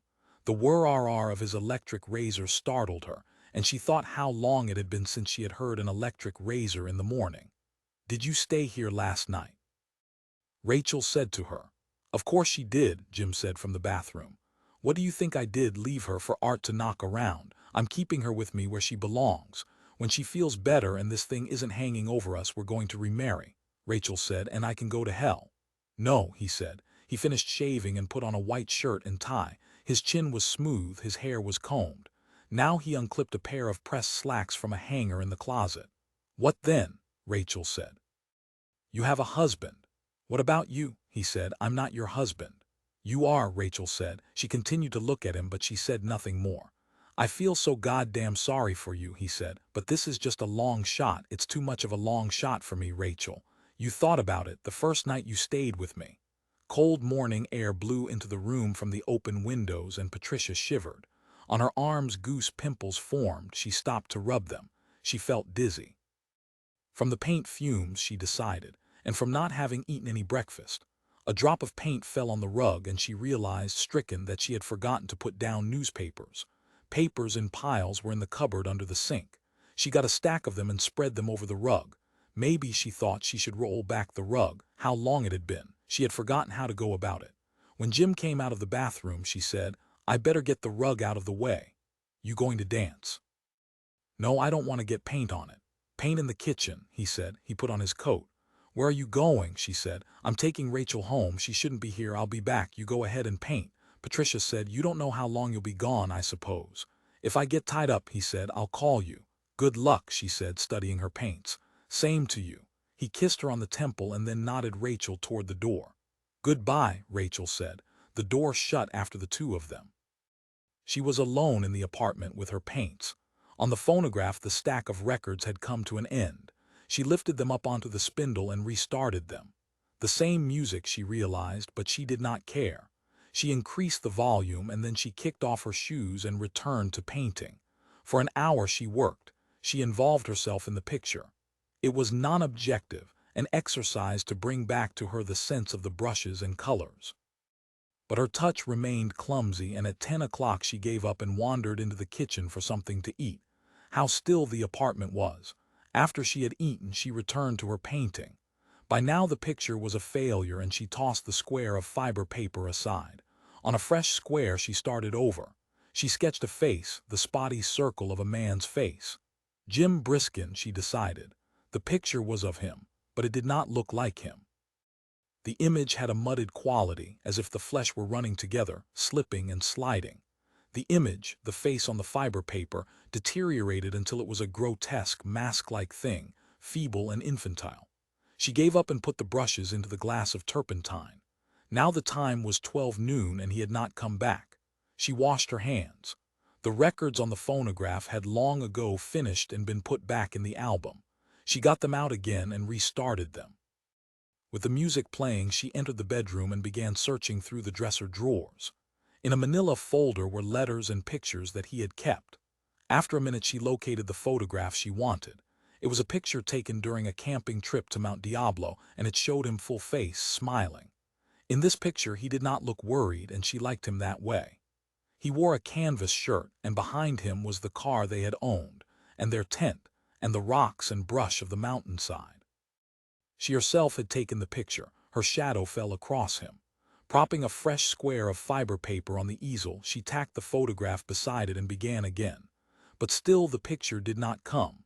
At 1 o'clock she tossed the brush down, wiped her hands, and went into the kitchen for something to drink. On the tile drain board she spread out the makings of the drink: the ice cube tray, the gin, the lemon, the tumbler and spoon, and the jigger glass. Holding the tray under the hot water, she smacked the metal with her hand. Ice cubes slid into the sink and she put 2 of them in the tumbler. Onto the ice cubes she poured gin, and then she added an inch or 2 of lemonade. Carrying the drink, she strolled about the apartment, humming with the music. Now she did not feel so lonely. She set the drink down on the arm of the couch and resumed painting. The smell of the paint blended with the smell of her drink. Her head began to ache and she wondered if she wanted to paint after all. When her drink was gone, she returned to the kitchen for another. The ice cubes were still on the drain board and she dumped them into the sink. They were half melted. Into the glass she poured gin and then water from the tap. Swirling the mixture, she seated herself at the kitchen table. For the first time in her life, the idea of suicide entered her mind. Once it was there, she could not get rid of it. She went about the kitchen, examining the knives in the drawers. Then she gave serious thought to the electricity, the wiring and outlets. What an awful thing, she thought. But the idea continued to revolve, it built itself up. She went back and forth through the apartment, seeking something to break into her mind. Hammer, chisel, drill such as a dentist's drill cutting through bone, splinters of bone flying. Enough, she thought. But it was not enough. She picked up her brush and tried to paint. The colors dazzled her. She pulled down the shades and painted in the half-light. Now the colors ran together, browns and grays and somber clouds like soot. She continued painting. The square became dark and at last it was blotted out. All colors, she thought. In her mind the schemes and ideas of suicide grew and became more elaborate, more extravagant, until she had considered everything. Putting down her brush, she went out of the apartment into the hall. The hall was deserted. She stood by the door, and after a long time, a middle-aged woman passed by with rubbish for the disposal chute. "Good afternoon," Pat said. The middle-aged woman glanced at the open apartment door and then at the glass in her hand. Without answering her, the middle-aged woman went on. Enough, she thought. She put her glass down inside the apartment, and then she walked steadily down the hall to the stairs, down to the ground floor, down the front steps to the sidewalk, down the hill to the corner to the liquor store. The polished tile floor sloped, and she walked gingerly to the counter. "You have any Rhine wine?" she asked. The first thing that came into her mind, something new in her mind. "Lots of it," the clerk said. He went to a shelf. While he was looking, she walked back out onto the sidewalk up the hill. On the hill she halted, getting her breath. Then she walked back to the apartment. The phonograph was on, but the records had ceased playing. She lifted them up onto the spindle and started them over. "Where are you?" she said to herself. Nobody answered. "Are you coming back?" she said. "You're not," she said, "and I know why not. I know where you are. I know who you're with. I don't blame you," she said. "You're right." She picked up her brush and put the tip of it into the paint. In the darkness of the apartment she painted. She put more darkness around her. She lifted darkness and carried it about the living room and the bedroom and into the bathroom and the kitchen. She took it everywhere. She brought it to each thing in the apartment, and after that she turned it to herself. 19 beside him in the car, Rachel said, "You don't have to go through any legal thing. Just stay with me, especially after I have the baby." "They'd send me to prison for life," Jim Briskin said. They were parked before her house, and he looked down the walk to the basement steps. He gazed out at the house, at the stores and people along Fillmore Street. "Is that why?" Rachel said. "Is that the reason? I can't marry a 17-year-old girl," he said, "no matter how I feel about her. Just tell me if that's the reason." He gave it serious thought. While he thought, Rachel kept her eyes fixed on him. She studied his face, his body, the way he sat, the clothes he was wearing. She was taking each part of him in, gathering and collecting him, every bit of him, tucking him away. "Yes," he said finally. "Let's leave then, let's go down into Mexico." "Why?" he said. "Do they do that down there? Is that something you read in a magazine or saw in a movie?" Rachel said. "You know more than I do. Find out where we can go, where we can do it." "Oh, Rachel," he said. "What?" "I'll do it," he wanted to say. He almost said it. He almost told her. "You're too logical," he said. "You're too rational. I can't. Suppose I talk with Pat. Keep away from Pat. Don't go near her. She has enough troubles." "Do you think I'll hurt her?" "Yes," he said. If you can figure out how." "I know how," Rachel said. "Do you want to?" Rachel said. "I don't care about her. I care about you." "I'd be lying," he said, "if I said I don't care about you, but she's the one who can't live by herself. You have an economic problem, but eventually you'll solve it. You'll be older and you'll earn more money. One of these days you'll have it worked out. We'll still be in the middle of our problems. It's a question of time, nothing else." Rachel said, "That's just a lot of words. You don't want to hear it, that's why you say that." "I want to hear the truth. I don't want to hear what you think would be nice. I never knew you before, but now I know you and I'm going to know you for the rest of your life. Isn't that so?" She pushed the car door open. "Usually I work in the morning. You didn't even ask me why I'm not working." "Why aren't you?" he said.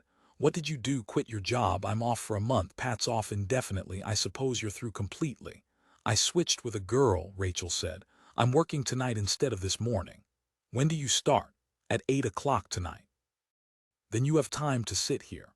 "I have all these errands. I have to get started on them. I have a lot to do." She reached into her coat pocket. "Here's a note." She passed him a folded slip of paper. "Take it and don't read it until you're driving home. Promise." "Notes," he said. "I'll see you." She started off down the path toward the house. As soon as her back was to him, he unfolded the note and read it. On the paper were no words, no writing, only a drawing she had made. Probably she had gotten the idea from Pat and her painting. It was the drawing of a heart, and he understood from it that Rachel wanted to tell him that she loved him. Putting the note in his pocket, he got out of the car and followed after her, gaining on her until he was beside her. "I'll go in with you," he said. "Don't you want to go home?" "Not right away," Rachel said. "You opened my note." "Yes," he said. "These are just ordinary errands. I have to shop and get some medicine at the drugstore and take the clothes over to the laundrette, and I have to clean and sweep." She glanced apprehensively up at him. "Do you think you would want to have lunch with me? You didn't have much breakfast." "Okay," he said. She walked ahead of him down the steps to the basement door. "First I have to clean," she said, opening the door. It was not locked, he saw. "I have to vacuum the floor. We got this old vacuum cleaner.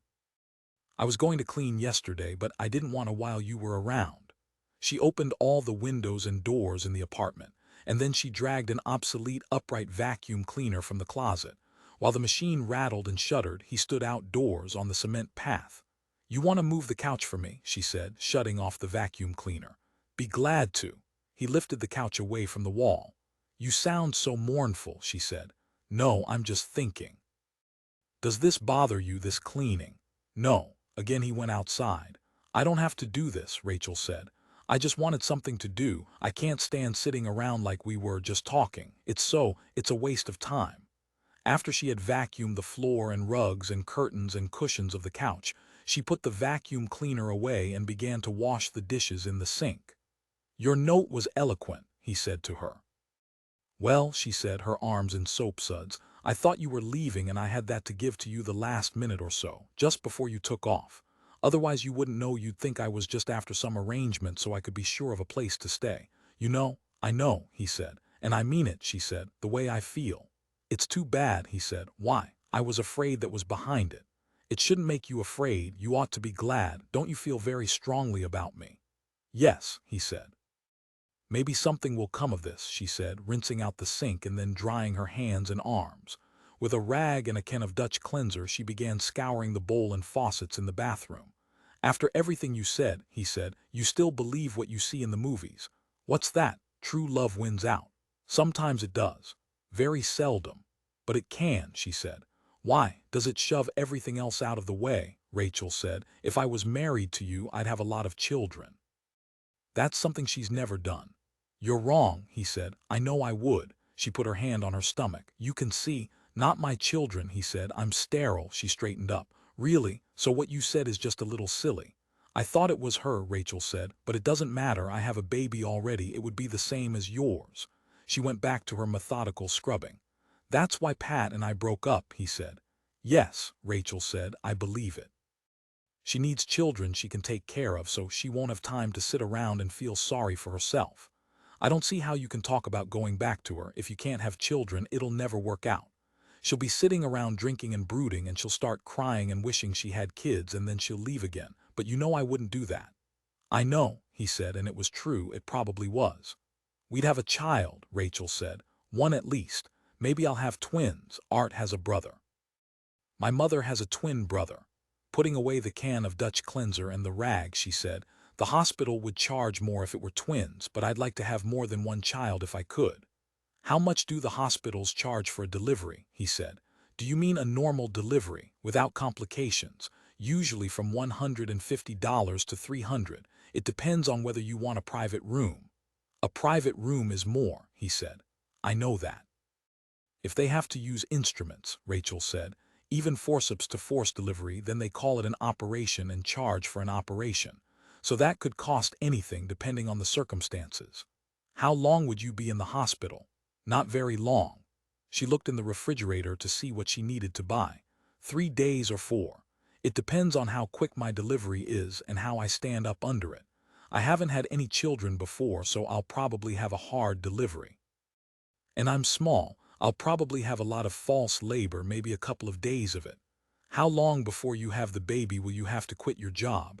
It depends on how I feel, but the problem is when I get back. I can't go to work after I have the baby. I'm going to stay home. She had made out her shopping list. Now she wheeled a shopping cart from the corner of the kitchen. You want to walk down to the store with me? As they walked slowly along the sidewalk, he said, do you feel different about me? Because you can't have children. Yes, I guess so. You didn't know before you and she were married, did you? No, he said. But I know, Rachel said, so it wouldn't be the same. Like you know about me, you know about Art, you know I liked him enough to marry him. And the baby is his, but that's not so bad, is it? You can have a child this way. It would be the only way. I thought of that, he said. When? The first night I stayed with you. Yes, she said. I knew you were thinking about something, and it had to do with the baby. You want to then, she turned toward him. You want to marry me as soon as we can get it fixed up. It would be a year or so and the baby would already be born, but we could be together most of that time. We could, he agreed. To their right was a fruit and vegetable market. She pushed her shopping cart through the doorway and he followed. At the bin of lettuce, she examined the heads. She weighed them and stripped off the outer leaves. After she had found the lettuce she wanted, she began filling a paper bag with squash. Morning, young lady, the old man at the counter said as she brought up what she wanted to buy. Hello, she said. At the counter were tomatoes. She took 2 of them and put them with the green onions and celery. To Jim, she said, I want to make a salad for you. Is that something you're good at? I'm not too bad, she said, paying for what she had bought. I have to get some Italian cottage cheese. Have you ever had any? It's called ricotta. At the delicatessen, she stood at the glass counter, scrutinizing the sausages and cheeses. The clerk recognized her and greeted her. They all recognized her, the old Italian grocery store owners, the people behind the meat and fish counters. This was her route. With her shopping cart, she went from store to store, looking into everything, finding out what was good. Here, the clerk said to her, giving her a wedge of the white Monterey Jack cheese. See what you think. She tried it. No, she said, it's too mild. You want it for a salad? The clerk found her some cheddar. That's fine, she said, and the ricotta. She paid the clerk, put the packages in her shopping cart, and then they went outside. They let you try stuff, Jim said. If you don't ask them, she said. If you just stand looking, do you like how it smells in there? Garbanzo beans and the olive oil and spices and the different sausages. I can't usually afford to buy any of the sausages. They know you, he said. I spend a lot of time in there. At the supermarket she bought brown rice and a pound of butter which was on sale and a quart of mayonnaise which was also on sale. They don't have eggs on sale, she said. Look, they want 60 cents a dozen. We'll have to go over to the Safeway and see. Pushing her cart to the checker's stand, she joined the line. He remained beyond the railing. Behind her was a large, elderly woman in a silk dress, and ahead of her were two colored women. Among the housewives and shoppers she was confident. She smiled at him. You know how to shop, he said as they left the store. I enjoy it. Do they get in front of you, he asked. In the line, it did not seem likely. They try, but you can tell before they do it. They get a certain kind of look. At the Safeway she bought eggs and coffee. Now, she said, I want to go to the drugstore. Then we can go home and I'll fix lunch. With a prescription in her hand she waited by the magazines and chewing gum and display of razor blades. This was her element, the routine of shopping. The measuring, the judgment, the comparing of prices, one store with another, the cautious proceeding from one store to the next. On the trip back to the apartment the shopping cart was weighed down with packages. Where'd you get it? He said, meaning the cart. Art made it. In the front room of the apartment, she unloaded the packages one by one onto the heavy oak table. She was careful with each, making sure that the eggs and tomatoes were undamaged. She had bought a package of berries, and now she carried them to the kitchen to wash them. Filling a pan with water, she lit the burner under it and put in 2 of the eggs. She took out a large bowl and began fixing the tomatoes and lettuce and green onions for the salad. Seated at the kitchen table with the bowl in her lap, she cut bits of celery and hard-boiled egg. There's nothing they can do about your sterility, she asked. No, it won't change. It won't go away, he said. Rachel said, do you think about it? Sometimes, when I have nothing else to do, it must make a man feel awful. What do? Do they find out by? I guess they can't use a rabbit. They make counts on a slide, number of sperm per cubic centimeter. There has to be 60 million. Were there? Yes, he said, but too many of them were irregular, so they weren't fertile. But there were some that were okay, weren't there? If, he said, I had intercourse day and night over a period of years, I might conceivably impregnate some woman. Pat and I went to find out why we hadn't had any success, and that was the reason. It was my fault. 60 million sounds like a lot. But statistically, he said, there just isn't enough of a chance. With the salad she fixed cheese sandwiches. I made the bread, she told him. The bread was excellent. Do you like the salad? She said. Fine. He ate as much as he could. Across from him she watched. She kept her eyes on him. Do you think she went after Art because she knew he had had a child? She said. Maybe that's part of it. It was to make up for you. She did not seem embarrassed. I think she didn't know what to do, he said.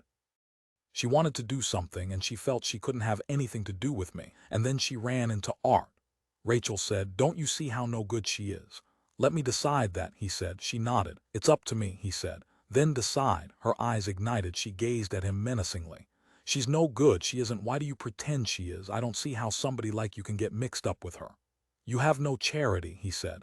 What's that? What do you mean? She was suspicious. He said, you're too much of a Puritan, Rachel. You're too righteous. Are you marrying her to get away from me? No, he said. Why then? Because I love her. You don't feel she's sort of public property by now? No, he said. Do you know what I meant by the note I gave you? Yes, he said. I know. That's why I followed after you. How do you feel about it? He had no answer for that. Rachel said, I think you ought to forget about her and marry me. Will you? I'd make you a good wife. Don't you think I would? Don't you think I'd do everything in the world to make you happy? In his mouth the words fell into bits. I can't say yes, he said finally. What then? You mean you won't? He knew that this was the last time she was going to ask, and he thought when he said no to her this time it was finished. How much of a temptation it was, how close he was to saying yes. The hell with everything else, he thought. Surely this was worth more than all the rest of it. Wait, Rachel said. She put her hands up over her ears. Don't say anything to me right now. Walk with me to this store. I want to look at some maternity clothes. She collected the dishes and put them in the sink. Then, with her brown coat trailing, she went out of the apartment. He followed along, willing to go with her, wanting to be with her as long as he could. They both felt the same way. They loitered and moved reluctantly past the stores across the streets. They looked at the window displays and people. Rachel entered stores and talked to the clerks. She poked into everything. By the time they reached the clothing store, the time was 3 o'clock. On the trip back, she said, "Let's stop and have a Coke." Ahead of them was a hot dog counter. A radio played jump tunes. "What do you want?" he said, getting out change. "Just a Coke." With her Coke, she leaned against the side of the stand, her coat over her arm, her package of clothes by her feet. She did not say anything to him. She appeared to be mulling over the things he had said. "Are you sorry for her?" she said. "Is that it?" "No," he said. "Then I don't understand." He said, "How do you feel when somebody is helpless? Do you take advantage of them?" With her straw between her lips, she studied him. She was listening and she said nothing. "Sonic people do," he said. "Most people do." "It's their own fault if they're weak," she said. "Christ," he said. "If they're weak, then they disappear. Isn't that evolution? Isn't that the survival of the fit or something?" "Sure it is," he said futilely. "What's wrong with that?" "Nothing." "But you don't feel that way," she said. "I don't feel that way when I love somebody. If they're helpless and need help, I want to help them. You feel the same way. You said so." "No," she said. "Did I? You said I should want to take care of her." "But," Rachel said, "she doesn't deserve it." "Let it go," he said. "Can't you tell me?" "No," he said, "I guess not." "Do you love her because she is weak? Is that it? You can't have children, so you want somebody you can take care of." "That's not it," he said. "You can look out for her." Finishing her Coke, she put the empty cup down on the ledge of the window. She picked up her package and started off. "That's some of it," he said. "The rest of it is that she and I understand each other in a way I can't explain. You're trying to make this into a rational thing, and it is. I don't love her because she's helpless, any more than I might love you because you aren't helpless. I love her first before anything else, and if she's helpless, I want to take care of her. If I were helpless, you would want to take care of me, wouldn't you? You'd be glad, it would make you happy." She nodded. "You can see it in yourself," he said. "That feeling is one of the strongest elements in you. You'll have a baby pretty soon, and maybe you can turn some of them onto him. And you have art. God knows he can use some help." In the front yard of a house, in a fenced yard, a vast dahlia plant with shaggy cactus blossoms caught Rachel's eye. The blossoms were as large as plates. She went to the fence, and before he could stop her, she had reached over the fence and had broken one of the dahlias from its stalk. "That's a mortal sin," he said. "It's for you," Rachel said. "Put it back." "It won't go back." She held out the dahlia, but he refused to accept it. An elderly, heavy-set woman was sweeping the walk by the house, and when she saw the flower, she hurried toward them. "What is this?" she demanded, wheezing with outrage. The wattles of her neck lifted and fell. "You people have no right to steal flowers out of other people's yards. I think I'm going to call the police and have you arrested." Rachel handed the dahlia to the old woman. Without a word, the old woman snatched the flower, picked up her broom, and went inside the house. The screen door slammed shut after her. As he and Rachel walked on, Rachel said, "Who am I supposed to look out for?" Suddenly she stood up on tiptoe and kissed him. Her lips were dry and chapped. "I don't have anybody." Again she kissed him, and then she let him go. "That's all I can do," she said. "Isn't it?" he said. "Take the poor kid back." "No," she said. "Relent just a little." On her face emotions appeared and were suppressed. She struggled inside herself. She fought it out inside. "Give him this feeling you have," he said. "That's where it belongs. He's your husband and the baby is his." "It's yours," she said. "No," he said. "I wish it was, but it is. It isn't mine and you aren't mine." "I am," she said. He said, "I can't marry you, Rachel. I'll pay for your baby if you'll let me. You want me to do that, and if you don't want to keep the baby, if you're by yourself and you feel you can't keep it, maybe we can adopt it. You and Pat, maybe, if you decide you don't want it." "I want it," she said. "It belongs to me." "That's good," he said. "You can't have it," she said. "Without me, you have to take both of us." "Then it's out," he said. For the rest of the walk back, she did not look at him or say a word. At the door of her apartment, as she fitted her key into the lock, she said, "Would she take care of you?" "I hope so. Tell her to go on the wagon." "I will," he said. "Maybe if she didn't drink she'd be okay. I can't see how a woman can drink like that." She started into the apartment. "I have to get ready for work. I have to say goodbye." "Goodbye," he said. He touched her hair, and then he went off up the steps to the path. Still at the door, she said, "If you're going to marry her, I want to give you a present." "Just go find your husband," he said, but she was already coming up the stairs. "What would she like?" she asked. Her face was grim and intense. Maybe I can get her some kitchen thing. I wouldn't want to get her any clothes. She knows more about clothes than I do. Just wish us luck. Rachel took hold of his hand. Can I hold on to you, just for a while? You don't mind, do you? Together, holding hands, they walked until they came to a Woolworth's dime store. No, she said, stopping. This isn't any good. After a time, they came to a jewelry store and she started in. You can't afford any of these things, he said, halting her. If you're serious about this, buy one of those cards. Are you going to have a party? I don't know, maybe. She went into the jewelry store to the front counter. I only have $3 or $4, she said to him.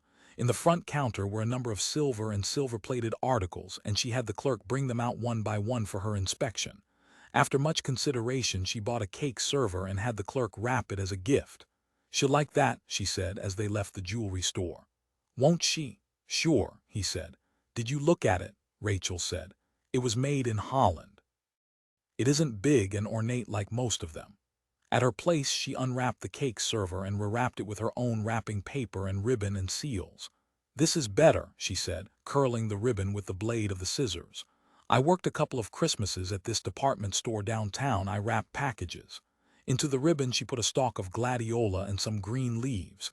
She used Scotch tape to hold them in place. Very pretty, he said. She put the package into a paper bag. This is for both of you, she said. Thank you, he said, accepting it. I better not come along, she said. Maybe not. Following him to the door, she said, can we come over and visit you? Any time, he said. At the door she lingered, speaking slowly, not facing him. Can I ask you something? Whatever you want. Maybe this is a favor. I wondered if you had decided to go back on your program. You want me to? If you do, she said, then we can listen to you again. I'll go back. Fine. She nodded. I'd like to hear you. I always felt better listening to you. It always seemed to me you really cared about us. I did, he said. I do. Even now, right now, he said. Certainly. Goodbye, she said. She put out her hand and he took hold of it. Thanks for the lunch, he said. Thanks for cooking for me. I cook pretty good, she said, don't I? Very good. She walked away. After a moment, he went on outside the apartment and up the stairs. Wait, Rachel said. You forgot to take this. In her hand was the present, the brown paper package. Going back, he took it from her. This time she watched him as he left. Behind him, she came out into the doorway and stood until he had gotten into his car and started the motor. As he drove away, he saw her. She did not cry. She showed no emotion in the least. She had accepted things and now she was planning. She was deciding what to do. She was working out the problems and difficulties, considering herself and her husband, her job, the future of her family. Even before he was out of sight, she was busy at work. The time was 4 o'clock in the afternoon when he parked in front of his apartment house and started up the steps. The door of his own apartment was unlocked. He opened it and found the apartment dark, the shades pulled down, the room silent. Pat, he said. By the record cabinet the phonograph hummed, and on the turntable the stack of records revolved on and on. He shut the machine off and put up the window shades. The room was smeared with paint. On the furniture, the walls and drapes, the paint shone. The paint had been smeared by hand. Her prints were everywhere, the childish outline of her thumbs and palms. She had gone about pressing her hands against everything she touched. The easel and brushes and tubes lay in a chaotic heap on the floor by an overturned glass. Red paint trailed across the rug, and he thought suddenly that it was not paint but blood. He bent down and touched it. The paint was sticky and hot. It was both paint and blood mixed together and spread throughout the apartment. She was not in the bedroom, but the paint and blood were there too, on the bed covers and walls. Pat, he said. He felt alert and rational. He went into the kitchen. In the corner of the kitchen, crouched against the cupboards, she stared up at him. She was covered with blood and paint. Her clothes dripped shiny, sticky red, the warm mixture from the tubes and from her body. As he approached, she lifted her hand up at him. Her hand shook. What is it? He said, kneeling down. I cut myself, she whispered. By her was a kitchen knife. She had cut almost through the flesh of her hand to the bone itself. A handkerchief soaked with blood was tied around her wrist. At the cut the blood was thick and drying. The bleeding had slowed to an ooze. She gazed at him piteously, her lips apart. She wanted to say something. When did it happen? I don't know, she said. How? I don't know. Does it hurt? He said. Yes, she said. Her face was stained with tears that had caked and dried. It hurts a lot. Did you do it on purpose? I don't know.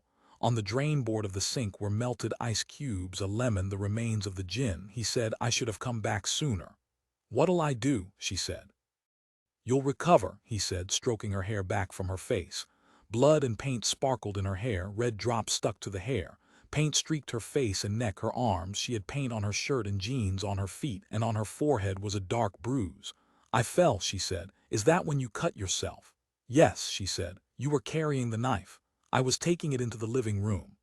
I'll drive you over to some Dr. S, he said. No, she said, please.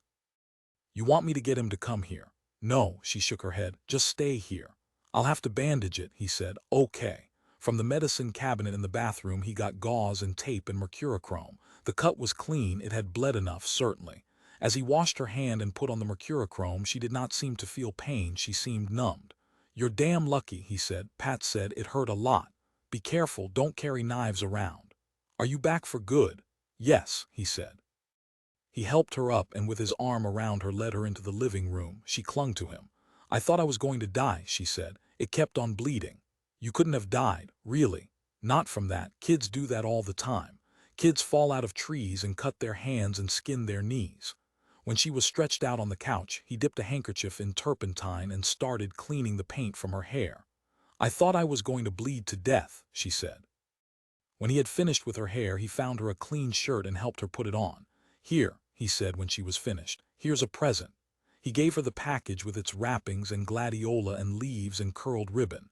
For me, Pat said, unwrapping it. He had to help her. Who from? Rachel, he said. She lay with the cake turner on her lap, the wrappings in a wad beside the couch. It's nice of her. You sure got paint everywhere. Will it come off? Probably so, he said. I guess you're mad. I'm just glad you're alive, he said, gathering up the wrappings from the package. I'll never do it again. He put his arms around her and held her against him. She smelled of paint and turpentine. Her hair was damp and her throat, close to his face, was mottled with blue and orange paint, a stain from her ear to her collarbone. He held her tightly, but she was solid and her body did not give. Fastening the top button of her blouse, he said, The next time I'll stay here. Will you? You promise? Yes, he said. He sat on the couch holding her until the room became dim. The warmth of the room dissipated, but he remained where he was. At last the room was totally dark. Beyond the window the traffic sounds diminished. Streetlights came on. A neon sign flashed. In his arms she was asleep. 20 Sunday was the final day of the optometrists' convention at the St. Francis Hotel in San Francisco, California. By 10 o'clock that night many of the optometrists were beginning to say goodbye and trickle out of town by car, bus, train. However, they had arrived at the start of the week. Their hall in the hotel was littered with paper and cigarette butts, and along the wall were empty bottles. Here and there small groups of optometrists shook hands and exchanged addresses. The inner circle that had gathered around Hugh Collins met for their secret and expensive last fling of entertainment at Ed Guffey's hotel room in a less publicized and less strict hotel in the Negro slum business section near Fillmore and Eddy Streets. In all there were 11 men in the inner circle, and every one of them was damp with eagerness. Hugh Collins cornered Tony Vacuhi, who was already in Guffey's hotel room when the group arrived. Where is she? Vacuhi said. She's coming. Keep your pants on. All week he had been nosing near Thisbe, but this night, this concluding interlude promised to be the one. Louise, to his relief and delight, had obligingly remained in Lowe's Angels. Everything was set. He could scarcely contain himself. All set, Guffey said, smoking on his cigar. She's supposed to be coming, Collins said, rubbing his upper lip with the back of his hand. This beat anything, the gewgaws from Mexico that he had distributed among the boys, the art films he and Guffey had got from the amusement park people, his own scrapbooks of models and sun-worshipping nudists. Is it going to be worth all the loot? Guffey demanded. It sure is, he said. You bet your bottom dollar. He began to pace restlessly, wishing she would show up. The optometrists were murmuring, exchanging wisecracks and jokes, punching one another. Some of them had their gewgaws with them and were putting the plastic figures through their paces. But the boys were tiring, seeking the genuine article. One of them cupped his hands and catcalled at Collins. What say, fella, about ready? About, he said, perspiring. Another yelled, Where is this pig? "Hey, hey," they chanted, "bring on the greased pig." "Keep it down," Guffey warned. The optometrists, squatted in a circle on the floor of the hotel room, chanted in unison, "Bring it on, bring it on." One of them got up and began to shimmy in his nylon shirt and pinstripe trousers. His tie flopped foolishly as he placed his hands behind his head and wiggled his fleshy hips. And then they were silent. The optometrists ceased their horseplay. The joke stopped. Nobody moved. Thisbe Holt, in her transparent plastic bubble, rolled into the room. An audible gasp went up from the optometrists. Vakuhi in the hall had booted her in through the open door. He now shut the door and locked it. The bubble came to a stop in the middle of the room. Thisbe filled the bubble completely. Her knees were drawn up, hugged to her stomach, her arms were wrapped around them, clutching them tight. Her head was bent forward. Below her chin and above her knees, her bloated breasts jutted up and were flattened at the inner surface of the bubble. The bubble rolled a little more. Thisbe was now face down, her buttocks visible, the two bare, divided hemispheres. A distortion of the plastic made them seem to spread out against the bubble's surface. Again the audible gasp went up. One of the optometrists pushed the bubble with his shoe. It rolled and the forward side of Thisbe returned. Her nipples, enlarged by the transparent surface, were blood-red splotches smeared and caught. She was smiling. "Oh God in heaven," Hugh Collins thought, and his avidity made him shiver. All of them, all in the circle, were twitching and grimacing. A St. Vitus dance moved through the room. "Look at those tits," an optometrist said. "Wow, get the size of them." "Turn her," an optometrist said, "so her ass is up." The bubble was shoved. It revolved, and again the underside of Thisbe was visible. "Look at that flesh," a voice said. "Can you get the bottom up?" one of the optometrists said. "You know, from down under, so we can look up." Several of them delicately tapped the bubble. It rolled too far, and again they were staring at Thisbe's knees and breasts. "Try again," Guffey said, down on his hands and knees. They tried again. This time they were able to get the bubble just right. "Wowie," an optometrist breathed. "Look at that." It was unbelievable. They nudged the bubble from one side of the ring to the other. Thisbe, magnified and distorted, rolled toward them and away from them. As the bubble turned, her leering face, breasts, knees, feet, buttocks came and went, a procession of steaming pale yellow flesh. The waxy surface rotated, and the inside of the bubble became translucent with her perspiration. Now her mouth was pressed to the breathing holes of the bubble's surface. She was taking in deep gasps of air. "Say," an optometrist said, "can we get her around in that different so the hole is, you know, at a different place?" But when they tried to turn the bubble, Thisbe turned with it. Hugh Collins, sitting on the floor, stuck out his foot as the bubble rolled toward him. He had taken off his shoes, most of the optometrists had, and now he booted the bubble with his bare foot. The bubble was warm, heated up by the woman inside. It was like kicking her bare flesh. He giggled. On the far side, Ed Guffey kicked the bubble back. "Over here," an optometrist yelled, his feet up and ready. The bubble started in his direction. "Mine," another yelled, sticking his hand in the path. The bubble rolled over it and he squawked. Faster and faster rolled the bubble. Thisbe, her mouth to the holes, wheezed and struggled for air. The mists, rising from her flesh, rose up and obscured her. A glimpse now and then. They saw the blood-red nipples, the spheres of her behind, the soles of her feet pressed to the inner surface. "Oh boy," an optometrist shouted, lying full length on the floor. "Roll it over me. Go ahead." The orgy mounted. It came to an end abruptly when one of the optometrists conceived the idea of pouring a Dixie cup of water through Thisbe's breathing holes. "Okay," Tony Vakui said, stepping forward to take charge. "That's enough, it's over." Spluttering, flushed, Thisbe climbed from the bubble. "Goddamn beasts," she said, standing up and flexing her legs. Tony threw her a robe which she buttoned around her. "Is that all?" Guffey demanded, chewing angrily on his cigar. "For $200, another optometrist said. "We ought to at least get to goose her." Tony herded the girl out of the room, keeping the optometrists off with his shoulders. The door to the hall slammed. He and Thisbe were gone. "What a robbery," Guffey said. In the center of the room, the empty bubble remained. Hugh Collins scrambled out into the hall and after Thisbe and Vakuhi. "Wait a minute," he panted, catching up with them. "What is it?" Tony said unsympathetically. Thisbe, beside him, was muttering an uninterrupted flow of abuse. "You had your fun, you got what you paid for." "Wait," Collins said. "I mean, let me talk to her alone for a second." "What do you want to say?" Vakui said. "You can say it in front of me. Come on, we don't have all night. I gotta rub her down." "I had the impression," Collins said, glancing at her prayerfully. "You know the motel room, this is the last night." "Get him," Thisbe grated, and she and Vakui disappeared out onto the street. Collins, humiliated, slunk back to Guffey's room. When he entered, the optometrists were in an uproar. Some wanted to go out on the streets looking for fun, others wanted to give up and go home. One was on the phone calling for a cab. He had a cab company which he claimed would transport them en masse to a halfway decent house of prostitution. Guffey was examining the empty bubble. "Look at the size of this thing," he said to Collins. "You could get a couple £100 of stuff into this." "Like what?" Collins said, uninterested. "Anything." "Say, I think I've got an idea for some fun." He drew Collins over to the bubble.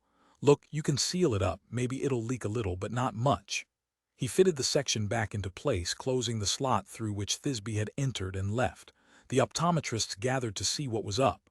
"Like the old water bomb," Guffey said, making a pow motion with his fist in his palm.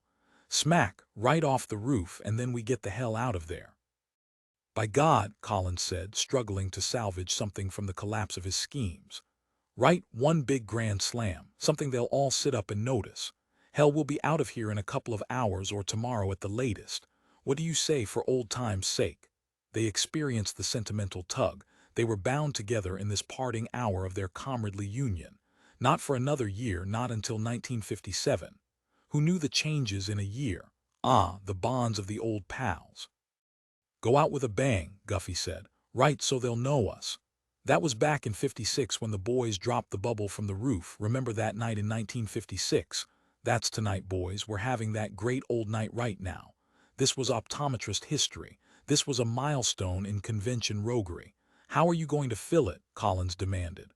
"Where are we going to get 200 pounds of crap this time of night?" Guffey laughed. "Let's get started, it's a cinch." "That's the trouble with you guys, no imagination."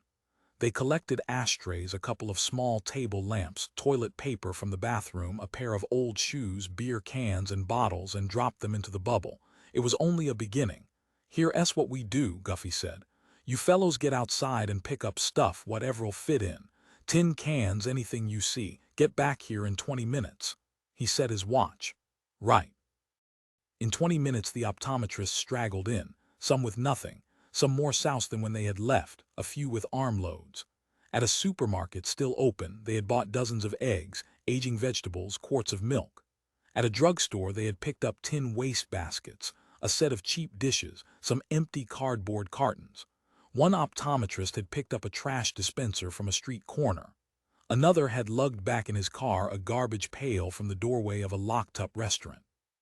They dumped everything into the bubble. Space remained. "Water," Guffey said, "from the bathroom." They rolled the bubble to the bathroom and managed to get it near enough to a faucet to fill the remaining space with water.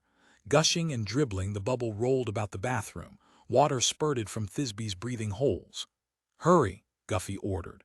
The optometrists, perspiring and grunting, rolled the bubble from the room to the stairs. There they hoisted it up and lugged it, step by step, to the top floor of the hotel.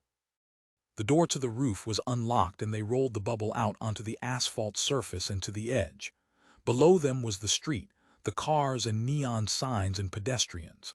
His hands slippery with water and egg and milk, Guffey said, "Here we go, boys."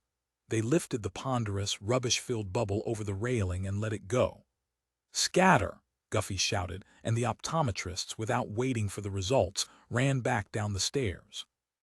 In a moment they were scrambling from the back door of the hotel to the parking lot and their cars. Ludwig Grimmelmann, within his third-floor loft, felt the stir of the night and knew that he could not evade the elements around him. He could not escape reality. In his heart he knew that they got everyone sooner or later and they would get him. They would have him, and there was nothing he could do to save himself. He put his eye to the slot and saw out onto the dark evening street. He saw the shapes and shadows, the objects in motion. He saw the figure across the street, and he knew that Mr. Brown of the FBI had him. Mr. Brown was there in the obscurity, waiting. Mr. Brown had caught him and he was going to destroy him. There was no mercy for the Ludwig Grimmelmann. He thought to himself that his mistake had been to believe that by putting it off a short while, by delaying and protracting, he had got away with something. But he had got away with nothing, because now they had him even more completely than ever. They would not settle for anything less than the disposition of Grimelman and his hopes and fears, and he was not prepared to give that. He had withheld himself, and he would not now give up. He would not surrender merely because his situation was hopeless. The people who had met him and watched him thought that he was a kind of nut, but he was not a nut, and Mr. Brown knew that. Mr. Brown had looked for him and found him, and he had spent a great deal of time in this job. There was not that much time to waste on nuts. But he thought Mr. Brown was not going to tell anyone, and that was part of the situation. He put on his black wool overcoat and his paratrooper's boots, and then he activated the emergency alarm hidden under the corner of his work desk. An Army Signal Corps transmitter, bought from a surplus supply store, put out a coded message in response to his act. Joe Mantilla, in his room at the back of his family's house, received the message and knew that the time had arrived. Now nothing remained but the escape itself. He had already destroyed the vital papers, documents, maps, and clippings. Leaving the loft light on, so as not to tip off Mr. Brown, he opened a side window and tossed out a descent cable. A moment later he was going down hand over hand. His feet touched the ground and he released the cable. It was drawn back up into the loft by a spring. The night was dark and he felt the invisible motion. He was aware of the comings and goings, the messages alive in the air. Climbing a fence, he dropped into a yard. He went up a driveway, hunched over and running, looking back to see if Mr. Brown had followed. Nobody had seen him. He sneaked over fences. He ran by houses, across lawns, in and out of yards, creeping and hurrying and climbing, and gradually making his way across town toward the flat industrial section. Pausing for breath, he looked back. He studied the darkness behind him. Then he went on, his black coat billowing and his boots slapping the pavement. A car rolled by, its headlights blinding him, and he hid behind a parked truck. Was it them? Had they seen him? He ran on, down a driveway and over a fence. When he reached the corrugated iron shack, the motor of the horch was already on. Noise and fumes filled the shack as he slid the door open. Joe Mantilla stepped out and said, "All ready." "You have the transmission disconnected from the relay," Grimelman said, snorting. "It's all finished. Ferd's out in the Plymouth. Who goes with you in the horch?" Grimelman said, "Take the Plymouth and go on back." He got into the horch behind the wheel. "This is a negative situation. If I manage to break through the police apparatus, I'll contact you. Otherwise assume that the organization has ceased to exist." Joe Mantilla stared at him. "Did you think we had a chance?" Grimelman said. "Sure," Mantilla said, nodding. Shifting into gear, he drove the horch from the shed and out onto the street. Joe Mantilla raced past him and across to the Plymouth. The horch turned right, and he was going in the direction of the freeway leading out of San Francisco. Wind rushed at him as he drove. From his coat pocket he took out his goggles and fitted them over his eyes. On Van Ness Avenue he made a right turn. 2 blocks later a San Francisco police car fell in behind him. Grimelman saw the police car, and he realized that he was not going to get away. But he had realized that already. He put his foot down on the gas and the horch moved ahead. He got down in the seat as low as possible and gave the engine more and more gas. The police car continued to follow. The siren, softly at first, began to wail. The red light behind him blinked on. He saw it blinking. The light peered at him. Along Van Ness the other cars pulled to a stop and he was the only object in motion. He drove faster. How cold the night air was. He tugged his coat around him and held onto the wheel with one hand. Wind whipped at him and for a moment he could not see. He put his hand up to straighten his goggles. Ahead of him a second police car appeared from a side street, and Grimelman drove across the double line to avoid hitting it. The police car disappeared behind him, and he drove back into his own lane. In that instant the horch sideswiped a car that had halted for the siren. A fender tore away, and Grimelman spun the wheel. Again the horch veered to the left. A shape, its headlights white and immense, grew directly in the path of the horch. Grimelman threw up his hands and the massive horch crashed into the lights. Behind him the police sirens whined to silence. The 2 police cars appeared to his right. Grimelman clambered from the wrecked horch. His coat was torn, and a gash across his neck dripped blood. He ran a few steps and stumbled on the curb. Then he was up on the sidewalk, and one of the police cars had started after him. Still he ran. He did not slow down or stop. The signs along Van Ness Avenue were off, and he hid in the darkness of a used car lot. Before him was a tower, and he crept past it. He slid behind a car as two policemen hurried by with flashlights. As soon as they were gone, he crawled to the front of the car. From his coat he took a jumble of wires and keys. He fiddled with the lock of the car door. The door opened, and he crept inside the car. Closing the door after him, he lay on the scat with his head down beneath the dashboard. He opened a knife and sawed through the insulation of the ignition cable. Down the street at Herman's garage, Nat Emanuel and Herman were working together, pulling the head off a 1947 Dodge that belonged to Nat's auto sales. "Hey," Nat said. "What's the racket?" He walked to the entrance of the garage, peering to see. At first he saw only the two police cars, and then he saw one of them move on farther along the street. He saw the wrecked cars, the Horch and the car it had struck. "Jesus," he said. "What's going on?" Herman said, coming out beside him. Peering, Nat saw the two policemen hurrying along the sidewalk with flashlights. The policemen passed Looney Luke's lot, and Nat, still watching, saw the shape creep from behind the tower to the row of cars and then into one of the cars. He saw the door open and shut. He saw Grimmelman inside Looney Luke's car, fiddling with the ignition. "He's stealing one of Luke's cars," Nat said. "Yeah," Herman said. "Where?" "See," Nat said. "He's in the car. Look at him. He's trying to jump the ignition cable." "He sure is," Herman said. Nat said, "I'm going to call the cops." "Why?" Herman said. "He's stealing one of Luke's cars." Herman said, "Don't call the cops." "Why not?" Nat ran back toward the phone. "So he steals one of Luke's cars," Herman said. "You damn fool, Luke's the biggest thief in San Francisco. Every car in that lot he stole in the first place, you know that." "It's against the law," Nat said. He disappeared into the garage, and Herman heard him dialing excitedly. "What's one car?" Herman said to Luke. He watched the figure within the car trying to get the engine started. What kind of a man, he wondered, was Nat Emanuel? What a strange idea he had of what was right. How little Nat had learned. "Let him steal it," he said, but he was talking to himself. Parked off Van Ness Avenue in the Plymouth, Joe Mantilla and Ferd Heinck witnessed the wrecking of the Horch and the capture of Grimmelman by the police. "It's gone," Ferd said. They drove with their headlights off, away from Van Ness Avenue. When they were safely on a side street, they switched on the lights and speeded up. "He sure didn't have a chance," Joe Mantilla said. "He never even got that car off the lot." For a half hour they parked at Dodo's, trying to decide what to do. If they stopped by the loft, they ran a risk. Neither of them said it, but the organization had ceased to exist. Now they hoped only to stay out of the hands of the police. "We better tell Art," Ferd Heinck said. "The hell with it," Joe Mantilla said. "I'm going home. We better not be seen together for a while." "Suppose he goes over to the loft." "He stopped going there," Joe Mantilla said. "He's gone back home." But he backed the Plymouth onto Fillmore and made a left-hand turn. "I'll keep the motor going while you run and tell him." In front of the house, Ferd leaped from the car and ran up the walk to the basement steps. The lights in the living room were on, and he knocked on the door. Art opened the door. "What's going on?" he said, surprised to see Ferd Heinck. "They got Grimmelman," Ferd said. "Don't go near the loft." "How about the Horch?" "They got that too. Better lie low for a while." He started back toward the Plymouth. "There's nothing we can do."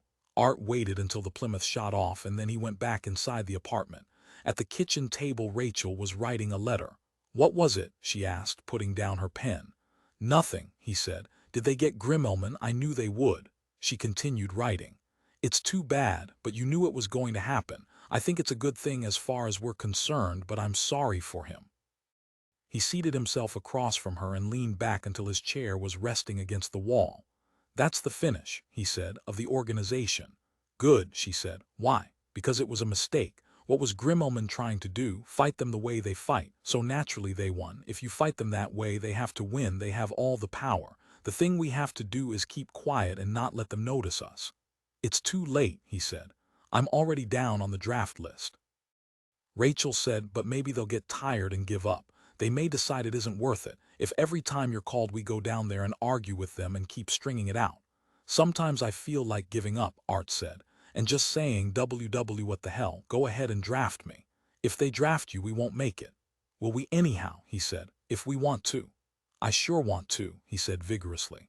Rachel said, did she buy you the clothes you were wearing when you came back? I never saw them before and you didn't have any money. She bought them for me, he said. Even the suit, she put down her pen. Did she pick them out? Yes, he said. It's a nice suit. I was looking at it. I guess she really liked you and she wanted you to look nice. She beckoned him toward her. See if there's anything you want me to change.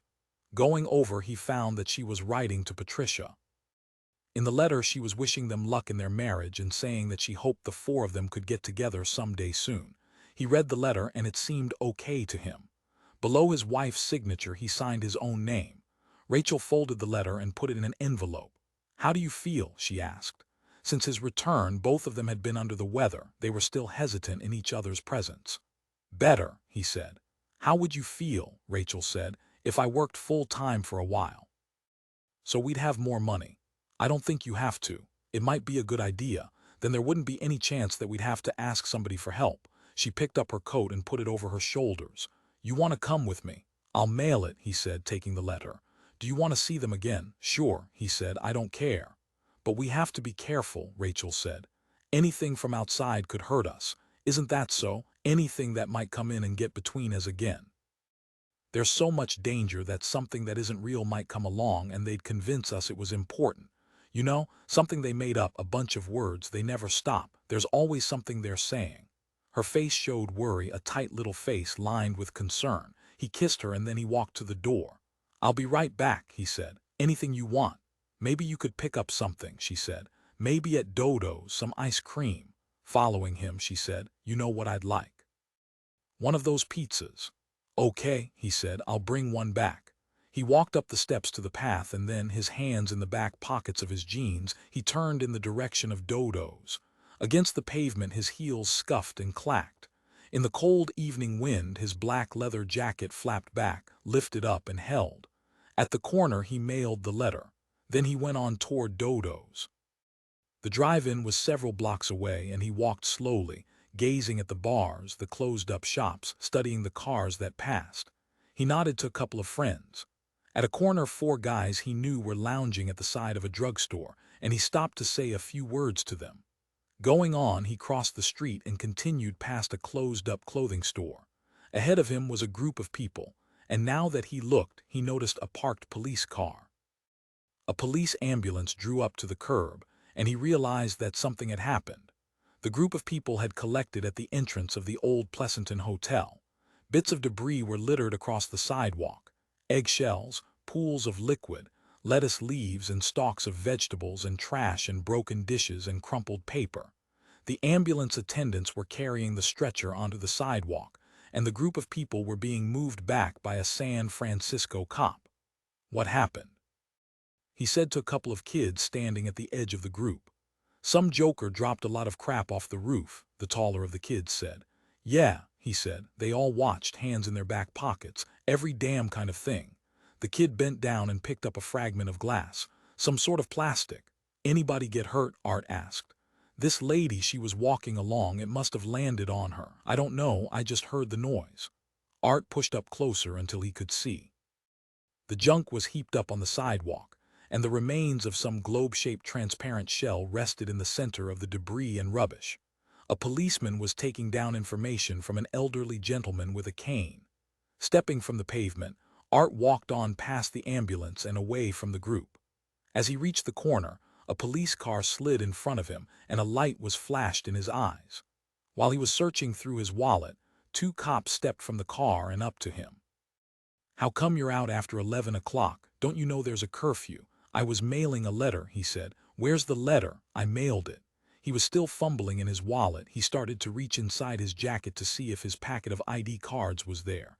Suddenly, one of the cops grabbed his hand. The other cop shoved him back against the wall. What do you know about that stuff off the roof? The first cop said. What stuff? Off the hotel roof. Were you up there? No, he said, and his voice was thin, weak. I was just coming by. He pointed back in the direction he had come. I was out mailing this letter. There's a mailbox back there. I know, he said, I mailed it. Another cop appeared with 3 more kids. Each of the kids was trembling and scared. These were back of the hotel. He gave them a shove and they stumbled forward. They must have run out the back, a cop said. Take them down, another cop said, already starting off. At the curb, the radio in the police car bellowed out calls and numbers. They're out after the curfew. Book them on that until we get some kind of story from them. He was yanked away from the wall and shoved with the other kids into the police car. As the car pulled away and into traffic, he saw that the police were picking up more kids. More police cars were entering the block, and he thought to himself, if I hadn't come out to mail the letter. Honest, one of the kids was saying, we don't know nothing about it, we were just walking along. He was a Negro. We were just going up to the drive-in, you know. None of the cops answered. Art, looking through the window, held onto his wallet and identification cards. The cops had not examined them. They had loaded him into the police car in too much of a hurry. He wondered if they would still want to see the cards. He wondered if they were going to ask him his name or if they really cared. 21. During the weekend, the paint was scrubbed from the furniture and walls of Jim Briskin's apartment. The apartment, cleaned up, looked as it had before. Patricia put the easel and brushes and paints away in the closet, and neither of them said anything more about it. He let her do most of the cleaning and washing and scrubbing. In jeans and cotton shirt, her hair tied up in a turban, she sat on the floor, working with soap and water, a bucket, a heavy brush. She did not seem to mind. All day Saturday and Sunday they kept at it. On Sunday evening they invited Frank Hubble over. The 3 of them drank wine and talked. What happened to your hand? Hubble said. I cut it, she said, hiding her hand away. Can you type like that? Hubble said. I'll do as well as I can, she said. Hubble said, are you 2 married again? Not quite, Jim said. We have the blood tests. We'll pick up the license in a couple of days and then get married. There's no rush. You're coming back to work tomorrow? Yes, Pat said, on Monday. How about you? He said to Jim. I'll be back, Jim said, at the end of the month. What happens when they give you a Looney Luke plug to read? I'll read it, he said. Why? Because I want to stay on the air. Beside him, Pat shifted about. She drew her legs up and tucked them under her. Jim is going to expand Club 17, she said, so it runs in the evening. He's going to bring it back at 8 and keep it going until sign-off. If I can, Jim said, if Haynes can see it. You going to spin a lot of rock and roll? Hubble said. The networks are starting to clamp down. You've seen the latest list of band discs. Mostly the small labels, the race and blues labels. Somebody showed me a BBC statement. They say they don't have a list of band records, just a list of music they don't play. Restricted, Jim said. Yes, it's their restricted list. You better be careful on that stuff. You'll get the old ladies writing in. Better stick to the regular bands and tunes. Guy Lombardo, Jim said. Hubble laughed. Why not? A lot of people like that sweet stuff. Look at Liberace. You'll draw a bigger audience with that. Rock and roll is on its way out. They've got Presley's number. In another 6 months, nobody'll remember him. Jim got up and walked across the room to the phonograph. An LP of Bessie Smith had come to an end. He turned the record. The old ladies, he thought, the same old ladies who had supported his classical music. They would be writing in. They would start the pressure. By the door of the apartment the bell rang. Who's that? Pat said. Did you ask anybody else over? She was still in her jeans and cotton shirt. Opening the door, Jim looked down the hall. 2 shapes appeared. They were Ferd Hink and Joe Mantilla. Hey, Mr. Briskin, Ferd said. The police picked up Art Emanuel. What? He said. The words did not make sense. He tried to get at their meaning. Ferd said, they got Grimelman, you don't know him, and they picked up Art because of this crap somebody threw off a hotel roof on Fillmore Street, and they claim it was some kind of plot the organization had. A gang, Joe Mantilla said. But we don't know nothing about this junk off the roof. Jim said, what are they holding him on? I don't know, Ferd said. Rachel's down there trying to whim. They say he isn't of age, he's a minor, and his parents have to get him out. And his parents don't care. So he's in juvenile hall or something. And they won't let her put up bail because she's a minor too, but she says she's his guardian because they're married. It's all fouled up, Joe Mantilla said. So maybe if you could lend us some dough, Ferd said, we could take it down and give it to her. And maybe she can get a lawyer or something and get him out. Because they're married, so she ought to be able to get him out, don't you think? He gave them the money he had in the apartment. Joe counted it while Pat searched her purses for more. $40, Joe said. I don't know if that's enough. Going to the phone, Jim called the station. Bob Posson answered from his office. "If I send 2 kids around," he said to Posson, "do me a favor and give them some money. It's an emergency." "How much?" Posson said. "I don't see why I should. 50 or 60 bucks. I'm good for it." "You're sure it's an emergency?" Posson said. "It is," he said. He hung up. "Go over to the station," he said to Ferd and Joe. "She can get a lawyer with $100 retainer. I'll get out and try to cash a check." They thanked him and hurried off. In the bedroom, Pat was changing her clothes. "I want to go with you," she said. Hubble, his wine glass in his hand, said, "What's this all about?" "Friends," Jim said. "I'm not going yet," he said to Pat. "What's the name of that lawyer that handled the divorce for us?" "Torquay," she said. "I have his number here." He picked up the phone and called Torquay. "It might be they could keep him there," Torquay said. Pat, coming out of the bedroom, stood beside him with her ear to the receiver, listening. "If there's some gang he's been running with, they'll really throw it at him.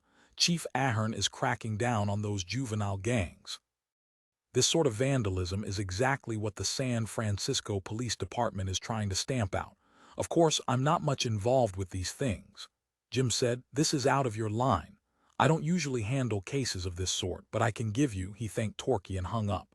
"We can get somebody else," Pat said.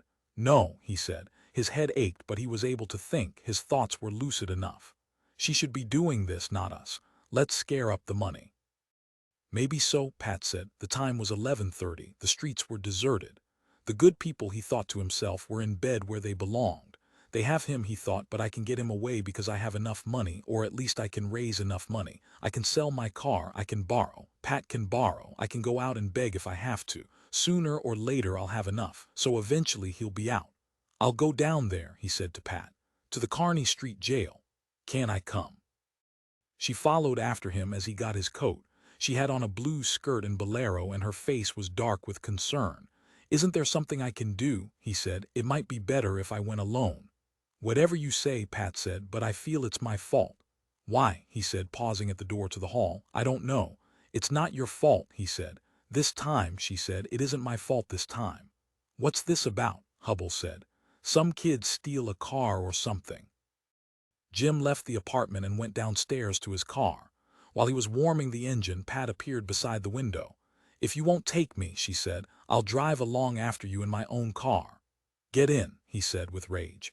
She got in next to him, and without waiting for the engine to warm or the windshield to clear, he drove the car forward into traffic. "Can you see?" Pat said. "Maybe you should wipe off the windows." A car, a nebulous shape, honked at him. Lights flashed and dazzled. He brought out his handkerchief and scoured the windshield before him. Cold water dripped onto his fingers and wrist. "Be careful," Pat said. "Yes," he said, still angry, still shaking. A car materialized in front of him. He tramped down on the brake and his tires screeched.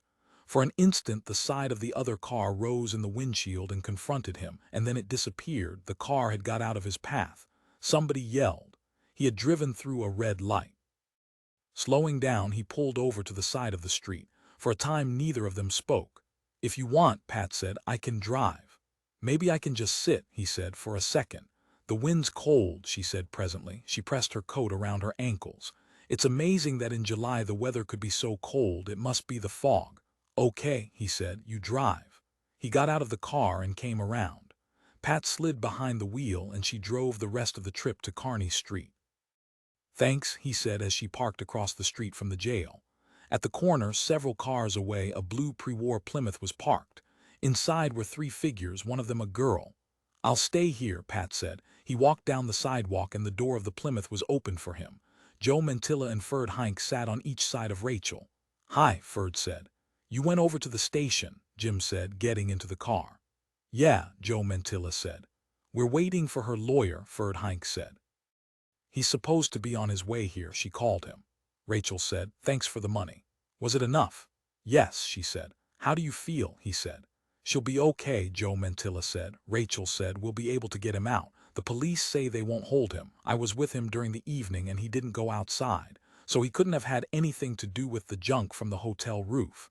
But I know they'll get us sooner or later. If not now, then some other time."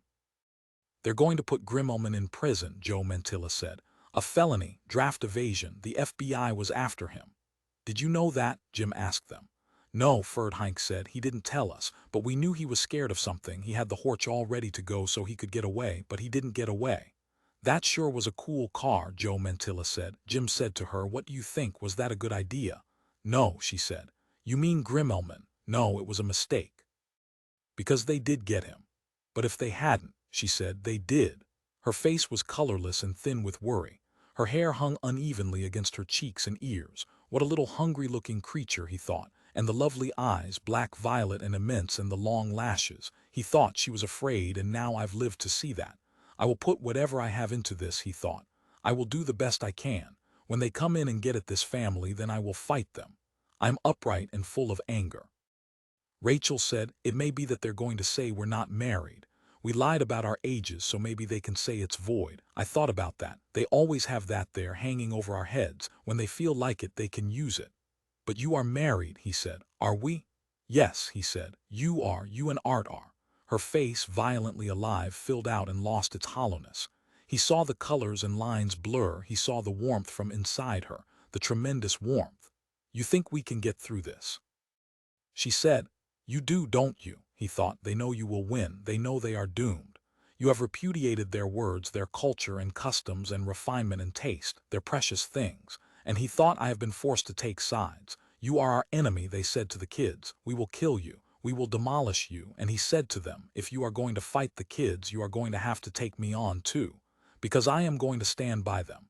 I am going to see the kids survive you. In January at 2 o'clock one morning, Jim Briskin woke with the telephone ringing. Beside him in the bed, Pat stirred and sat up as B reached for the receiver. Hey, Art shouted as he put the receiver to his ear. Hey, Jim. Is it time? He muttered. The apartment was pitch dark and cold. Pat snapped on the lamp. Now, he said, rubbing his eyes. Yeah, I think so, Art said. Can you come around? He dressed, got in the car, and drove to the house on Fillmore Street. At the door, Art met him. Yeah, he said desperately, it's every 5 minutes. Entering the apartment, he said, Rachel. She had put on a long, pink wool robe. She was sitting on the edge of the bed, pushing at her hard, pale temples with her hands. Yes, she said in a grating voice. She's in a lot of pain, Art said, hurrying past him to his wife. Let's go. Jim picked her up, robe and all, and carried her out to the car. A few minutes later, they were driving in the direction of the hospital. Later, as he and Art sat in the hospital waiting room, he thought to himself that this was the only time. He had never waited for this. He had never waited while a woman gave birth to a child. From the pay phone, he called Pat to tell her how it was going. I guess they give them something so they won't feel it, he said to Art, walking back to him. Why, yeah, Art said. But that doesn't help us, he said. It did not take away his own concern. So this, he thought, was how it felt. After a while, he said, that's a sweet wife you have. Art nodded. You're lucky, he said. I've never seen anybody like her. Beyond the doors of the hospital, a few cars moved in the early morning darkness. To ease his tension, Jim Briskin walked over and stood with his hands in his pockets. One of the cars towed behind it a huge white papier-mâché float-like sign. The car moved inflexibly and the sign followed. On the sign were words, vast words for everyone to read. Words, he thought. Here at 4 o'clock in the morning, with no one up to read, the words were still being towed by. Even here, still circulating the streets. For a moment it seemed to him that the sign was a Looney Luke sign. But he was wrong, it was not. Even so, he thought it might as well have been. He watched the sign. The words hovered, they remained as long as possible. No, he thought, you can't come in here. The words began to leave. Leave, he said. Slowly the words were gone. He stood at the doors to be sure. And they did not come back. He watched and waited, and they did not come back.